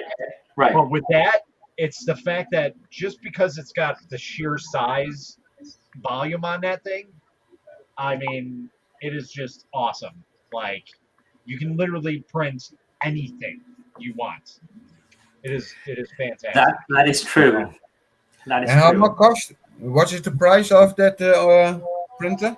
2100 to euro. get it to your door is about $2,200. I just told them in euros because I looked at it a couple of weeks ago. Okay. 2200. Not too expensive. When I see what the Halo Sky in the Netherlands cost, then I So choose that the probably Hellas for guy that. can fit inside there. Yeah, then I So if you look, okay, if you live in Canada, the Mega 8K cost me about 22 or 23 Canadian after duty and shipping and everything. Okay. Or yeah, 23, 24, sorry, a little bit more. So about there.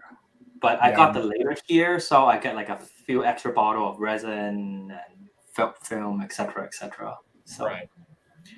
yeah, we Can't wait. must put always what we sell on China or that, then we have pay a lot of VAT tax. And Import tax. Yeah, Yeah. import tax. Oh yeah. When I we mean, buy, same thing for Canadian, right? Except if you live in the US, then you're lucky like that. But if you live in Canada or anywhere else in the world, you're gonna pay then you duty suck. and tax. Yeah. But Only when you what want we something, you can gotta have do it. is buy it from Europe itself, like Poland, France, in the warehouse. Then it's cheap.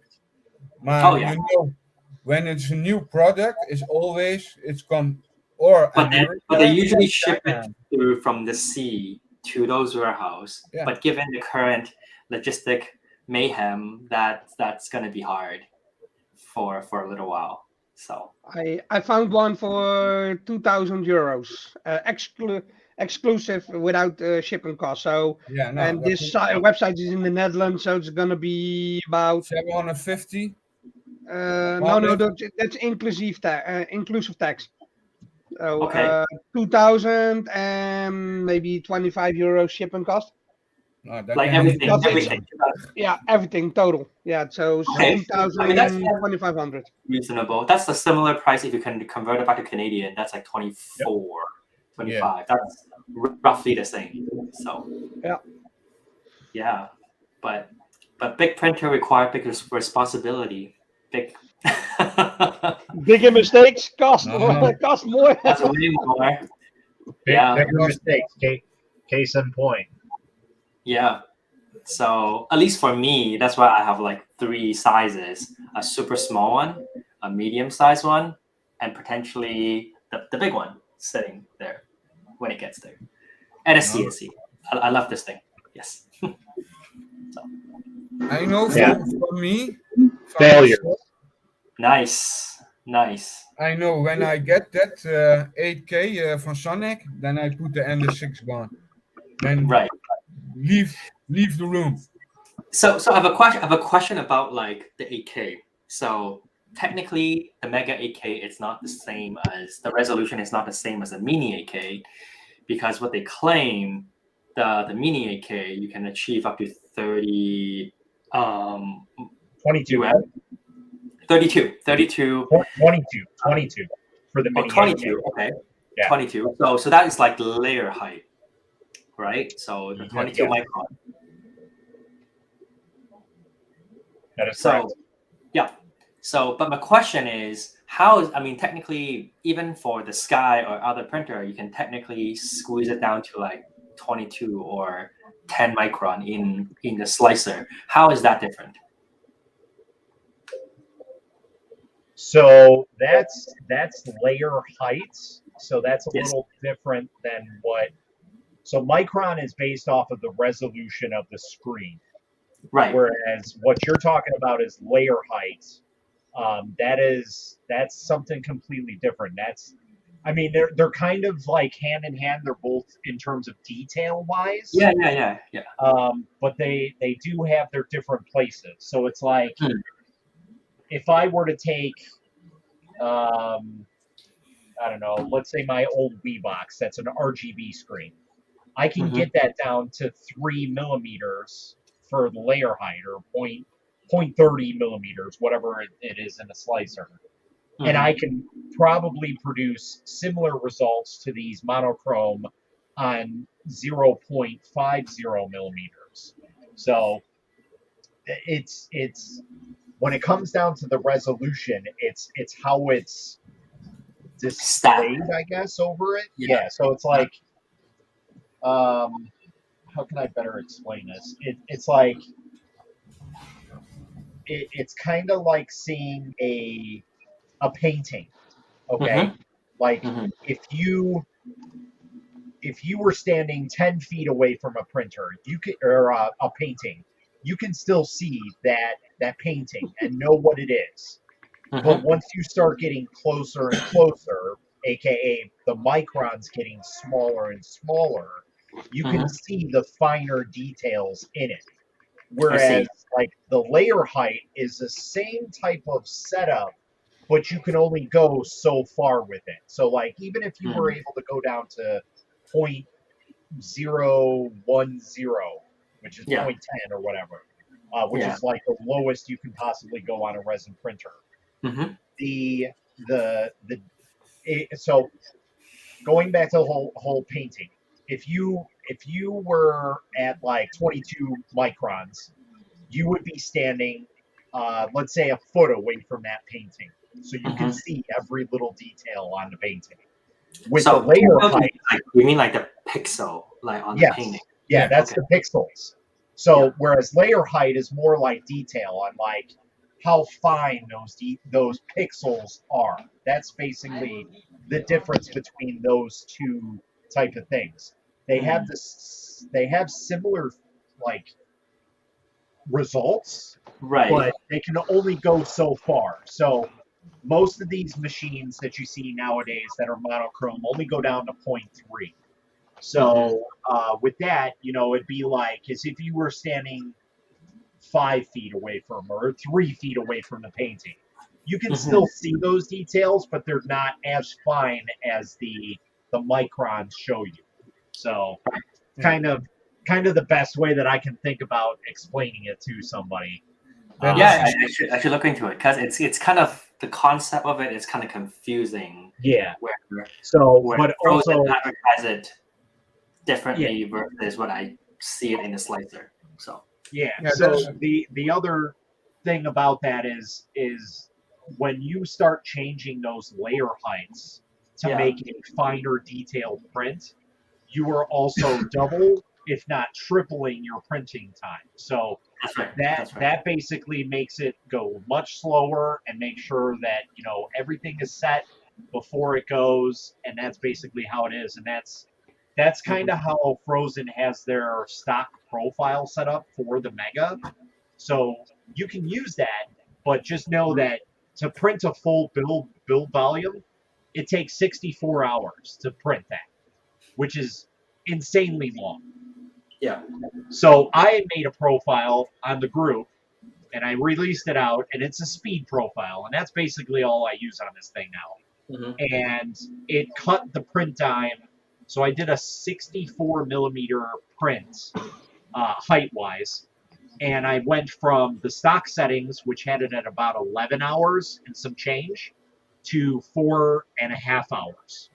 So that's a huge gap that I took it down. And the only major thing I'd say is you might lose just a slight bit of detail, but not enough to really see that with the naked eye.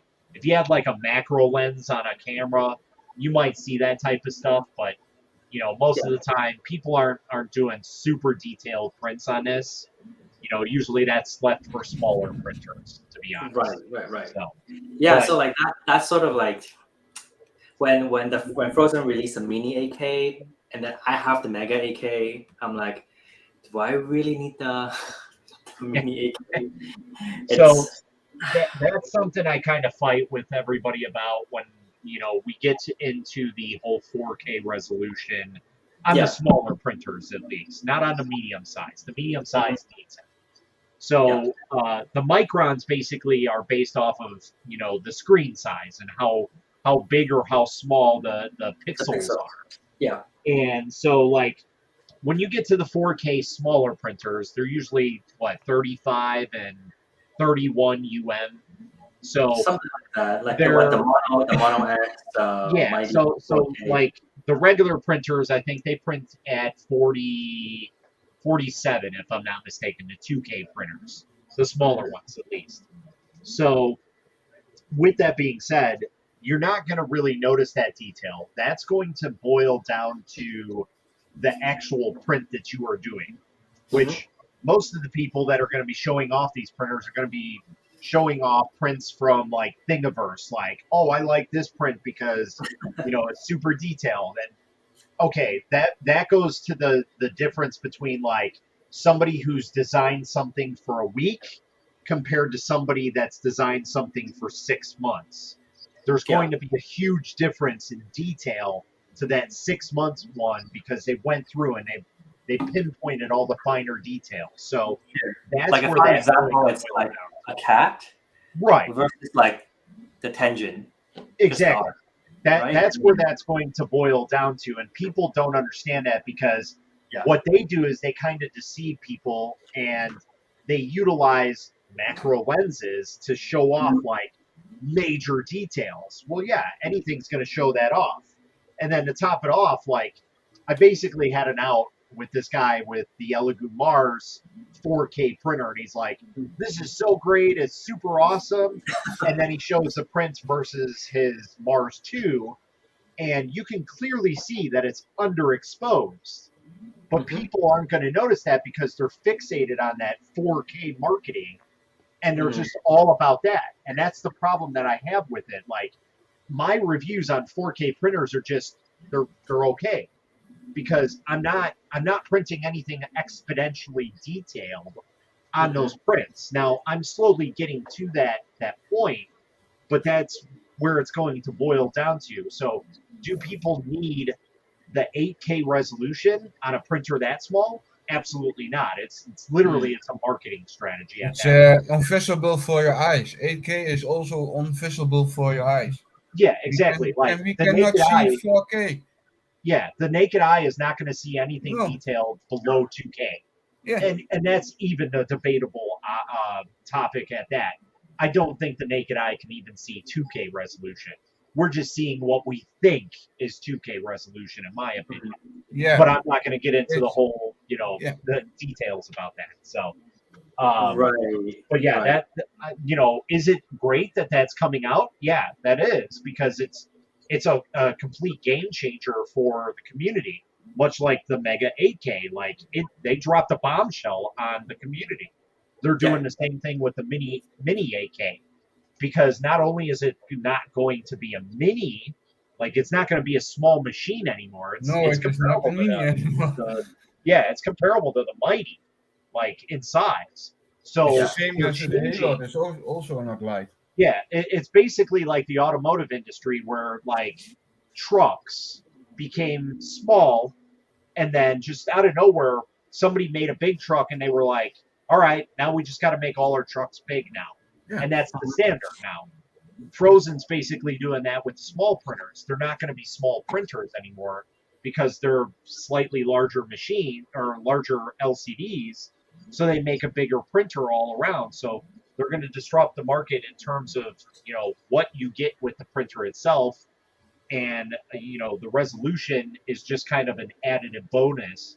But again, that kind of goes back to the whole television craze where everybody's like, oh my god, I want 4K, I want 6K, I want 8K.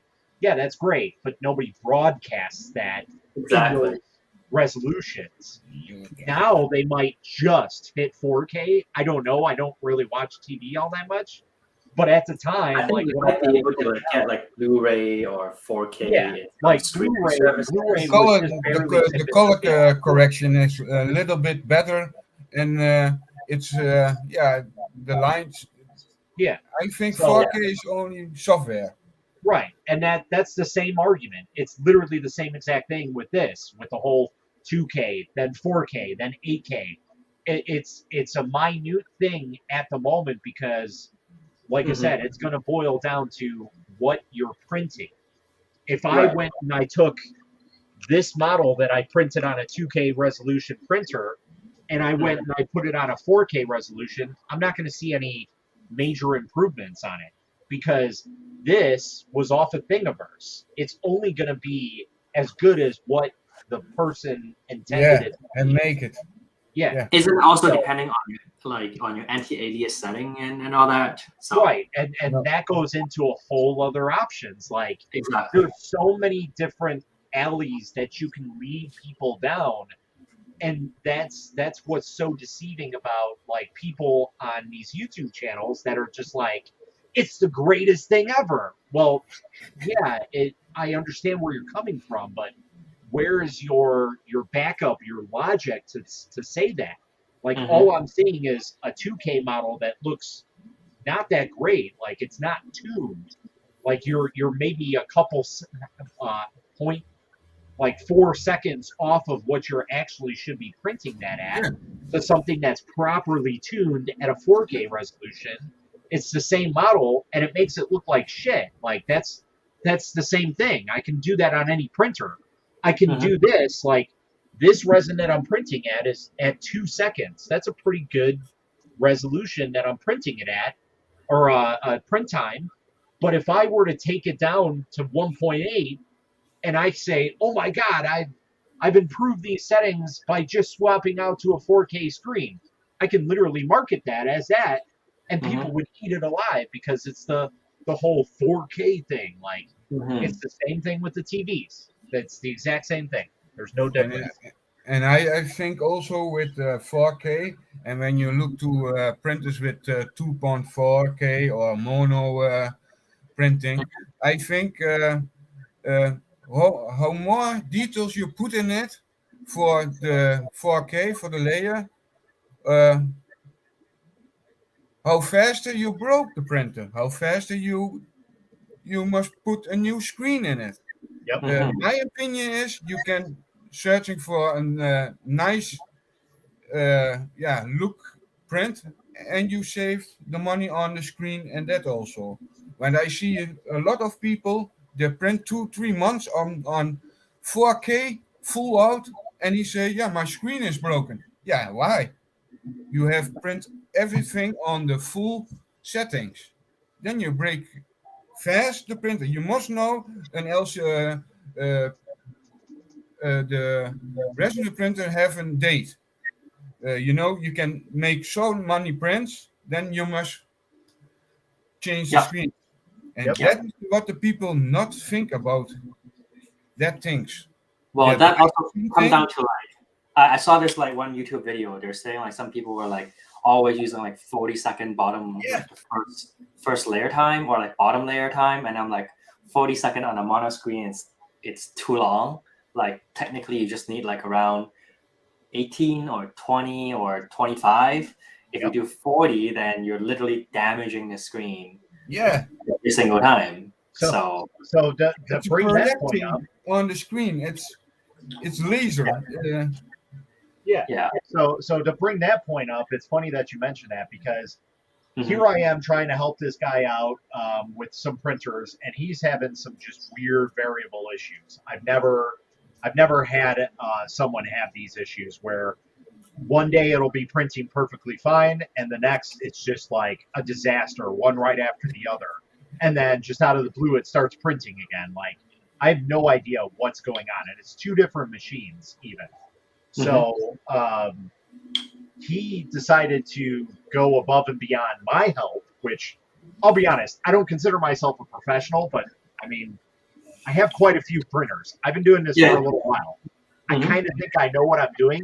I don't Yes, mean to that's- sound like a straight asshole or anything like that, but You I- are fucked I'm up, pretty man. sure- You are yeah, fucked up. I'm pretty sure I know what I'm doing at this point. Like, yeah, failures are going to happen. Yeah. It happens to everybody. That's normal. Literally. Yeah, it's normal. So, but he ended up reaching out to one of the groups. I want to say it was like the resin 3D printing group. And some guys literally like, yeah, put your base layers at 80. I'm like, you are literally frying your monochrome screen at that point. Like, I don't ever touch past 40. Like that is a No no done.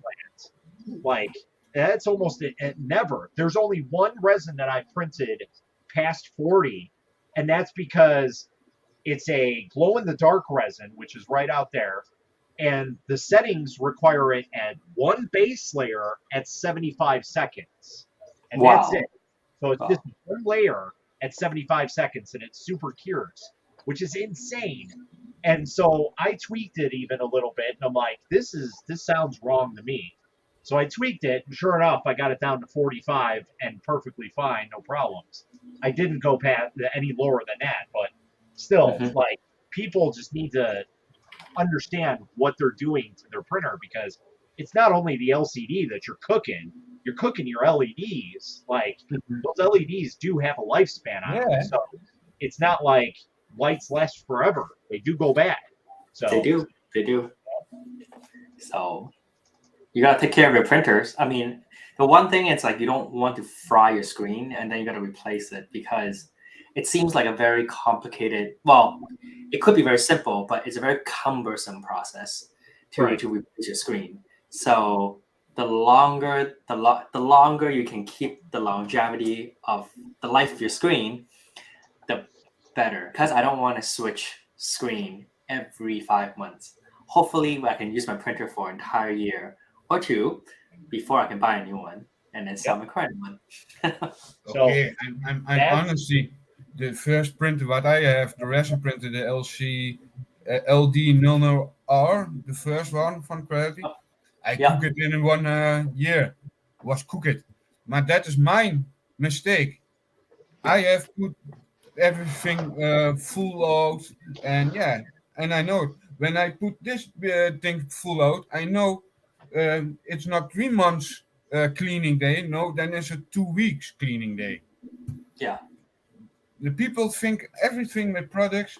I can try it. It gonna not damage or it makes fails or hoe zeg je dat slijtage in Engels? Wear and tear. Yeah.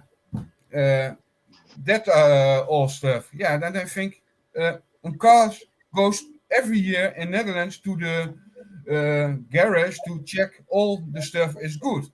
Mm-hmm. And that what you do with the printer, all the LCD printer, that is with every print. The philosophy is like every machine you buy, you gotta maintain it.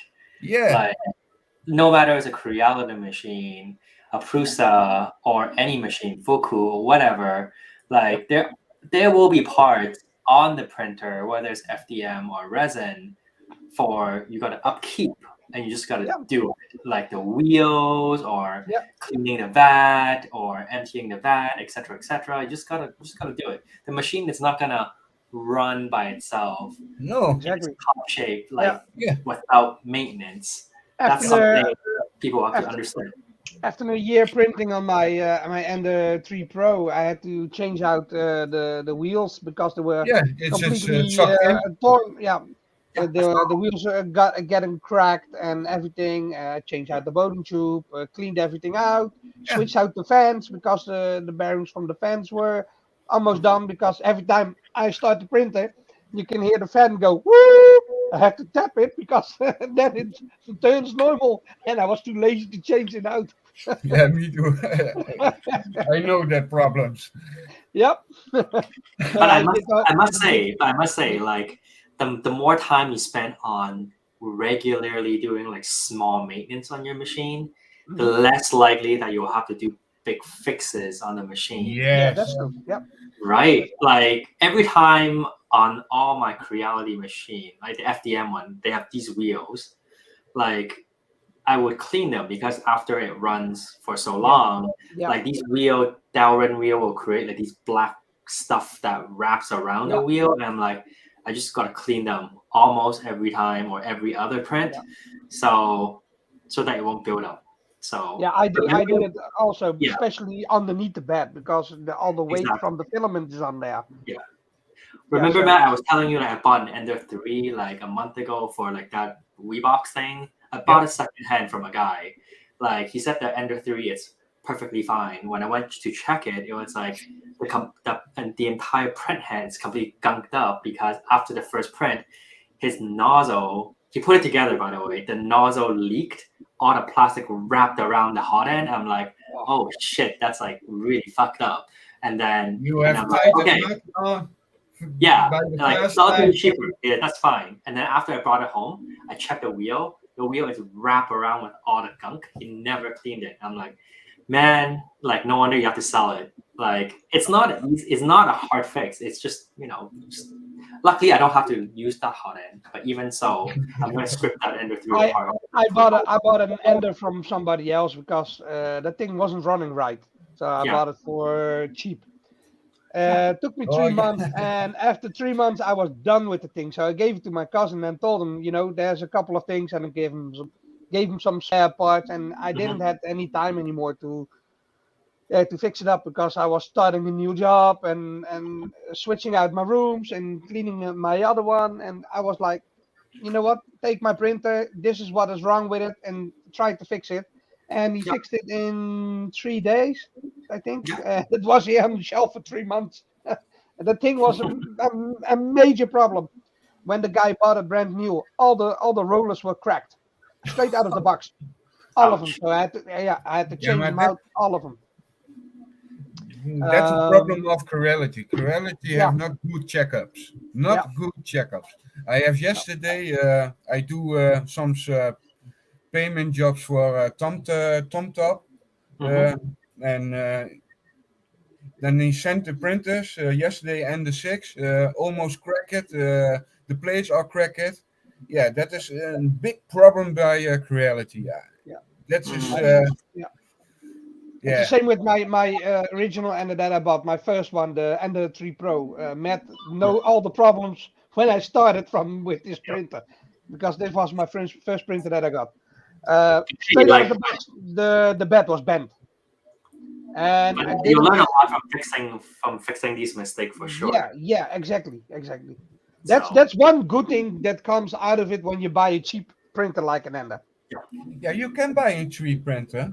But the people can buy a cheap printer. Only you must know it's not the best printer what you buy. That is the problem. Okay, the Focus printer is now $250, I think, 260. But I know, and I can say, for that price, you have a good printer for starting. Okay, you must not know, and that is the people what I think it's wrong. The people think he sees a printer with a directly line, the print can 200 milliseconds print, but they don't know that fixing 6 months. It's and then I think okay.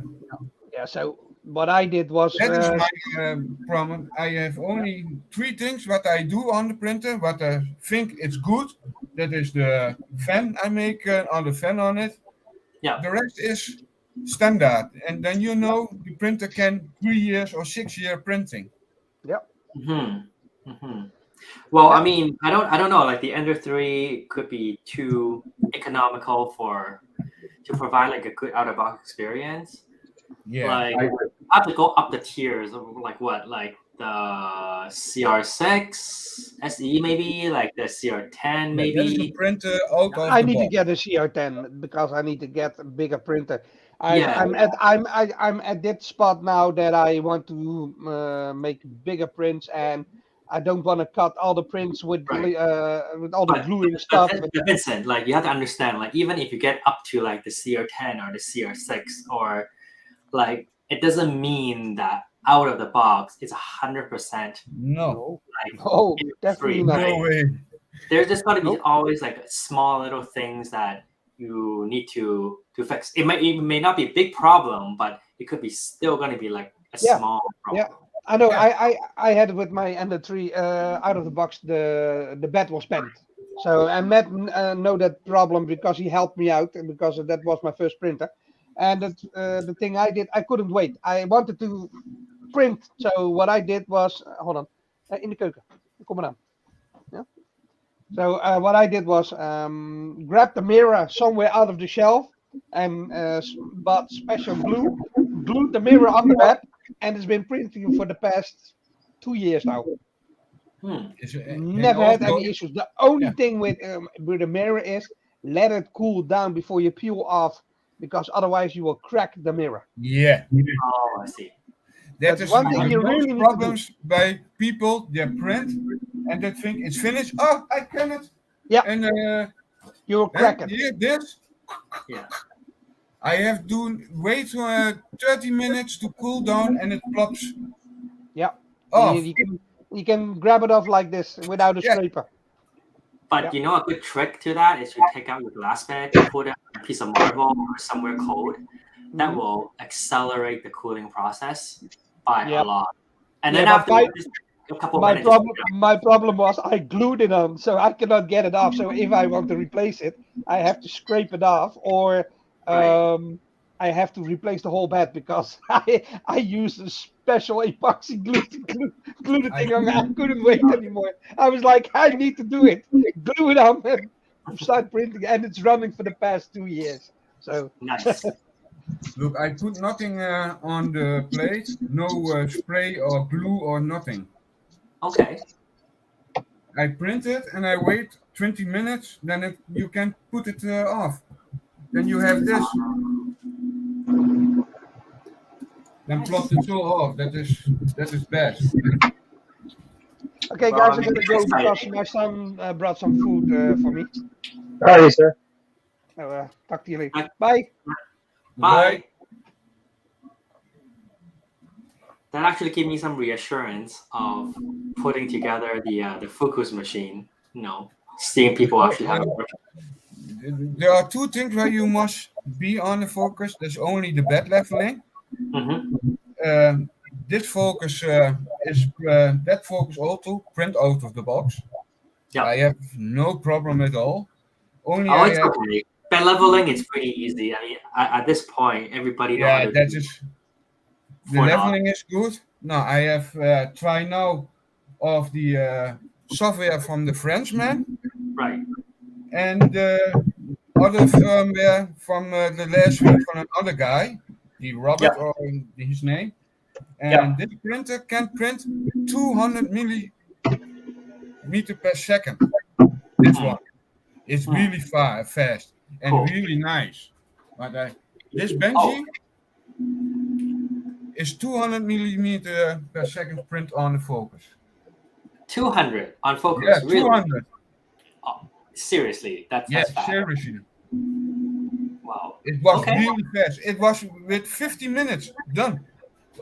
Is it out of the box 200 millimeter? Yeah, that is the firmware, custom firmware what made one of the group.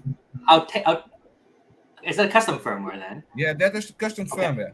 And Odin have made the printer that you can put the custom firmware on it. It's That's nice. That is nice. Yeah. I'll look into that firmware once I have the But printer. now I have 4 months with Corelity spoken on the Silent Moon of the Moon printer. Oh yeah. D1 for open source. Oh, aren't they gonna open source it? Yeah, the firmware is now open source, mate. You can now make your own firmware for the Sherman D1. That's unfortunate. So. But it's too late. Yeah, I think so. It's been out for too long, so. Yeah. It's also with the Ender and with the CR6, with the community firmware, no Creality, don't matter in that stuff. Yeah, but the CR6 SE they already have the community firmware on there, which is awesome. I mean, the whole reason why I still kept the CR6 is because the community firmware. If it's not the community firmware, I would have. I had to go back again. Yeah. So, Sebastian have great job on that. To be honest, though, CR6 it's a great machine once it has the community firmware. Yeah. But that is also with the N7. I like the printer, how fast he print. Only the design. It's a printer. When you have a problem, you must put everything gone when you get it to the problem. And I think it's nice to you have only one thing back out and you can get to the problem. And you can fix in 1 second. At the moment, though, it's like there still isn't a good firmware for the Ender 7. Okay. Yeah, I have no Ender 7. I have an Ender 6. Yeah. So I think they might release a new one, but still waiting for any new firmware. She wants to send the Ender 7 last year, but I say no. I have no room for that. Yeah. Hey, Matt. The price is not worth. There's one more thing I want to show you that might be of interest to you, if you're still listening. Okay. Hey, good morning. I'm very bad at my job. That's okay. I was about to show Matt something very minor upgrade I did on my Creality machine. So there's one problem I have with a lot of these top lid printers, these ones. It's the fact that I don't have that much space to open it. So what I did, if you can see, I finally cut the lid open. I put a door on it. Finally, right? You put a door on it. I finally modified. So what did you do to make that? You just cut it? I have a table saw from work. I basically just slit the entire thing. Nice. So you just cut the face off of it, basically. Yeah. And then I added acrylic hinges, and then also 2 acrylic hinges on the side here. So I can probably get like a longer one to provide more support. And then also a magnetic hinge on the side with magnet on it behind there. God, so I can so actually janky. Hey, I don't care how janky it is. That works for me because I can't also for me. pop off It top. worked. Yeah, Like, top off. It's yeah, honestly, I mean, it is janky. The reason why is like the hinges is like kind of weak, right? I Yeah. do If I understand can have like a longer hinge, it'll be a lot better. That's something that I'll fix. But then, So I just wonder whether the better solution would be, rather than having it hinged as a door, would be to put magnets at the top and the bottom so that that whole section just clips on and then pulls off, rather than having it as a hinge, creating that mechanical stress that's going to make it sag. But like, so I'm thinking of it because that's pretty much how the T200 works. But you have that whole front panel. You just drill a little bit into each side of that, and you glue magnets in. And then when you put it back on, the acrylic is not that thick for you to drill into it and magnetic. Well, you don't need to drill into it properly, though, do you? All you need to do is create a small hole that you could sink a magnet into. It's not about. It doesn't have to be. The magnet could sit either side. It doesn't have to be. It doesn't have to be inside. It doesn't have to be a teeny tiny magnet that sits inside of the acrylic. Like you've just got to cut literally a square hole that you can glue a magnet into, and then you could pull the front off. No. I like this. Look at this. Wait, can you see you? Let me measure the lid thickness. Henry? Like that magnet. Yeah, they would. They wouldn't work like that. I don't think, because you wouldn't be able to embed it like that. That's a flat surface against a flat surface. This is an edge against an edge. So I don't think that would necessarily work. What about adding a 10 by 10 extrusion rail on the insides? 10 by 10 extrusion rail. Right? Yeah, you're basically making a frame for it to be able to go to. I don't quite able to conceptualize what you mean by 10 like rail. So, it means aluminium extrusion. I don't even 10 mil by 10 mil. Yeah, hold on. Let me see. Rather than 2020, 10 by 10. If you have a picture example, that would be amazing. Yeah. Because like this lid situation has been like a bane for me for a long time, because I really want to put these printer on a rack, but not every printer are able to open it like this. Wow, that is loud.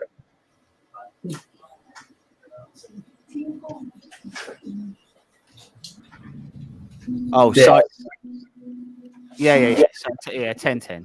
So you just literally. So essentially, yeah. Instead of making it a hinge or anything like that, like you can slot, you can basically cut up the entire. So there's two ways you can go about this. You can reinforce the corners of the setup with a 10 by 10 extrusion rail, because they're very, very small. So they're 1 inch by 1 inch, so very, very small.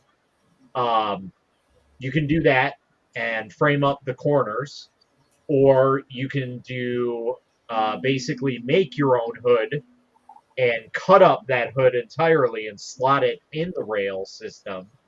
And utilize it that way, and basically use these as your corner pieces the same way, but instead of the acrylic being the corners, you would have these as the corners for stability. Yeah, I get you. So if you get what I mean. I have one minus point of the Hangout one. You cannot see the print how it's done. How it's going. What do you mean? No, on the old printers from Creality, you can put them on pause, and then you can. Good news for you. Good news for you. The Hangout Scout is just the newest version of the firmware. They enable pause and lift. So the next version for Hangout 1, they're going to implement the same thing. So it's coming very soon. Don't worry. Okay. Must be so nice to have the ability to update your Hangout. Not better or anything. It's good to know. No, that's an option for you can see is the print great or not. Then you can further. Is the print false? Then you can break it. Now you can only break it. You can see and you can try again. Right. So no, but I mean, James. it's something very simple, but they're finally able to implement it. That's Yeah, but kudos that to is- reality. That Yeah. is quality. So James, we were looking at that big 15-inch printer, right? Yeah. Weebox actually makes that printer. It's literally a giant version of this. Right. It still has the dual slots in it. It's the same size, and it's only $2,800. That's not bad. Yeah. That is not bad.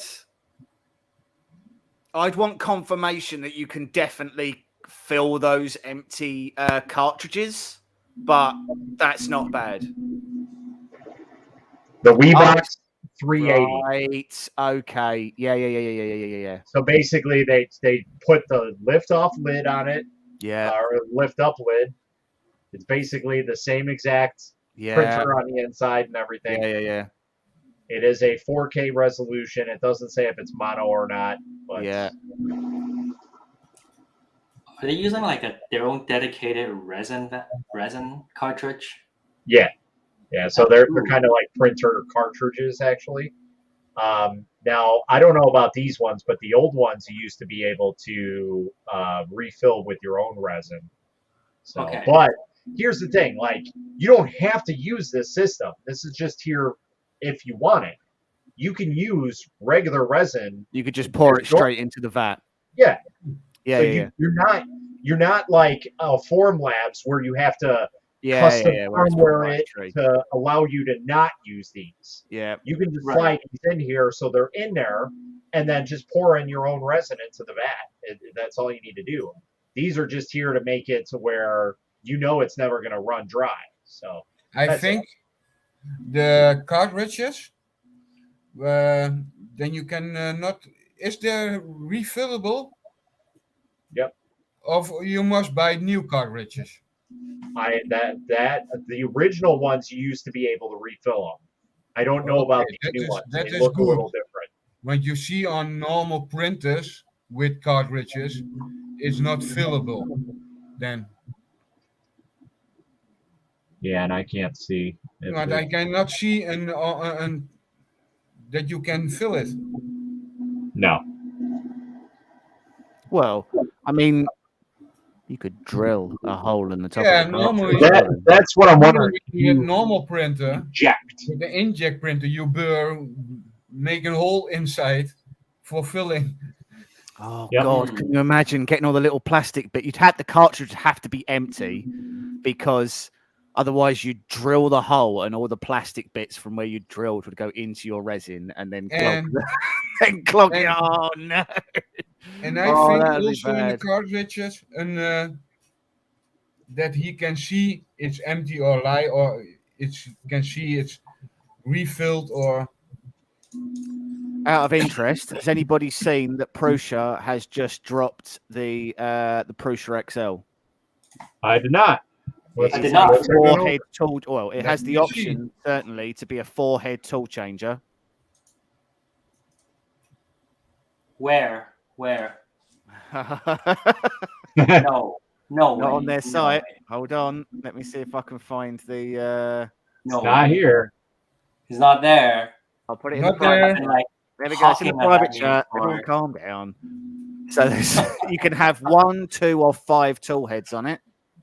If you want 5 tool heads and you want it fully assembled, £3,790 No. Fuck me. without Seriously? VAT. God. Ugly. It's ugly thing. Build volume is 360 by 360 by 360. If you want one tool head and you want to self-assemble, it's £1,790, which, just to be clear, is £500 more expensive than building a Voron. I was going to say, so this is literally an open-faced Voron. Yep. And the good news is that because they haven't included that front rail, you also can't enclose it. Hooray! Yeah, and you can put 1, 2, 3, 4 color filament on. Well, so the options are 1 extruder, 2 extruders, or 5 3 extruders. extruder. The 5 extruders are basically an E3D tool changer. where it docks and then picks them up. So, yeah. I think it will a little bit expensive. As a side note, Matt, I have managed to. I have just got a response from my contact in China, and it looks like I might be able to get that tool changer that that I put up a picture of earlier. So I might put that up as a. This is literally a Prusa XL. That is cool. Now 360 by 360 is that 360 millimeters? Yeah. Yeah. But then it's just smaller than the Ender 6.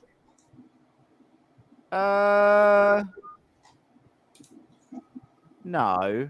I have a bed of the 360 The Ender 6 by is 360. 250, isn't it? No, 360. Is it? Yeah. Okay. In a Ender slider, 6 250, is but I print with 260. I was going to say the Ender 6 is 250, 250, 400. 400. Yeah, I thought so. That is 260, 260. Yeah, I print. Yeah, well, the other one's 360 by 360 by 360. So it's smaller on the Z, I'll grant you, but it's bigger everywhere Yeah, else. this is 360 squared. There's a little bit smaller than the CR10 Smart. Yes. Yes. Yeah. So this would be like what, comparable to a And Chomsky? what is there so special on this printer? Why it's so big, expensive? Well, every price? Well, you printer pay that for you that. get, Joseph Prusa has touched his penis tip against. So it's a little bit bigger than an X5 SA.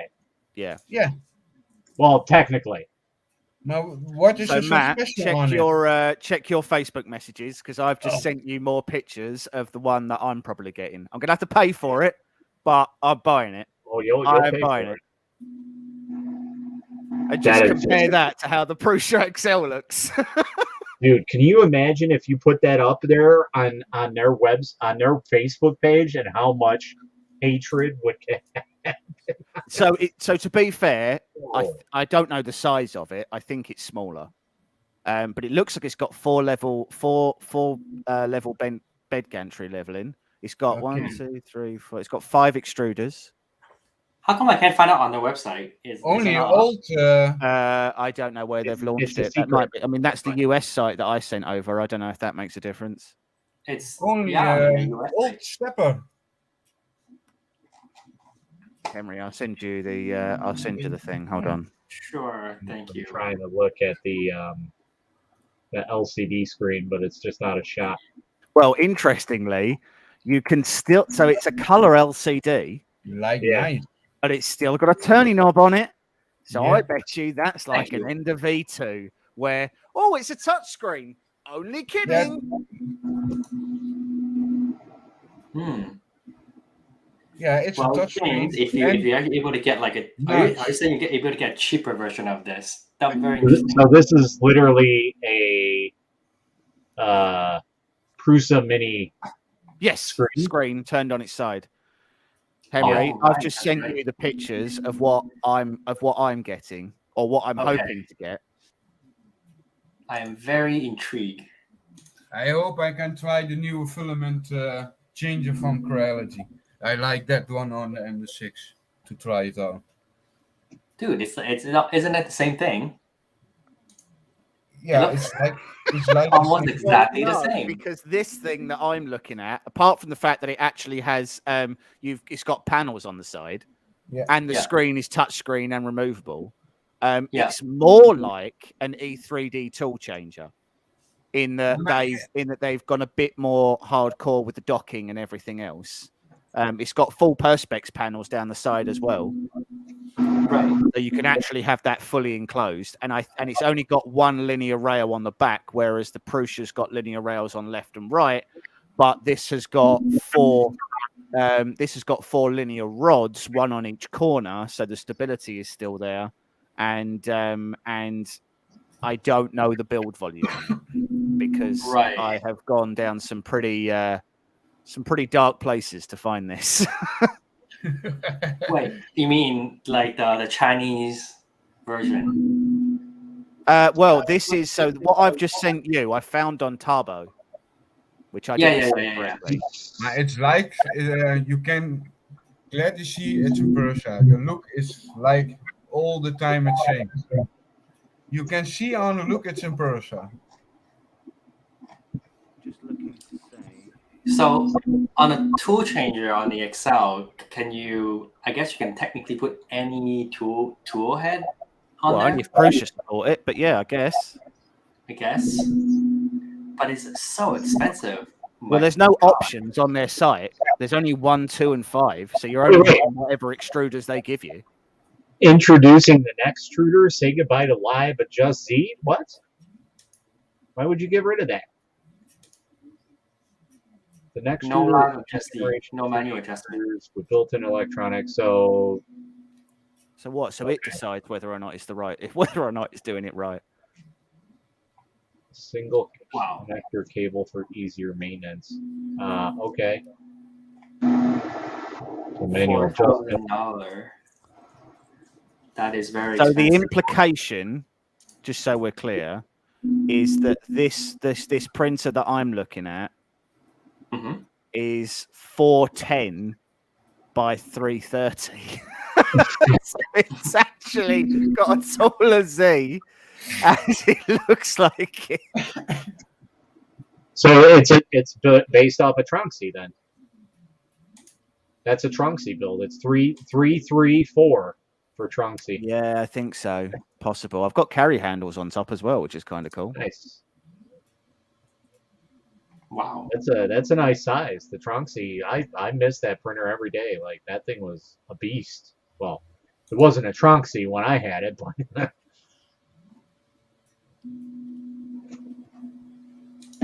32-bit electronics, smart features.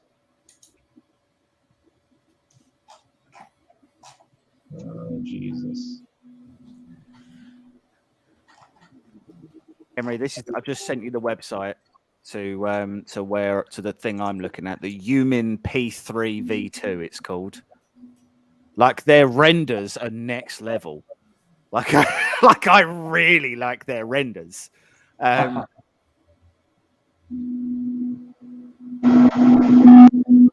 What is that noise? Mesh bed leveling, load call. You have a phone by their microphone. Have the print leveling. He can feeling with the steppers how. Oh, that's nice.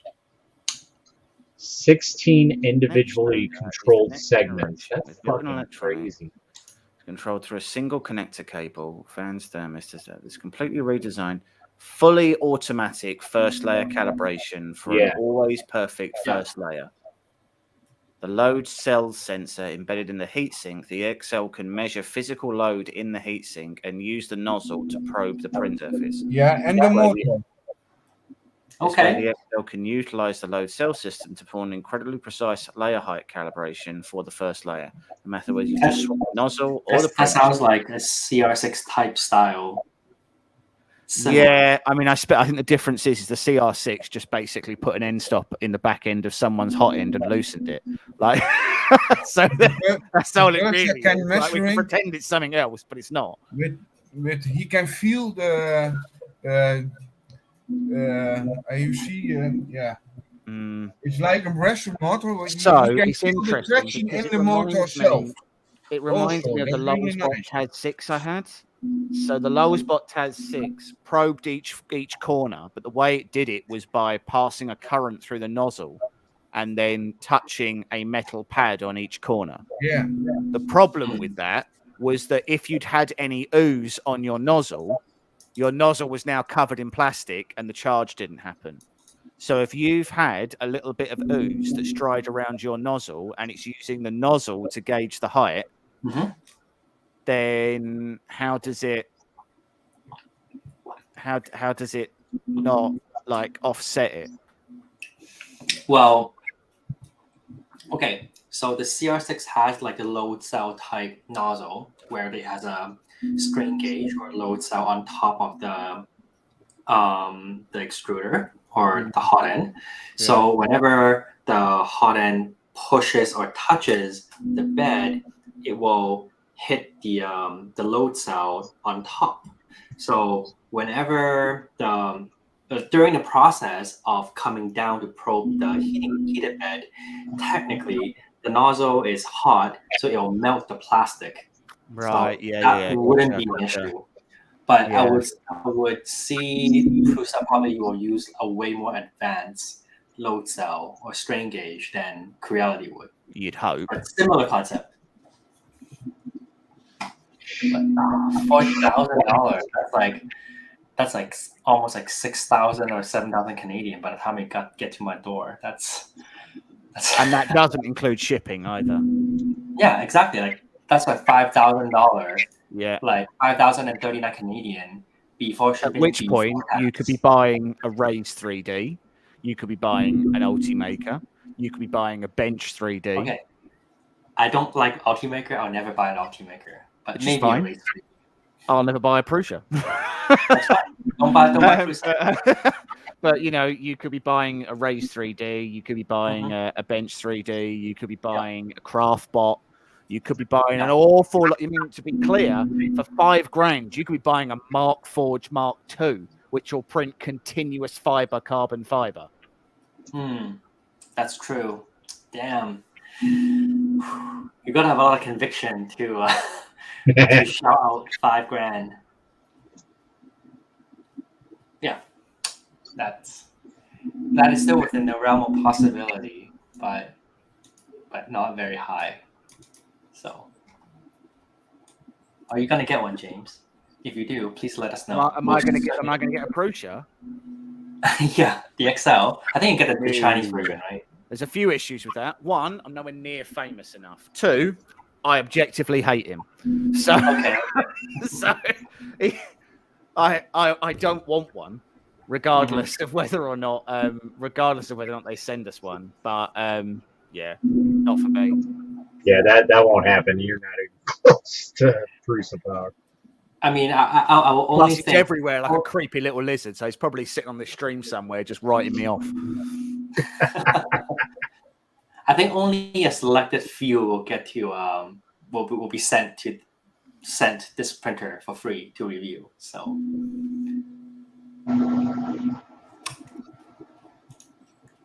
it's cool though. I always wanted like a E3D tool changer, but it's too hard to build, or don't want to build it. So I've seen an E3D tool changer. In so the shop near me has got one, and it's fine, and it works. And when you see it do its thing, it's pretty cool. Like, it is pretty cool. But you have to spend a lot of time to get it to work. Yeah, you do. Yeah, it's quite a lot of calibration, and quite frankly, what they use it for is to print different colors.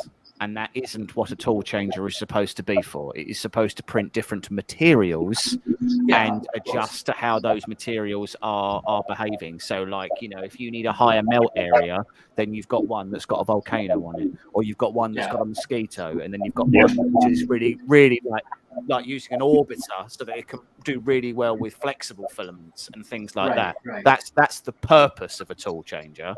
Yeah. That isn't what they use the E3D one for, and the build volume on it is genuine garbage. So the build volume on it is like 190 by 250 by like 330 or something like that. Like it's abysmal, the build volume. Ooh, yeah. And as well, it's still like $2,000. Like, it's not cheap at all. Yep. Well, they call it a research and development platform, right? You're basically buying into the tech to experiment it. Yeah. But the problem is that so you're always rolling the dice when you're an early adopter. Yeah. So I mean, the first Prusias were fine, and they were probably slightly better than everybody else's. But if you compare the original Mark 1 to what is now the Mark 3.9.7.6 or whatever it's at now, then SQ4362, then the new machine is markedly better than the previous one, and you are always punished for being that early adopter, right? The first phone that decided that they were going to remove the headphone jack, was like, oh great, so now I've got to do now everyone's got to up their Bluetooth earphone game, and then eventually it got better. But anyone who bought Google Glass will tell you that AR is the future, but if you bought Google Glass, you were immediately dislikable as a person. Like, I never saw anybody who was wearing Google Glass who didn't just look intensely arrogant. Right. Had some trouble early on with my internet. Sorry, guys. Oh, man. Come on, man. Did you receive my email? I did. I have not looked at it yet, though. All right. I've been terrible. Oh, don't worry about it. We're all terrible. 5 hours now, so I know. I'm like, I had a nap and all that, and he still was on. I'm like, well, I've done a very small amount of work. Not a lot, but a little bit. You want that we crack out the whip? You can certainly try. But if my boss calling me, telling me to do stuff hasn't really motivated me, I can't imagine I'm going to give much of a bother that you're asking. Oh, the whip girl.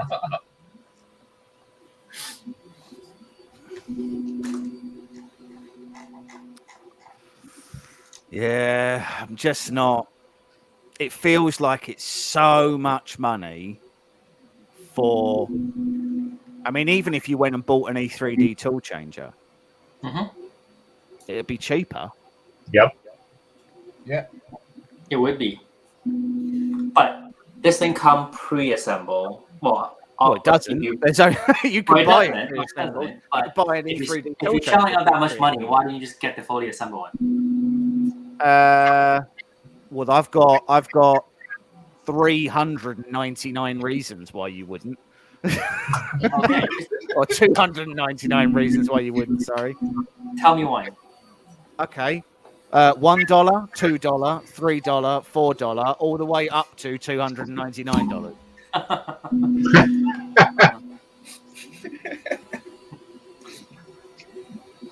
Come on, you can support your local Joseph Russo.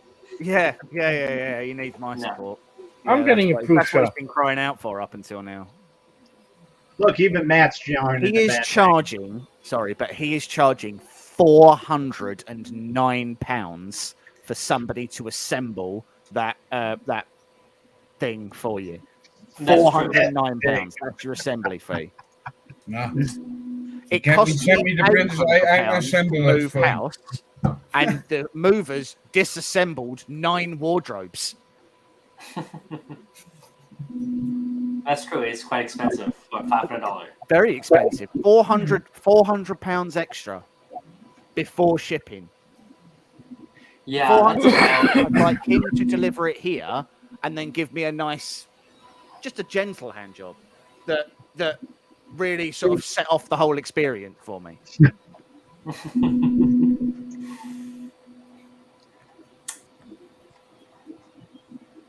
But I think there will be people who are willing to pay that price out there. Absolutely. There will be people that pay that. There will be a lot of people that pay that yeah. price. Because just right off the bat, there is a reality that it's larger, and a lot of people have been crying out for a larger Prusa. They will believe in the pedigree and in the brand. In the same sense, that there are a lot of people who won't print anything outside of Erase 3D, or they think MakerBot are the best, or they think that Ultimaker are the best, or whatever. There are people who are brand loyal that will buy that just because Joseph brought it out. It's a material and market improvement from where they were. It's a full Core. Well, it looks like a Core XY. Anyway, it may not actually be a true Core XY, but it looks like a Core XY. So you're not only increasing your overall print volume, but you're going to significantly be able to increase your print speed, and it may not even sound like a train driving through your house at any one point. You know, it's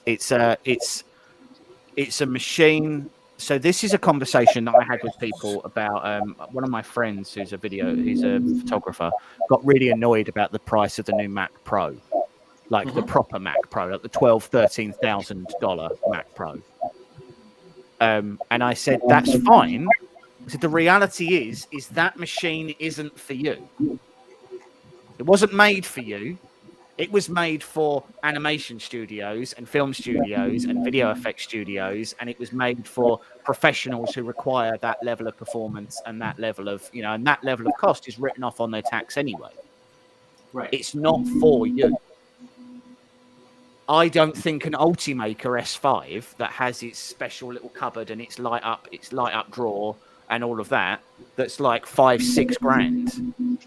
I don't think it's necessarily worth it, but it's not for me. That isn't a machine that I was ever going to buy. It doesn't fill a niche that I ever needed it to, and it's not for me. I mean, That's true. Oh no, James is here. Thanks, William.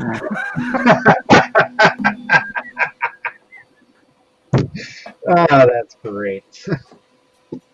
I've been out for way too long.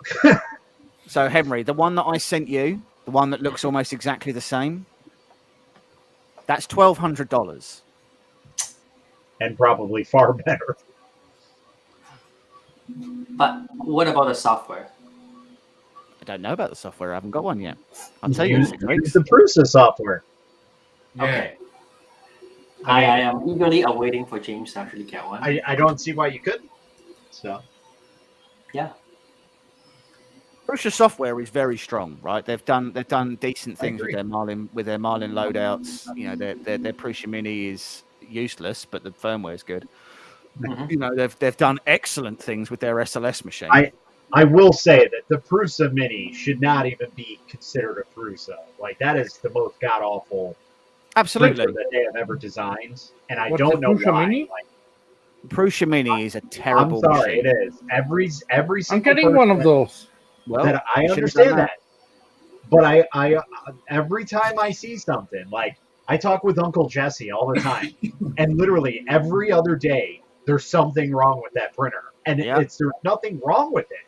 It just stops printing, or it prints spaghetti just out of nowhere. Yeah. And that's not like the one person that I talk to. I see it constantly, like through my Facebook feed. Like, there's an issue with this, there's an issue with that. Yeah. The touchscreen is unresponsive. The extruder stopped working. Like, and I'm just like, has their quality gone downhill? But then I don't see the problems with the MK3s. So no, I think it's just a genuinely badly designed machine, right? A cantilever design is bad anyway. They've remotely mounted a dual drive rather than being direct drive. That's going to cause a number of issues. Their heatsink is super odd.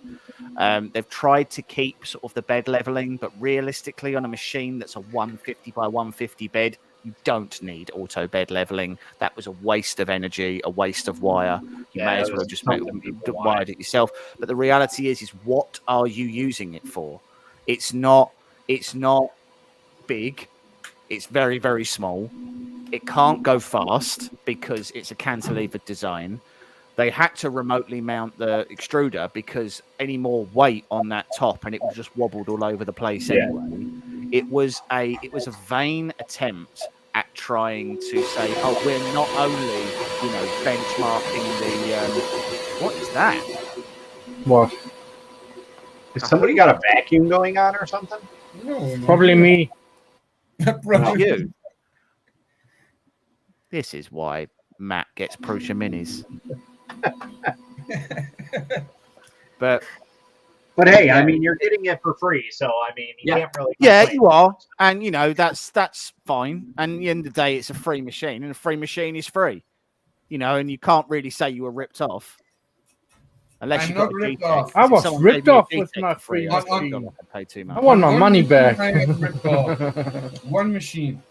It's always Matt's fault. That was the first batch of the NS6. Which Matt you mean? Machine. There's too many Matts here. Oh yeah, and the CR10, smart. Remember, I only can take 50% of the claim.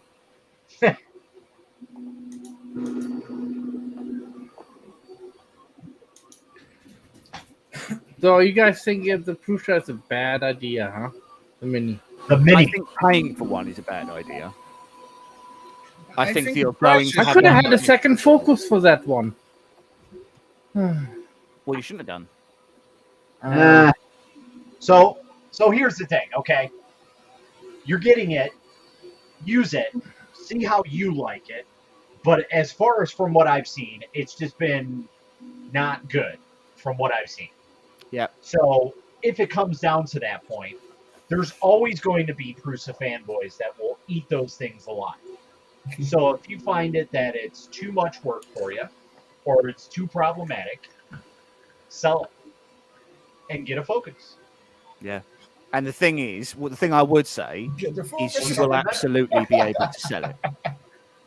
You will absolutely be able to sell it because there will be 20, 30 people, like whenever, like there'll always be people who want to buy a Prusa, be it a Mini or a Mark III or whatever. That's true. Yeah, but was Pursa also the 3D printer that gets all the time in fire? The first MK3s? Yeah. I can remember that.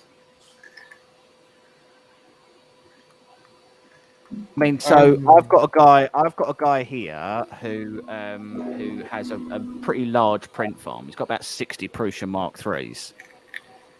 He's already looking at changing all of those out for Vorons.